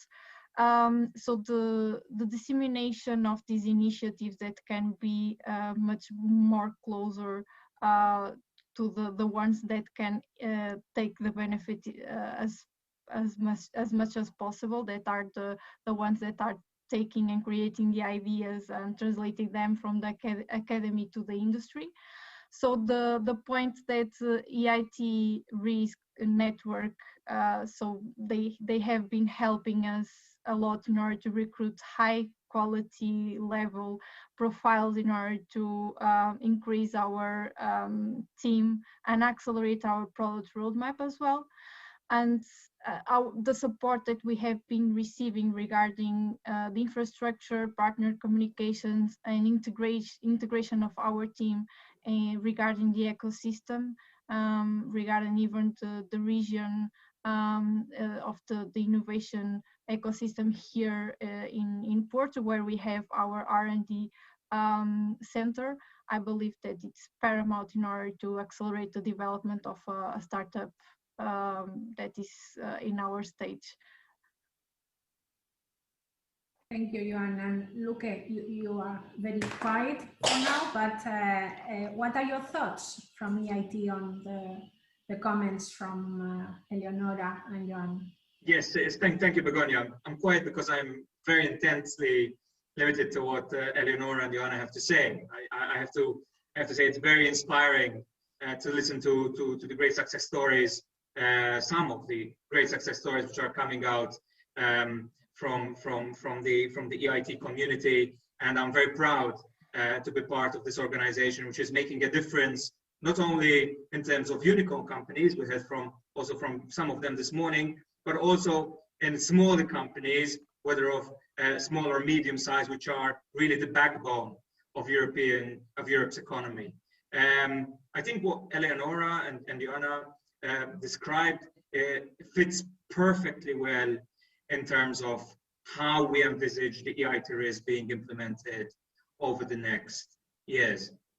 I want to say that we as EIT are extremely strong believers in the great innovation potential which lies within across Europe, but also within the risk regions of Europe. Myself am Maltese. I know some of the difficulties, but also some of the advantages which such countries enjoy. Sometimes the shorter lines of communication, the better ability to network. And I think this is really where the EIT excels. We are able to bring those strengths, those networks together. If you had to, again, invite you to read at least some extracts from the risk implementation document we have recently prepared, you will see that many of these proposals you are proposing are recommended therein. I'm also happy to say that amongst the audience we have representatives from all the KICs who are also listening to you and will surely continue to continue their good work and take you up on your recommendations. Thank you, Luca. Yes, just to add one thing that I have seen very much and I'm quite proud of in your presentation was that nowadays 23% of the startups are coming from these regions in Europe. So that's something. Okay, and I imagine that we will all agree that the benefits of EIT risk can be magnified if we try to establish a close link with other regional support programs. But we all know that is not so easy as it will as a priori look like. All of us, we know that, and we will see that there is a potential for such collaboration, but my question is more for Joanna and for Eleonora, if you think how we can work out to increase this potential of enlarging the support. Joanna, you want to begin with? Yes, of course. So I believe that the impact of EIT risk can be so significantly magnified by simulating interaction between universities, big corporates, small and medium enterprises, so spin-offs, startups, so being launched from the academia. Because I think that sharing experience and challenges and different perspectives is the key to promote innovation. So sometimes we are on the academia trying to develop a new idea, a new strategy, but we don't have the idea, neither the strategy that probably a big enterprise has, we don't know the impact or the needs from as an overall vision from the whole society. And I think that if we can reduce the boundaries and strengths, so the relationship in order to promote these different overviews between the several stakeholders from the whole ecosystem, we can promote the translation of more technologies from the academia to the industry side. I'm always saying that, but I think that it's the key in order to get more ideas, to get more startups that spin out from the academia side, and to have some solutions that probably the industry is looking for, but it's not yet being successful because they are not working together. Any thoughts, Eleonora, on how we can strengthen this potential of collaboration with regional? Yeah, I think that some way we have already some tools. I know that there are different projects, tailored projects, proposal for the EIT risk. So something is already in line, and the work with the EIT risk is in line with also the local and regional strategies. What we can think about is also thinking about the words of Joanna, is to work for promoting innovation at value chain level. So to considering the different actors in the value chains, from the research centers to the final user, in order to improve the whole development of the solution, let's say. That can be in different sectors, but in any case, the solution needs to be found in the actors. The other point that we can consider is the part of supporting the companies in scouting and assess the different technologies. So another step can be to support small, large enterprise and actors in assessing the different solutions and new technologies that can be used in Europe.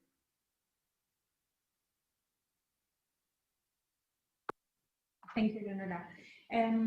One thing, in EIT RIS, we have a very important organization, or local hubs, what is called the RIS hubs, that are really local entities that are very important in addressing the local ecosystem. And Luque, can you explain for part of the audience, perhaps they are not so aware of them, what is the role they play, the EIT RIS hubs? Yes, certainly. So Firstly, how are risk hubs selected? I think that's one of the first questions. So risk hubs are selected using an open call. The KICs have a degree of flexibility in terms of where to target their hubs based on their own strategic needs. We now have hubs actually based in every single EU member state, and also hubs covering also a number of regions collectively as well. Therefore, these hubs, first and foremost, are a way of ensuring boots on the ground for the EIT everywhere we are. What happens is that the KIC issues a call for an entity which will serve as its hub within a particular area, country or region. That hub will normally be made up of more than one organization in order to ensure as much as possible that the three sides of the knowledge triangle are met. They undertake activities at local level on behalf of the KIC. So they support startups, they undertake trainings, they undertake all type of activities which the EIT undertakes at its core level, but on the local level. The hubs are also essential in ensuring that the KICs can integrate more closely within the local innovation ecosystems. So for example, to pick up on your previous question to the other speakers in terms of synergies, the KIC risk hubs we see play an integral role in order to help us establish those synergies. So they can identify opportunities for synergies.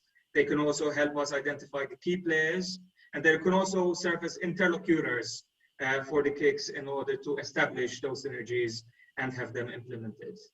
So as you said, the risk hubs are an essential component of our risk strategy. We also have the ambition to see some of those hubs potentially grow into co-location centers in the longer term. They're also a gateway to the EIT. So we see them as the primary source how we can engage with local stakeholders and integrate them into what the KICs do best. And look, now that we are talking about contacting the local and so on, there is a new figure that are the EIT national contact points. How these new figures in each country can support EIT risk? Yes, thank you. Thank you, Gunnar. So we're actually very happy that as part of the recently adopted EIT legislative package, the EIT will now have its own network of national contact points. These will be identical to the ones already in operation across all EU member states, associated countries, and also across some third countries as well. The role of the NCPs will be to help local stakeholders, first and foremost, become more aware of what the EIT does, what the EIT has to offer them, and also in terms of the opportunities which are available to them. So the EIT is currently working on perfecting, if I can use such a word, how we communicate with the NCPs in terms of the opportunities we will communicate to them, how often, and so forth, in order to ensure that this information reaches prospective applicants as early as possible and with as much information as possible. This, we hope, will allow higher interest from the EIT risk countries in the EIT, will allow more applicants from risk countries to participate in EIT activities, and ultimately ensure that more entities from the EIT risk can benefit of what the EIT has to offer them, improve their excellence, increase their excellence, bring products to the market, turn their lab results into commercial products and services, and turn students into entrepreneurs. That's what we do, and that's what we hope we can do more within the risk countries, also with the help of the EIT NCP network. Mm-hmm.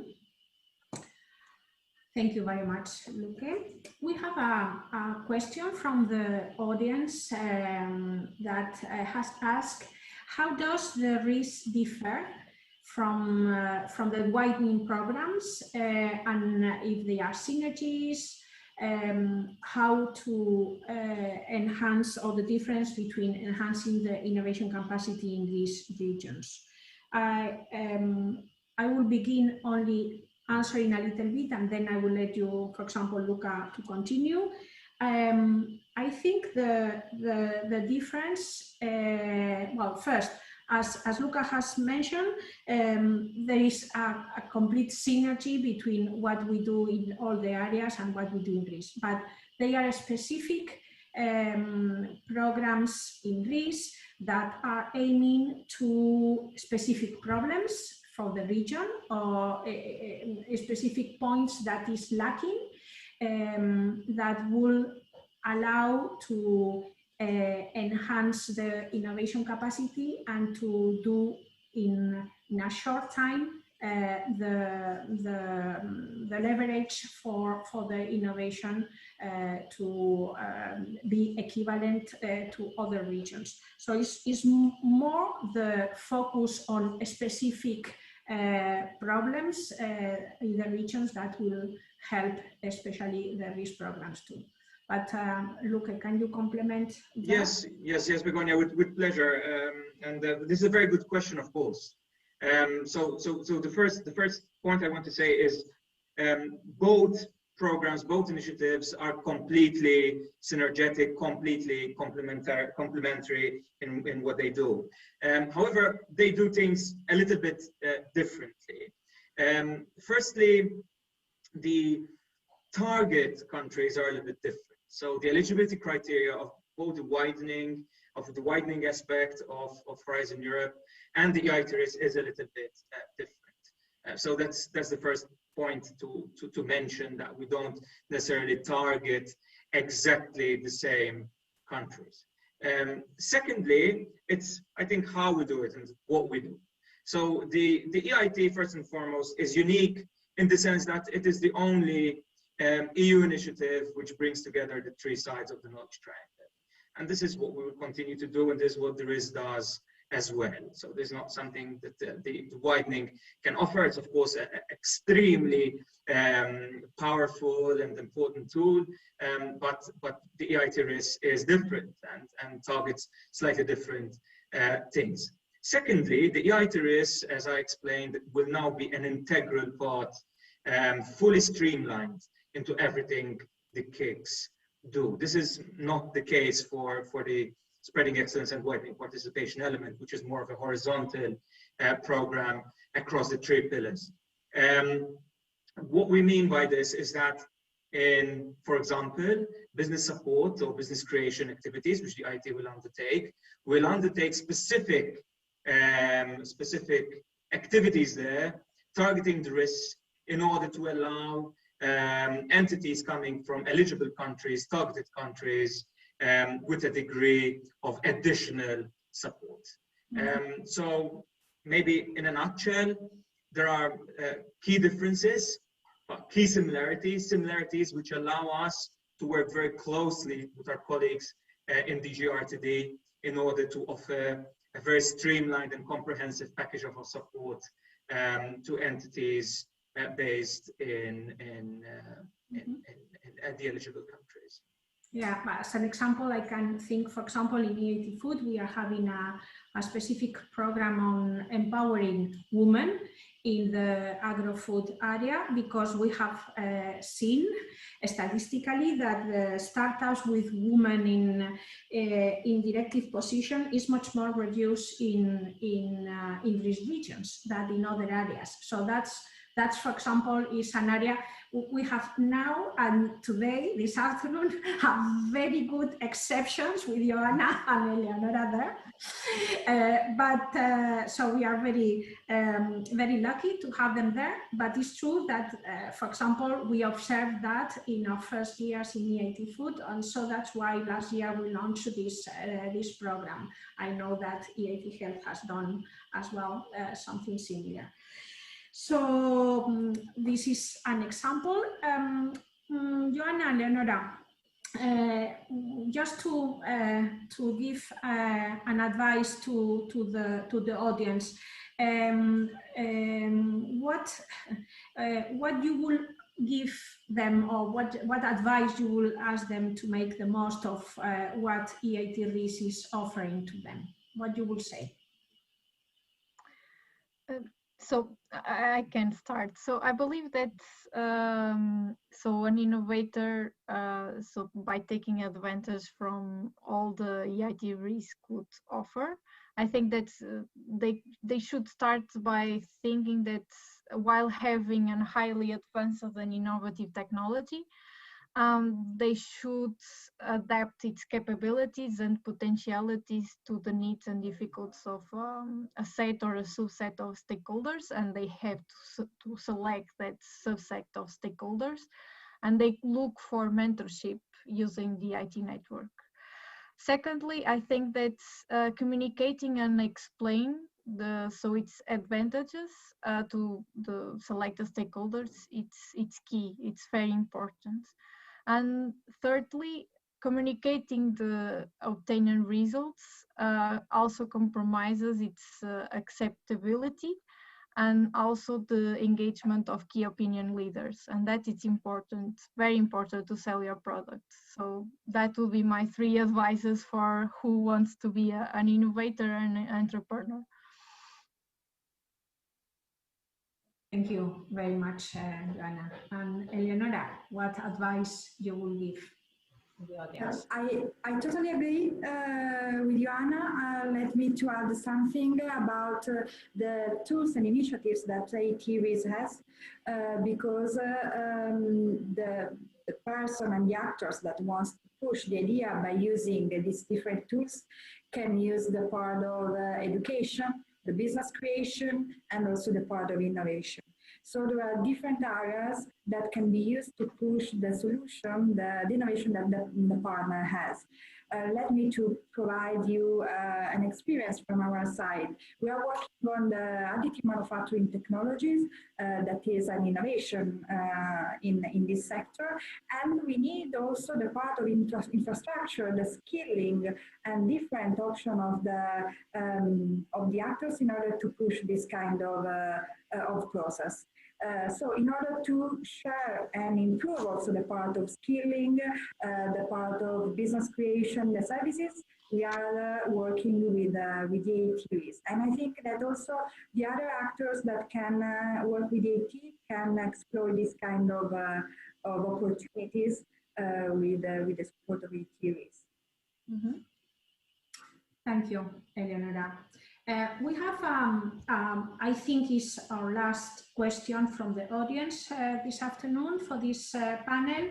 I don't know how aware you are about the Interreg SUDOE program. Isabel Rocha is asking, how will the RIS interact with the Interreg SUDOE program funded by the European Regional Development Fund? If there is something planned or whatever. Before, I think that is a question for Luke, but just before Luke is answering, just for as a curiosity, I will say to Isabel that we in EIT Food in CLC South, we are collaborating in an Interreg SUDOE program together with clusters in Portugal, Spain, France, I think Ireland, probably UK, on, for example, building services for SMEs in the agri-food sector together. So this is an example that is not for the future, is in the present taking part. And actually, we are having this week a workshop with our partners. But Luke, do you want to answer? With pleasure, Begonia, and thank you for the question. I will answer, if you permit me, a little bit more broadly rather than specifically on this Interreg fund itself, and more in terms of the European regional funds in terms of cohesion and so on. So what we are doing is we are proactively, this is one of those situations where it takes 2 to tango. So from what we are doing on our side is we are proactively approaching the relevant member state authorities. We are presenting to them what we can do, trying to understand from them what are their priorities in terms of synergies. On the basis of that, we are then developing concrete, tailored proposals, which we are then putting forward to these authorities in the hope that we can then sit down together in order to implement them.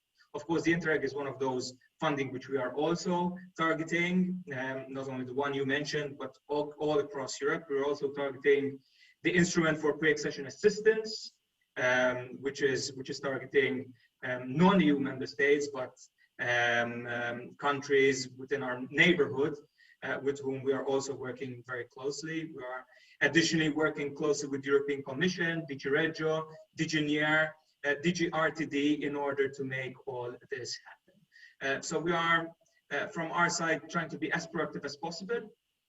Maybe a plea from my side to encourage national authorities also to approach us with ideas, come forward with your priorities.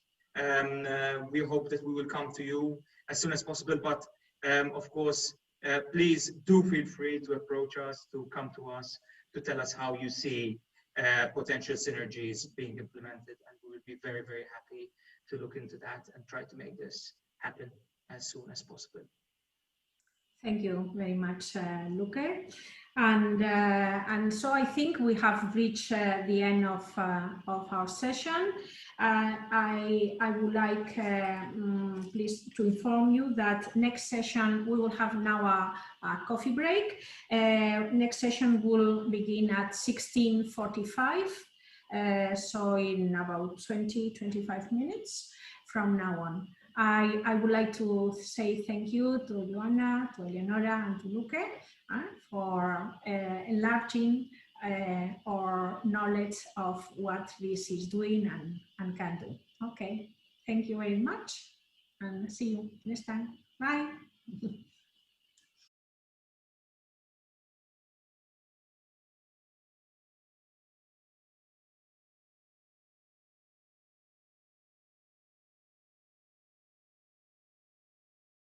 What is the power of creativity?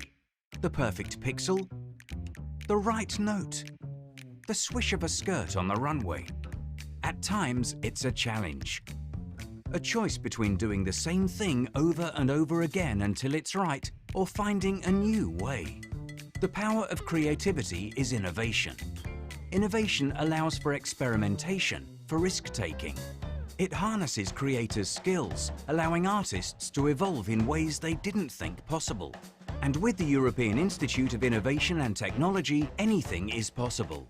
The EIT will grow a community to strengthen Europe's creative and cultural industries, paving the way for new skills and new opportunities for entrepreneurs and innovators to flourish across Europe. It'll change your work, change your thinking, change the world. Because innovation is creativity, it is evolution, it is power.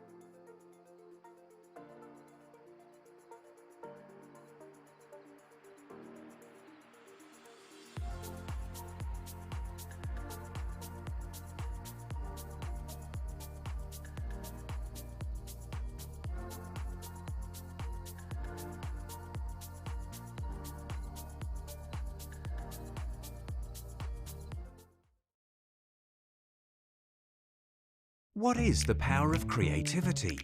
The perfect pixel? The right note? The swish of a skirt on the runway? At times, it's a challenge. A choice between doing the same thing over and over again until it's right, or finding a new way. The power of creativity is innovation. Innovation allows for experimentation, for risk-taking.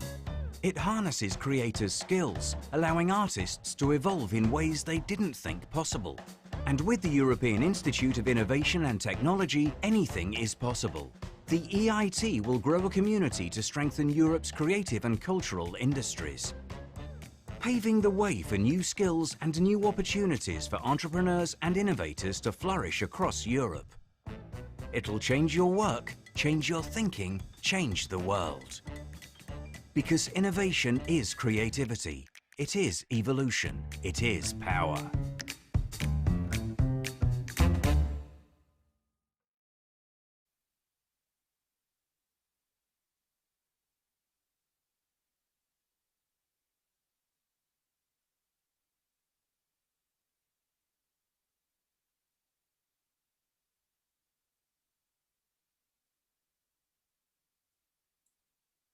I'm sorry, the usual issues. So good afternoon, and thank you for joining our last session for the day, focusing on the upcoming call for EIT Culture and Creativity, our new knowledge and innovation community in the area of culture and creative sectors and industries. I am Caterina Serretti, and I will be your host for the next 45 minutes. EIT Culture and Creativity is the first kick to be established under the new EIT strategy. This is an exciting moment for all of us here at the EIT. Currently, the European Commission has several tools in place to support the culture and creative industries and sectors, including funding programs such as Creative Europe, Horizon Europe, or Erasmus+, actions related to legislation and overall regulatory framework, but also collaboration with EU member states and more. So one may ask, why do we need EIT Culture and Creativity? The new kick comes as an additional piece in the puzzle of the overall EU support towards the culture and creative industries and sectors. It really comes to complement the existing landscape, and even more, it covers an identified gap as it will focus on innovation, but also promote collaboration between business, research, higher education, both currently missing from the puzzle. Today's session is a continuation of the first information webinar about the new call organized by the EIT in April. The discussion back then was focused on the idea behind the EIT innovation model and how it could benefit the culture and creative sectors and industries. We presented the indicative roadmap for the call, highlighted what this kick is about and what is new, while it also marked the launch of a networking platform for organizations interested to form consortia and prepare for the call. Today, we're very happy to see that we have around 270 organizations from 37 countries registered in the platform. Our discussion today will be about the call criteria and selection process. You will soon find them in the EIT website in the dedicated page for the new call. But today, here, you have the chance to hear and discuss about them with my two competent colleagues, Martin Herzeg, Head of Unit for Strategy and Impact, and David Tas, Head of Unit for Innovation Communities. So without further ado, I will pass the floor to Martin for his presentation and invite you to raise your questions through the chat so that we can use them at the end of the discussion to respond. And also, if we're not able to use them, to respond to all of them by the end of the day, please rest assured that we will use them in the frequently asked questions page in the EIT website. So Martin, the floor is yours. Thank you very much, Katerina, and good afternoon, everybody. It's a pleasure to be here with all of you on the joyous day for the EIT. I'm here today with my colleague David, and together we'd like to actually introduce the draft criteria for the upcoming call that Katerina has mentioned to you already. Before I start giving you this short overview though, let me just stress why the EIT consider this culture and creative sectors and industries one of the biggest and unique strengths of Europe. if you allow me, I'll start sharing a small presentation as well. One second. I hope you get the slides now. So basically, we strongly believe that culture inspires us to innovate, and its potential is enormous. It's therefore critical to support these sectors and the industries by creating new opportunities for innovation, education, business creation, and acceleration. This will power the next generation of innovators and creatives across Europe. And this is why the EIT comes in. So I would like to make a systemic investment into the CCSI sector, meaning we want to drive innovation, entrepreneurial education, business creation, and acceleration, again, in order to develop the full potential of these sectors and industries. So the new KIC will actually connect innovation value chains at the local, regional, national, and EU levels. It will help regions to innovate and increase their competitiveness, break down barriers to innovations across sectors and disciplines. It will power new ventures, accelerate new technologies, and facilitate digital transformation. Empower the next generation of cultural creative innovators by equipping them with much needed entrepreneurial skills. So now we are getting ready to launch the KIC call, and the call will open in late October this year. I will show you in a minute the final timeline as well. So actually the innovation model that you have already seen throughout this day, very, very surely, is stemming from the EIT innovation model, connecting the knowledge triangle actors, businesses, education, and research. So the new KIC will also connect innovation value chains, but it is very important to emphasize that the innovation model of the EIT, which combine these three key ingredients, again, business, research, and education, will have to be the backbone of the new KIC in the culture and creative sectors and industries as well. So we provide the innovators with the tools they actually need, but not predefined support.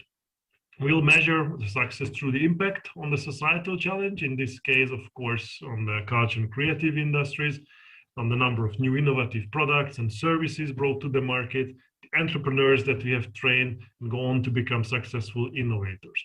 So this new KIC, just like the previous existing 8 knowledge and innovation communities, will be about achieving impact on a very important societal challenge.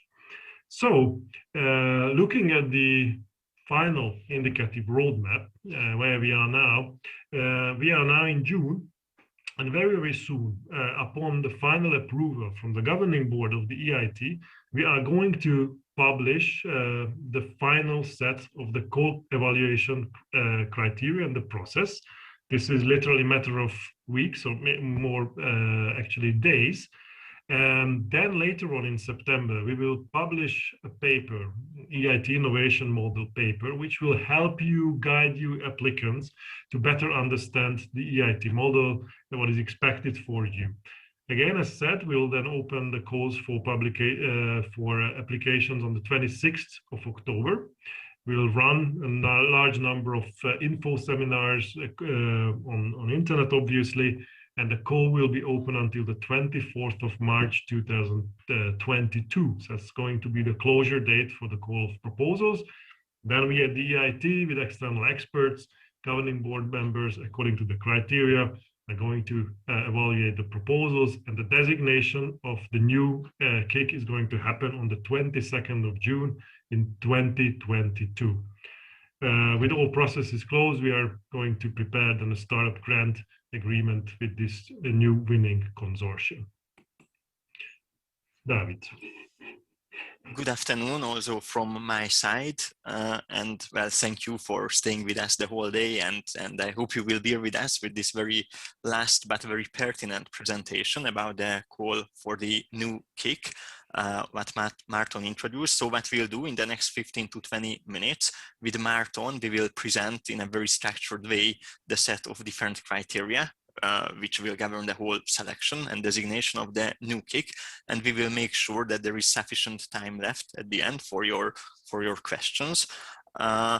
it is very important to remember that whilst we are ready, we have the very major drafts ready, however, they are still pending approval from our governing board. So that's why today we will present you the substance, which will not change. So we have the evaluation criteria, the technical evaluation criteria and so on, but we will not speak about scores and weighting. They will be incorporated in the core text, which, as Marco mentioned, will be published very soon. So I suggest that we dive into the first set of criteria, which is about admissibility. Admissibility criteria, to be honest, that's not specific to the EIT, not specific to the KICS, or not specific to the new KIC call. This is very common for any grant scheme run by the EU. So I'm sure that many of you have already applied, so then you are quite familiar with this set of criteria. So basically it means that you have to submit, or the applicants have to submit, a complete application by the deadline via a dedicated tool. We will use the Commission IT systems, the Commission IT tools. There's a dedicated tool to manage applications, the so-called SEP system. So this is where you will have to submit your application by the deadline. All the templates will be embedded in the system, all the mandatory fields will be clearly indicated. And this is a strong advice. This is not subject of admissibility or exclusion, but we kindly invite you, if possible, to submit your applications in English. However, if you submit in another language, it can be accepted, but in this case, we may ask for a translation of specific documents. Then the second set of criteria is about eligibility. Again, for any kind of applications and grant schemes, you have eligibility criteria, but this time, or in this case, this is customized to the EIT, to the KICS, and to the KIC model. This is very much about the number and composition of the consortium members who can submit a proposal. It's a typical multi-beneficiary proposal, so we expect to have a coordinator and then the members of the consortium, and each team or each consortium shall be composed minimum 30, maximum 50 independent partner organizations. Recurring question, whether there can be natural persons. No, these are legal persons, legal entities, independent legal entities. And again, this is at the proposal stage and at the designation stage. Of course, once there is a new KIC designated, the partnership can evolve, the partnership can grow. However, there is this limitation of maximum 50 independent partner organizations at proposal stage based on lessons learned from the past.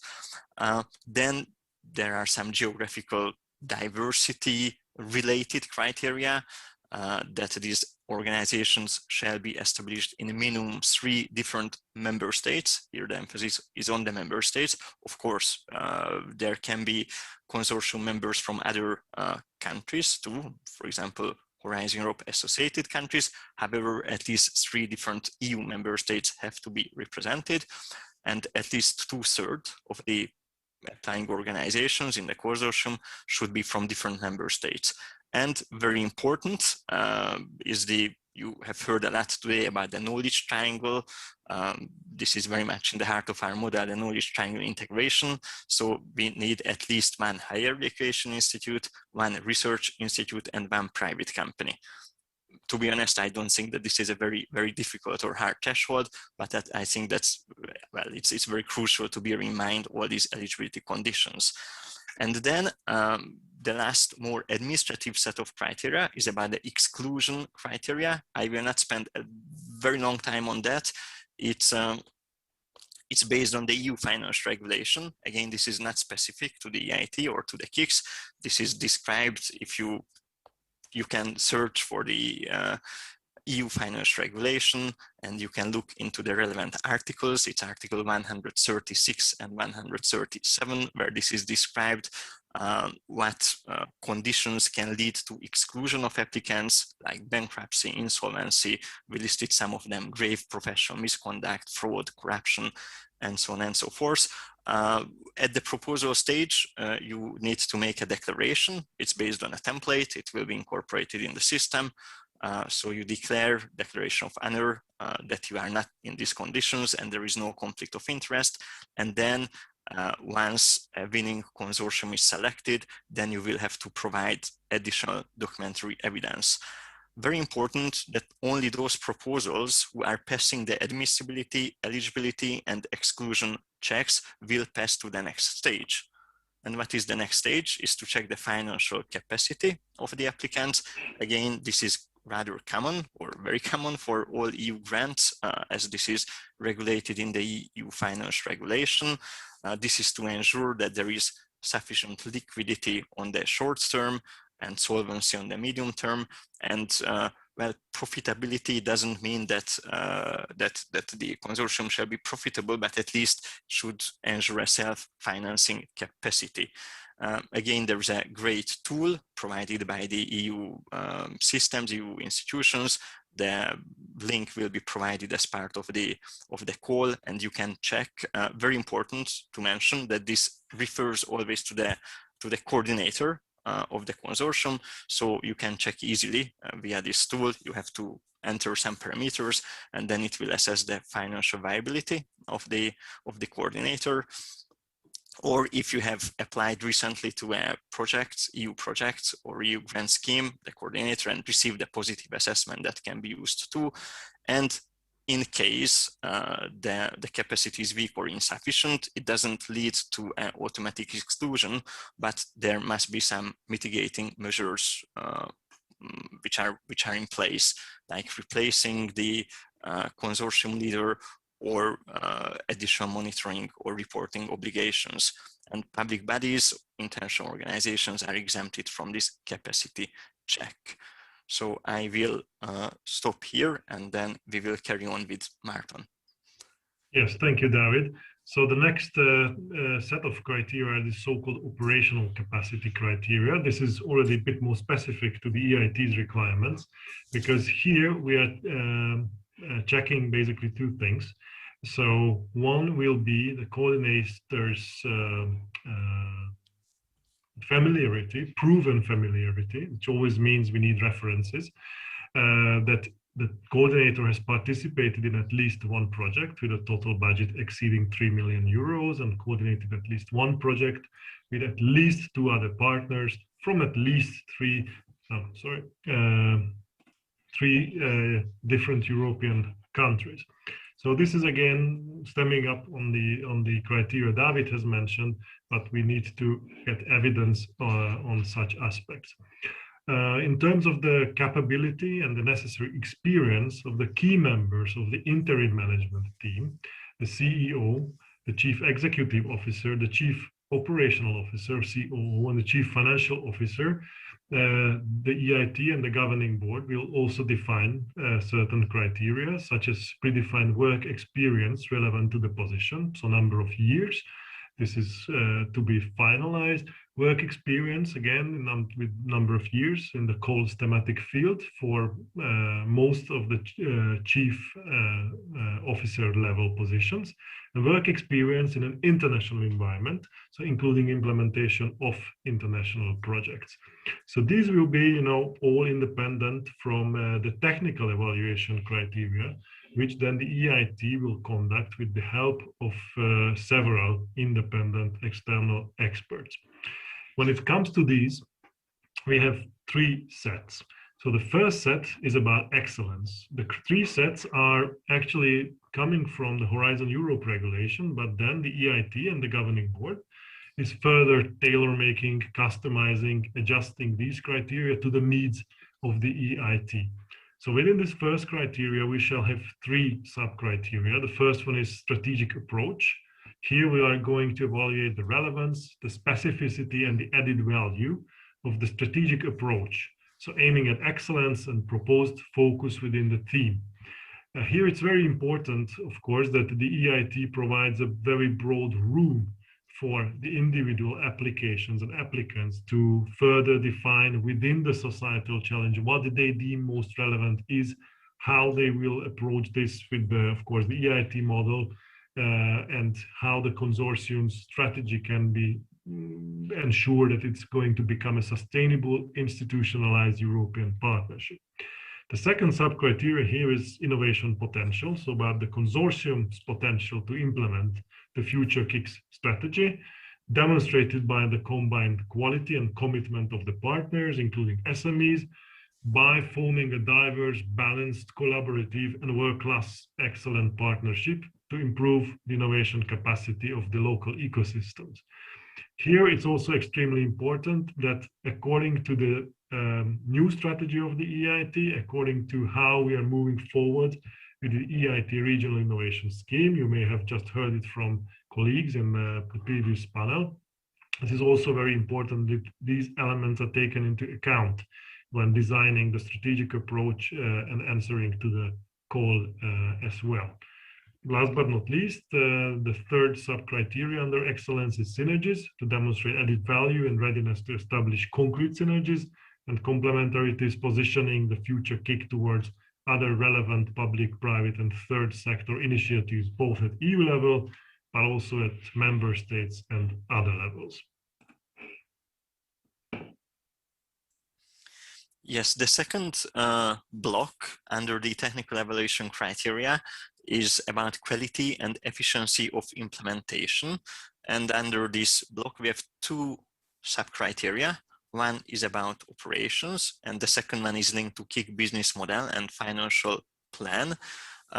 Under operations, it's very important that at the proposal stage, you already you already propose a governance model and the management model and the operational model for the potential new KIC.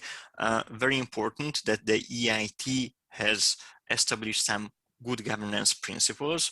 They will be described as part of the call text. So very important that also already from the beginning you take into account the good governance principles and you propose a model, a governance model and an operation model which is in line with these principles. Equally important is that you come up or you suggest an efficient and effective setup. We all know that these are big partnerships. Major KIC is composed often of 200-300 organizations. So it's very important to have an effective structure in terms of decision making, in terms of making sure that implementation runs smoothly. Also, still this first sub-criteria encompasses a geographical element. And again, I'm referring back a little bit to previous presentations on risk, for instance. So we would like to see a good spread of the proposed location of the different hubs and co-location centers, and also to demonstrate how these are integrated. So this is about the first sub-criteria. The second sub-criterion is about KIC business plan model and financial plan. You have heard it several times today that financial sustainability is in the heart of our model, and over a certain time span, the KICs are supposed to become financially sustainable. So it means that EIT grant at one point should stop, and the KICs should, if the KIC is successful, then it should be able to operate further and finance knowledge sharing and integration activities further without EIT funding. Now, of course, this sounds a bit less relevant for a new KIC, which is just about to be established, but I would like to stress the importance to have this in the DNA from day one. So very important that you are coming up with a business plan and a financial plan, including a financial sustainability plan at the stage of the proposal, describing how you plan to generate funding from non-EIT sources on the mid to long term. Again, we will publish our innovation paper where you will see, or you will find a lot of practical advice and tips, both for governance, but also for different possible revenue streams. Equally important, so one thing is the revenue which is flowing back to the future KIC legal entity and collocation. Equally important that you can mobilize funding from partners and third parties to co-finance the projects that the KIC will be supporting. And last point under this criterion is the exploitation of intellectual property rights, exploitation of intellectual property, also shall be described under this block, how you will tackle that question. Thank you, David. So the third set of criteria under the technical evaluation criteria consists of 3 sub-criterion. First and foremost, impact. You know very well that now by now EIT is an impact-driven organization. So basically, on the societal challenge, first and foremost, we aim for achieving change and impact. And now the planned pan-European impact should be demonstrated by the proposals in line with the new EIT impact framework, which is aligned with the Horizon Europe in the EIT as well, but of course customized for the specific societal challenge and the sector here. And third pathway is about the educational impact to strengthen human capital in research and innovation, enhancing innovative and entrepreneur skills, both at individual but also at organizational level. Second sub-criterion under impact is about communications. Of course, the EIT has a common background for brand identity and visuals, but it's very important that the quality and the relevance of the future KICS plans for communications is demonstrated, including the contribution to the EIT community and the brand identity as well. And last but not least, dissemination of results is extremely important. The quality and the relevance of dissemination plans for the KICS results, including sharing good practices within, but also between and beyond the KICS and across the member states, regions, and institutions is extremely important, of course, provided this is public funding. And finally, the last stage of the evaluation is a hearing with the EIT governing board. So first of all, if your application got to this stage, that's good news already, because that means that based on the technical evaluation, the application has reached a certain threshold. So the consortia affected will receive an invitation.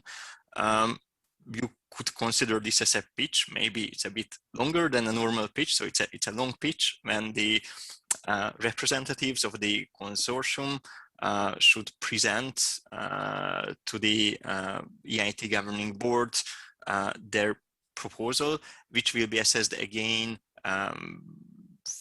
under the same set of criteria. So excellence on the one hand, quality and efficiency of implementation on the other hand, and impact as the third block. But very important that this is not a reassessment, not a technical re-evaluation of the proposal which had already been assessed, but it's more to make a presentation under the excellence on the adaptability and suitability of the KIC to the proposed strategic approach. Then, of course, there may be questions based on the proposal. Then, under the implementation, very important to speak more practically about the feasibility of the operational model and the plan. Emphasize again on financial sustainability. It's very important, and equally important, first year after designation will be a startup phase. So it's key that there is a competent, strong interim management team in this interim period.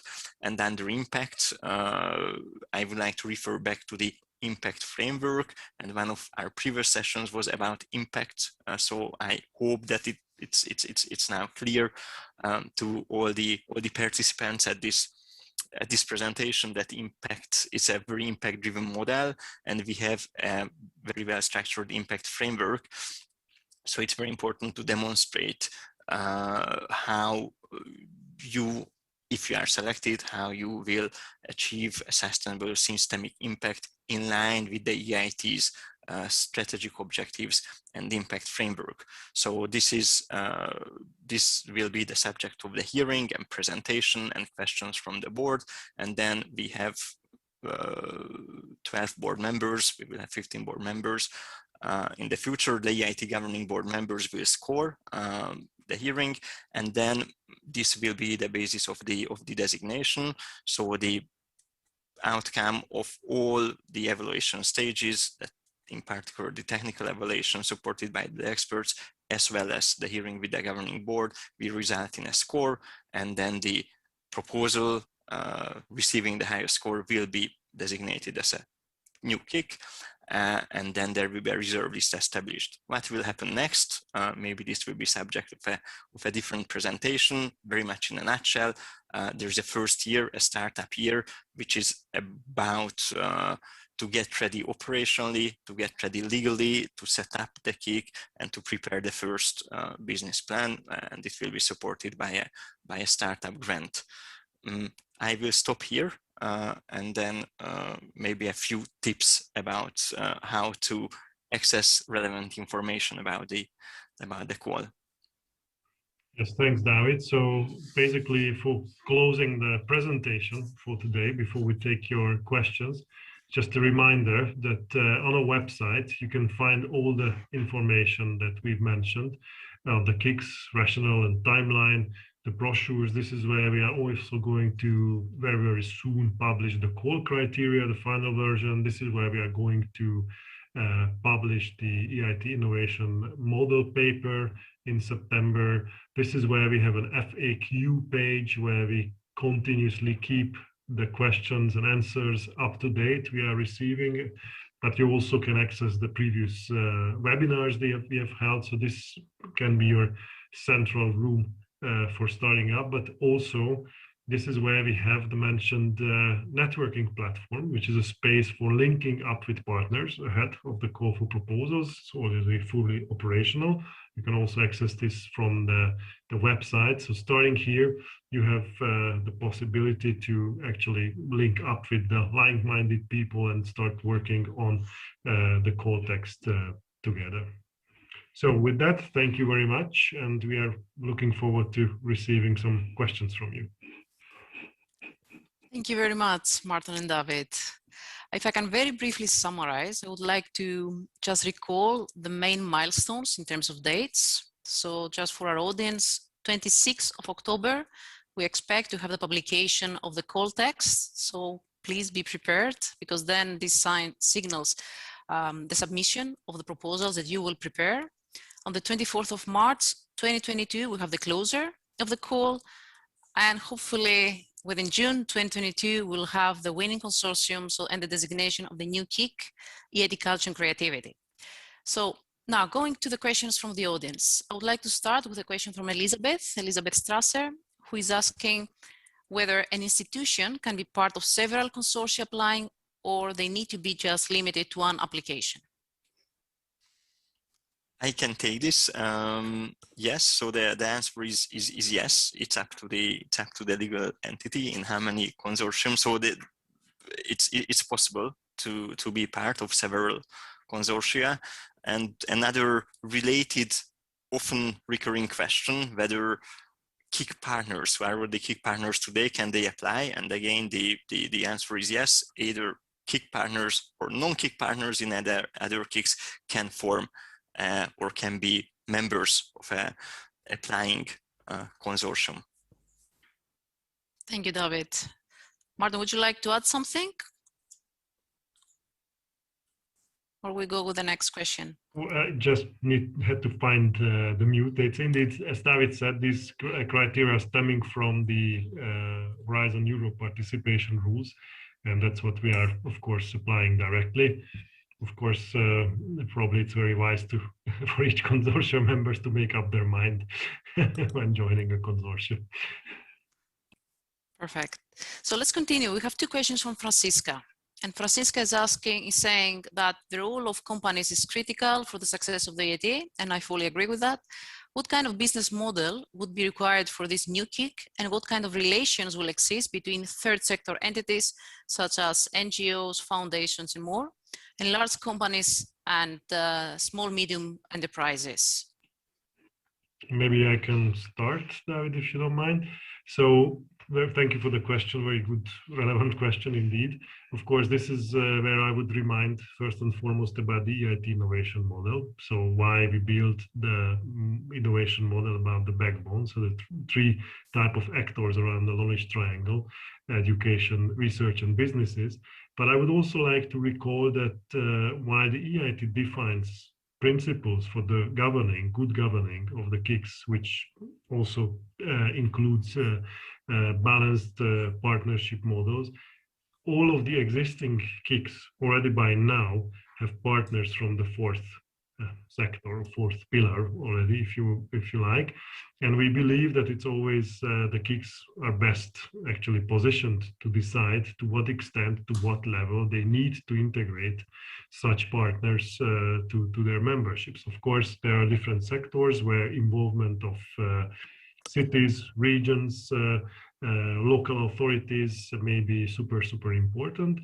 But of course, we trust that the consortia, again, respecting the balance which the EIT requires in the good governance principles, allow them for a very basically flexible approach to integrate partners from the fourth type or fourth pillar, if you will, as needed. We are not prescribing any hard ceilings or threshold for that. Thank you, Martin. Perhaps here we can recall the example of another knowledge and innovation community, EIT Urban Mobility, where participation from cities is really strong. Another question from Francisca. So the culture and creative sector is very diverse, from cultural heritage to cinema, from architecture to performing arts. Indeed, actually this call probably covers around 8 different topics. So the question from Francisca is, what will be the glue that EIT would value for this new KIC? Maybe I start again, David, and you of course complement. So I would like to refer back to sub-criterion 1.1 in the technical evaluation criteria you have seen. So again, we agree, and if you look at the fact sheet we have presented and the description, indeed it's a very broad sector, and there are a lot of different potentially high impact fields within the sector. But the EIT model is about providing an operational autonomy for the knowledge and innovation communities in defining the highest impact areas within the strategic sectors. So again, the EIT is not predefining which of these elements should be featured most prominently within the strategy. Of course, that's going to be also evaluated and analyzed by the external independent experts, but also the governing board of the EIT. So the homework here is that the candidates are able to describe their strategy, convincing that the area, the foci area within the sector are providing the biggest societal impact to Europe.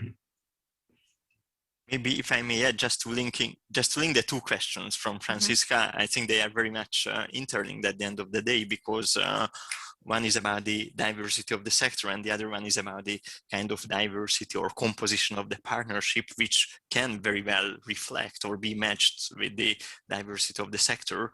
Well, as Martin mentioned, NGOs, public sector, policymakers are present in other KICs. Maybe we haven't reacted on the component on the SMEs, which is also very important in our model. So usually the business side is represented both by large industries as well as SMEs.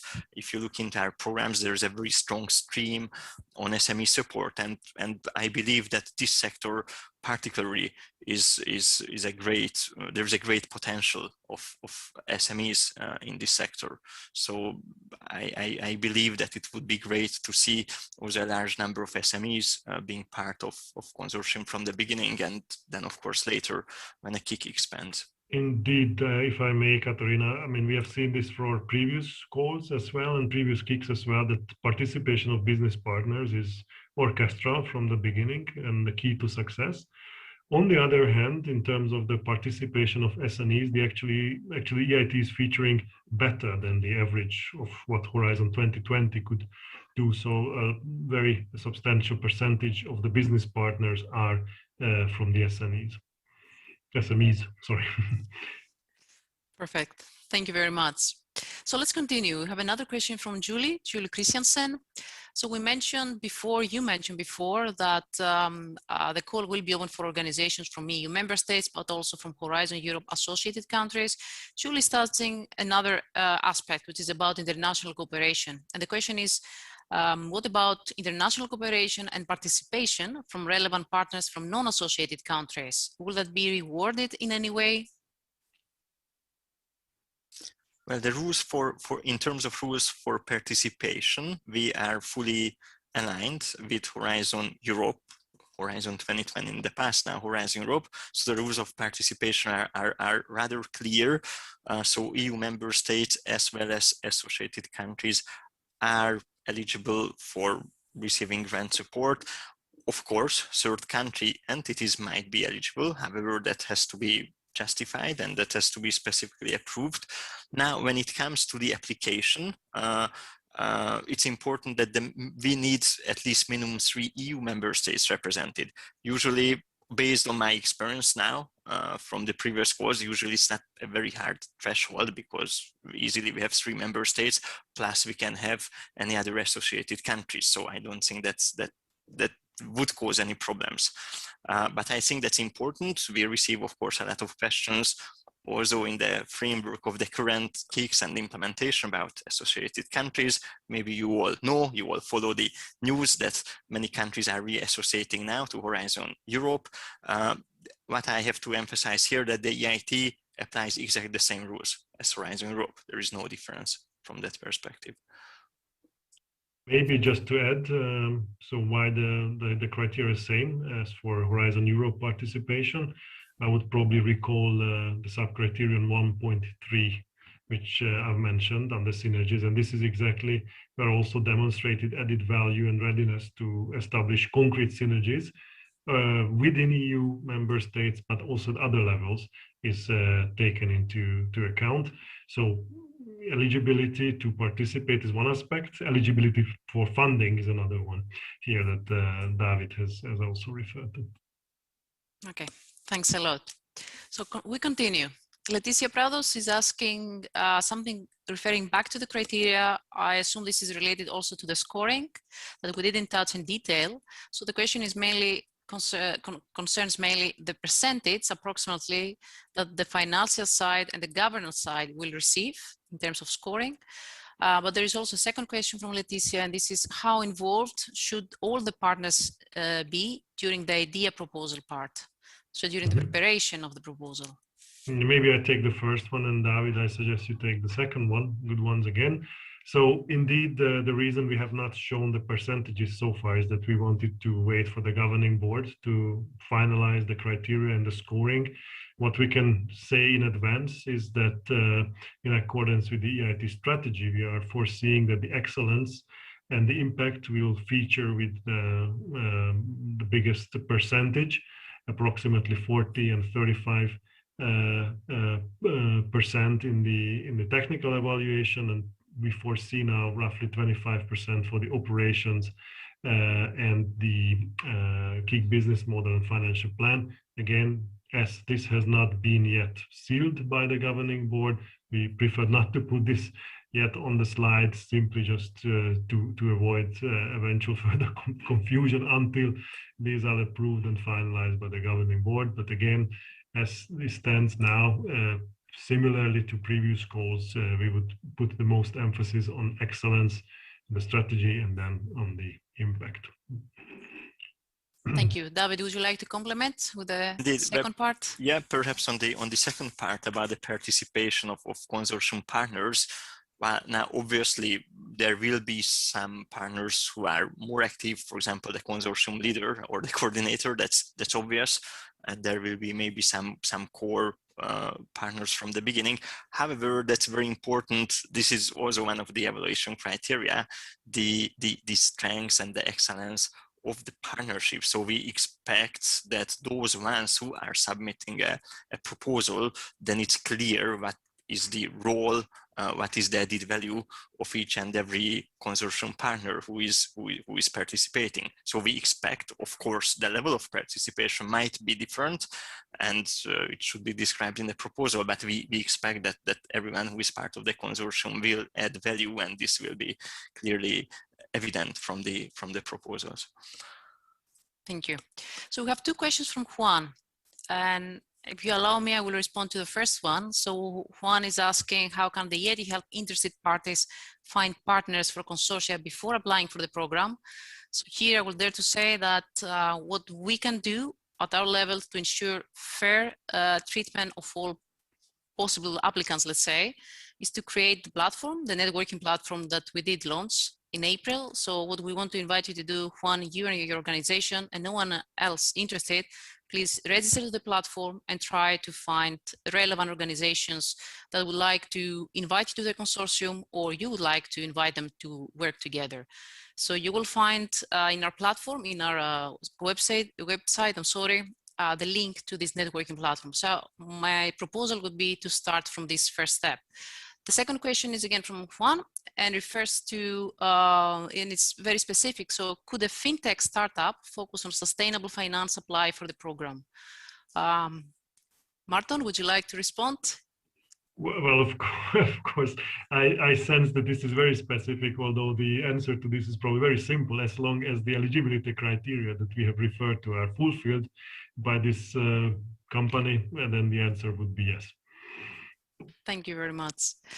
So one more question before wrapping up our session. We're very close to the end. Chris is asking something that is very much related to the role of the coordinator. So you mentioned before about several criteria that touch upon the role of the coordinator. So Chris' question is about considering the outlined criteria. Is it realistic to expect that small enterprises will take part? Are in large companies, higher education institutions, and research institutes exclusively the coordinators? And is the new KIC targeting less professionalized small entrepreneurs? So to make it a bit more concrete from my end, I would say the question is whether smaller entrepreneurs and companies can actually take the role of the coordinator, and beyond the role of the coordinator, can they really participate as partners in this call? Look, I will answer, and then I can ask Martin to complement. Well, legally speaking, there are no limitations who can be the coordinator. We referred to the financial viability law, which is important, and also our financial capacity and operational capacity. In practice, I think it's important that a coordinator role, if I know that many of you have already participated at projects, at EU funding schemes. This comes also with a certain set of administrative tasks, coordination tasks, so there is important to have a capacity. However, the partnership or the proposal is not only about the coordinator, so I think we have to refer back to the evaluation criteria here, and to the, maybe under the excellence block, we had the sub-criterion on innovation potential, which is about a balanced, world-class, excellent partnership, a diverse partnership. And here I believe that even SMEs, smaller enterprises, can really add value to the proposal. So what I would like to say here, it's not only the coordinator which will be assessed, but the whole partnership. Thank you very much, David. One last question for each one of you. So the same question. I would really like you to share with us and with our audience one tip, one common mistake, or one, let's say, good practice that our future beneficiaries, future participants in this call should really take into account when preparing the proposal. What would you say? One, that's difficult. Just to one tip. Out. Need you to highlight. Okay. Yeah, of course, the simple one would be learn from others. But I would maybe just say, strategy and impact, most important. On the one hand, on the other hand, don't forget to plan for financial sustainability from the beginning. Thank you, Martin. David. Okay, maybe one tip. I've been at the EIT for a long time, so what is good with this model that it's a very dynamic and it's a learning model. so don't be afraid making mistakes. However, a little bit referring to what Martin said, we have now 10 years of experience. So we are working a lot on the, for example, on this paper on our innovation model, where you will find a lot of concrete tips and traps and pitfalls and maybe good advice. So please listen to the suggestions and come up with the best proposal. Thank you. Thanks to both of you. As the least expert in this discussion, what I will say and really make a plea to our audience, please do not approach this proposal as a usual Horizon Europe proposal. It's not a call for grants. This is more than that. You really need to demonstrate strategic vision on how to solve the challenges of this particular sector. So many thanks to all of you. We can wrap up this session, but also the entire event. I want to thank everyone, those people that participate from the beginning of the day, more than 35 speakers that joined us, and for all the questions you raised. That was an amazing event for all of us here at the EIT, for our colleagues also in Braga and all around Europe, all the EIT innovation communities. You will find the recording for the event in the following days in our website in the dedicated session, but you will also find the slides also in YouTube. So if you missed something, please follow up. If you want to ask questions, if we didn't manage to address any of your questions, contact us in the form that is available on our website. And apart from that, I just want to share we're excited for this new 7-year period. I thank you and wish you a good afternoon. Goodbye.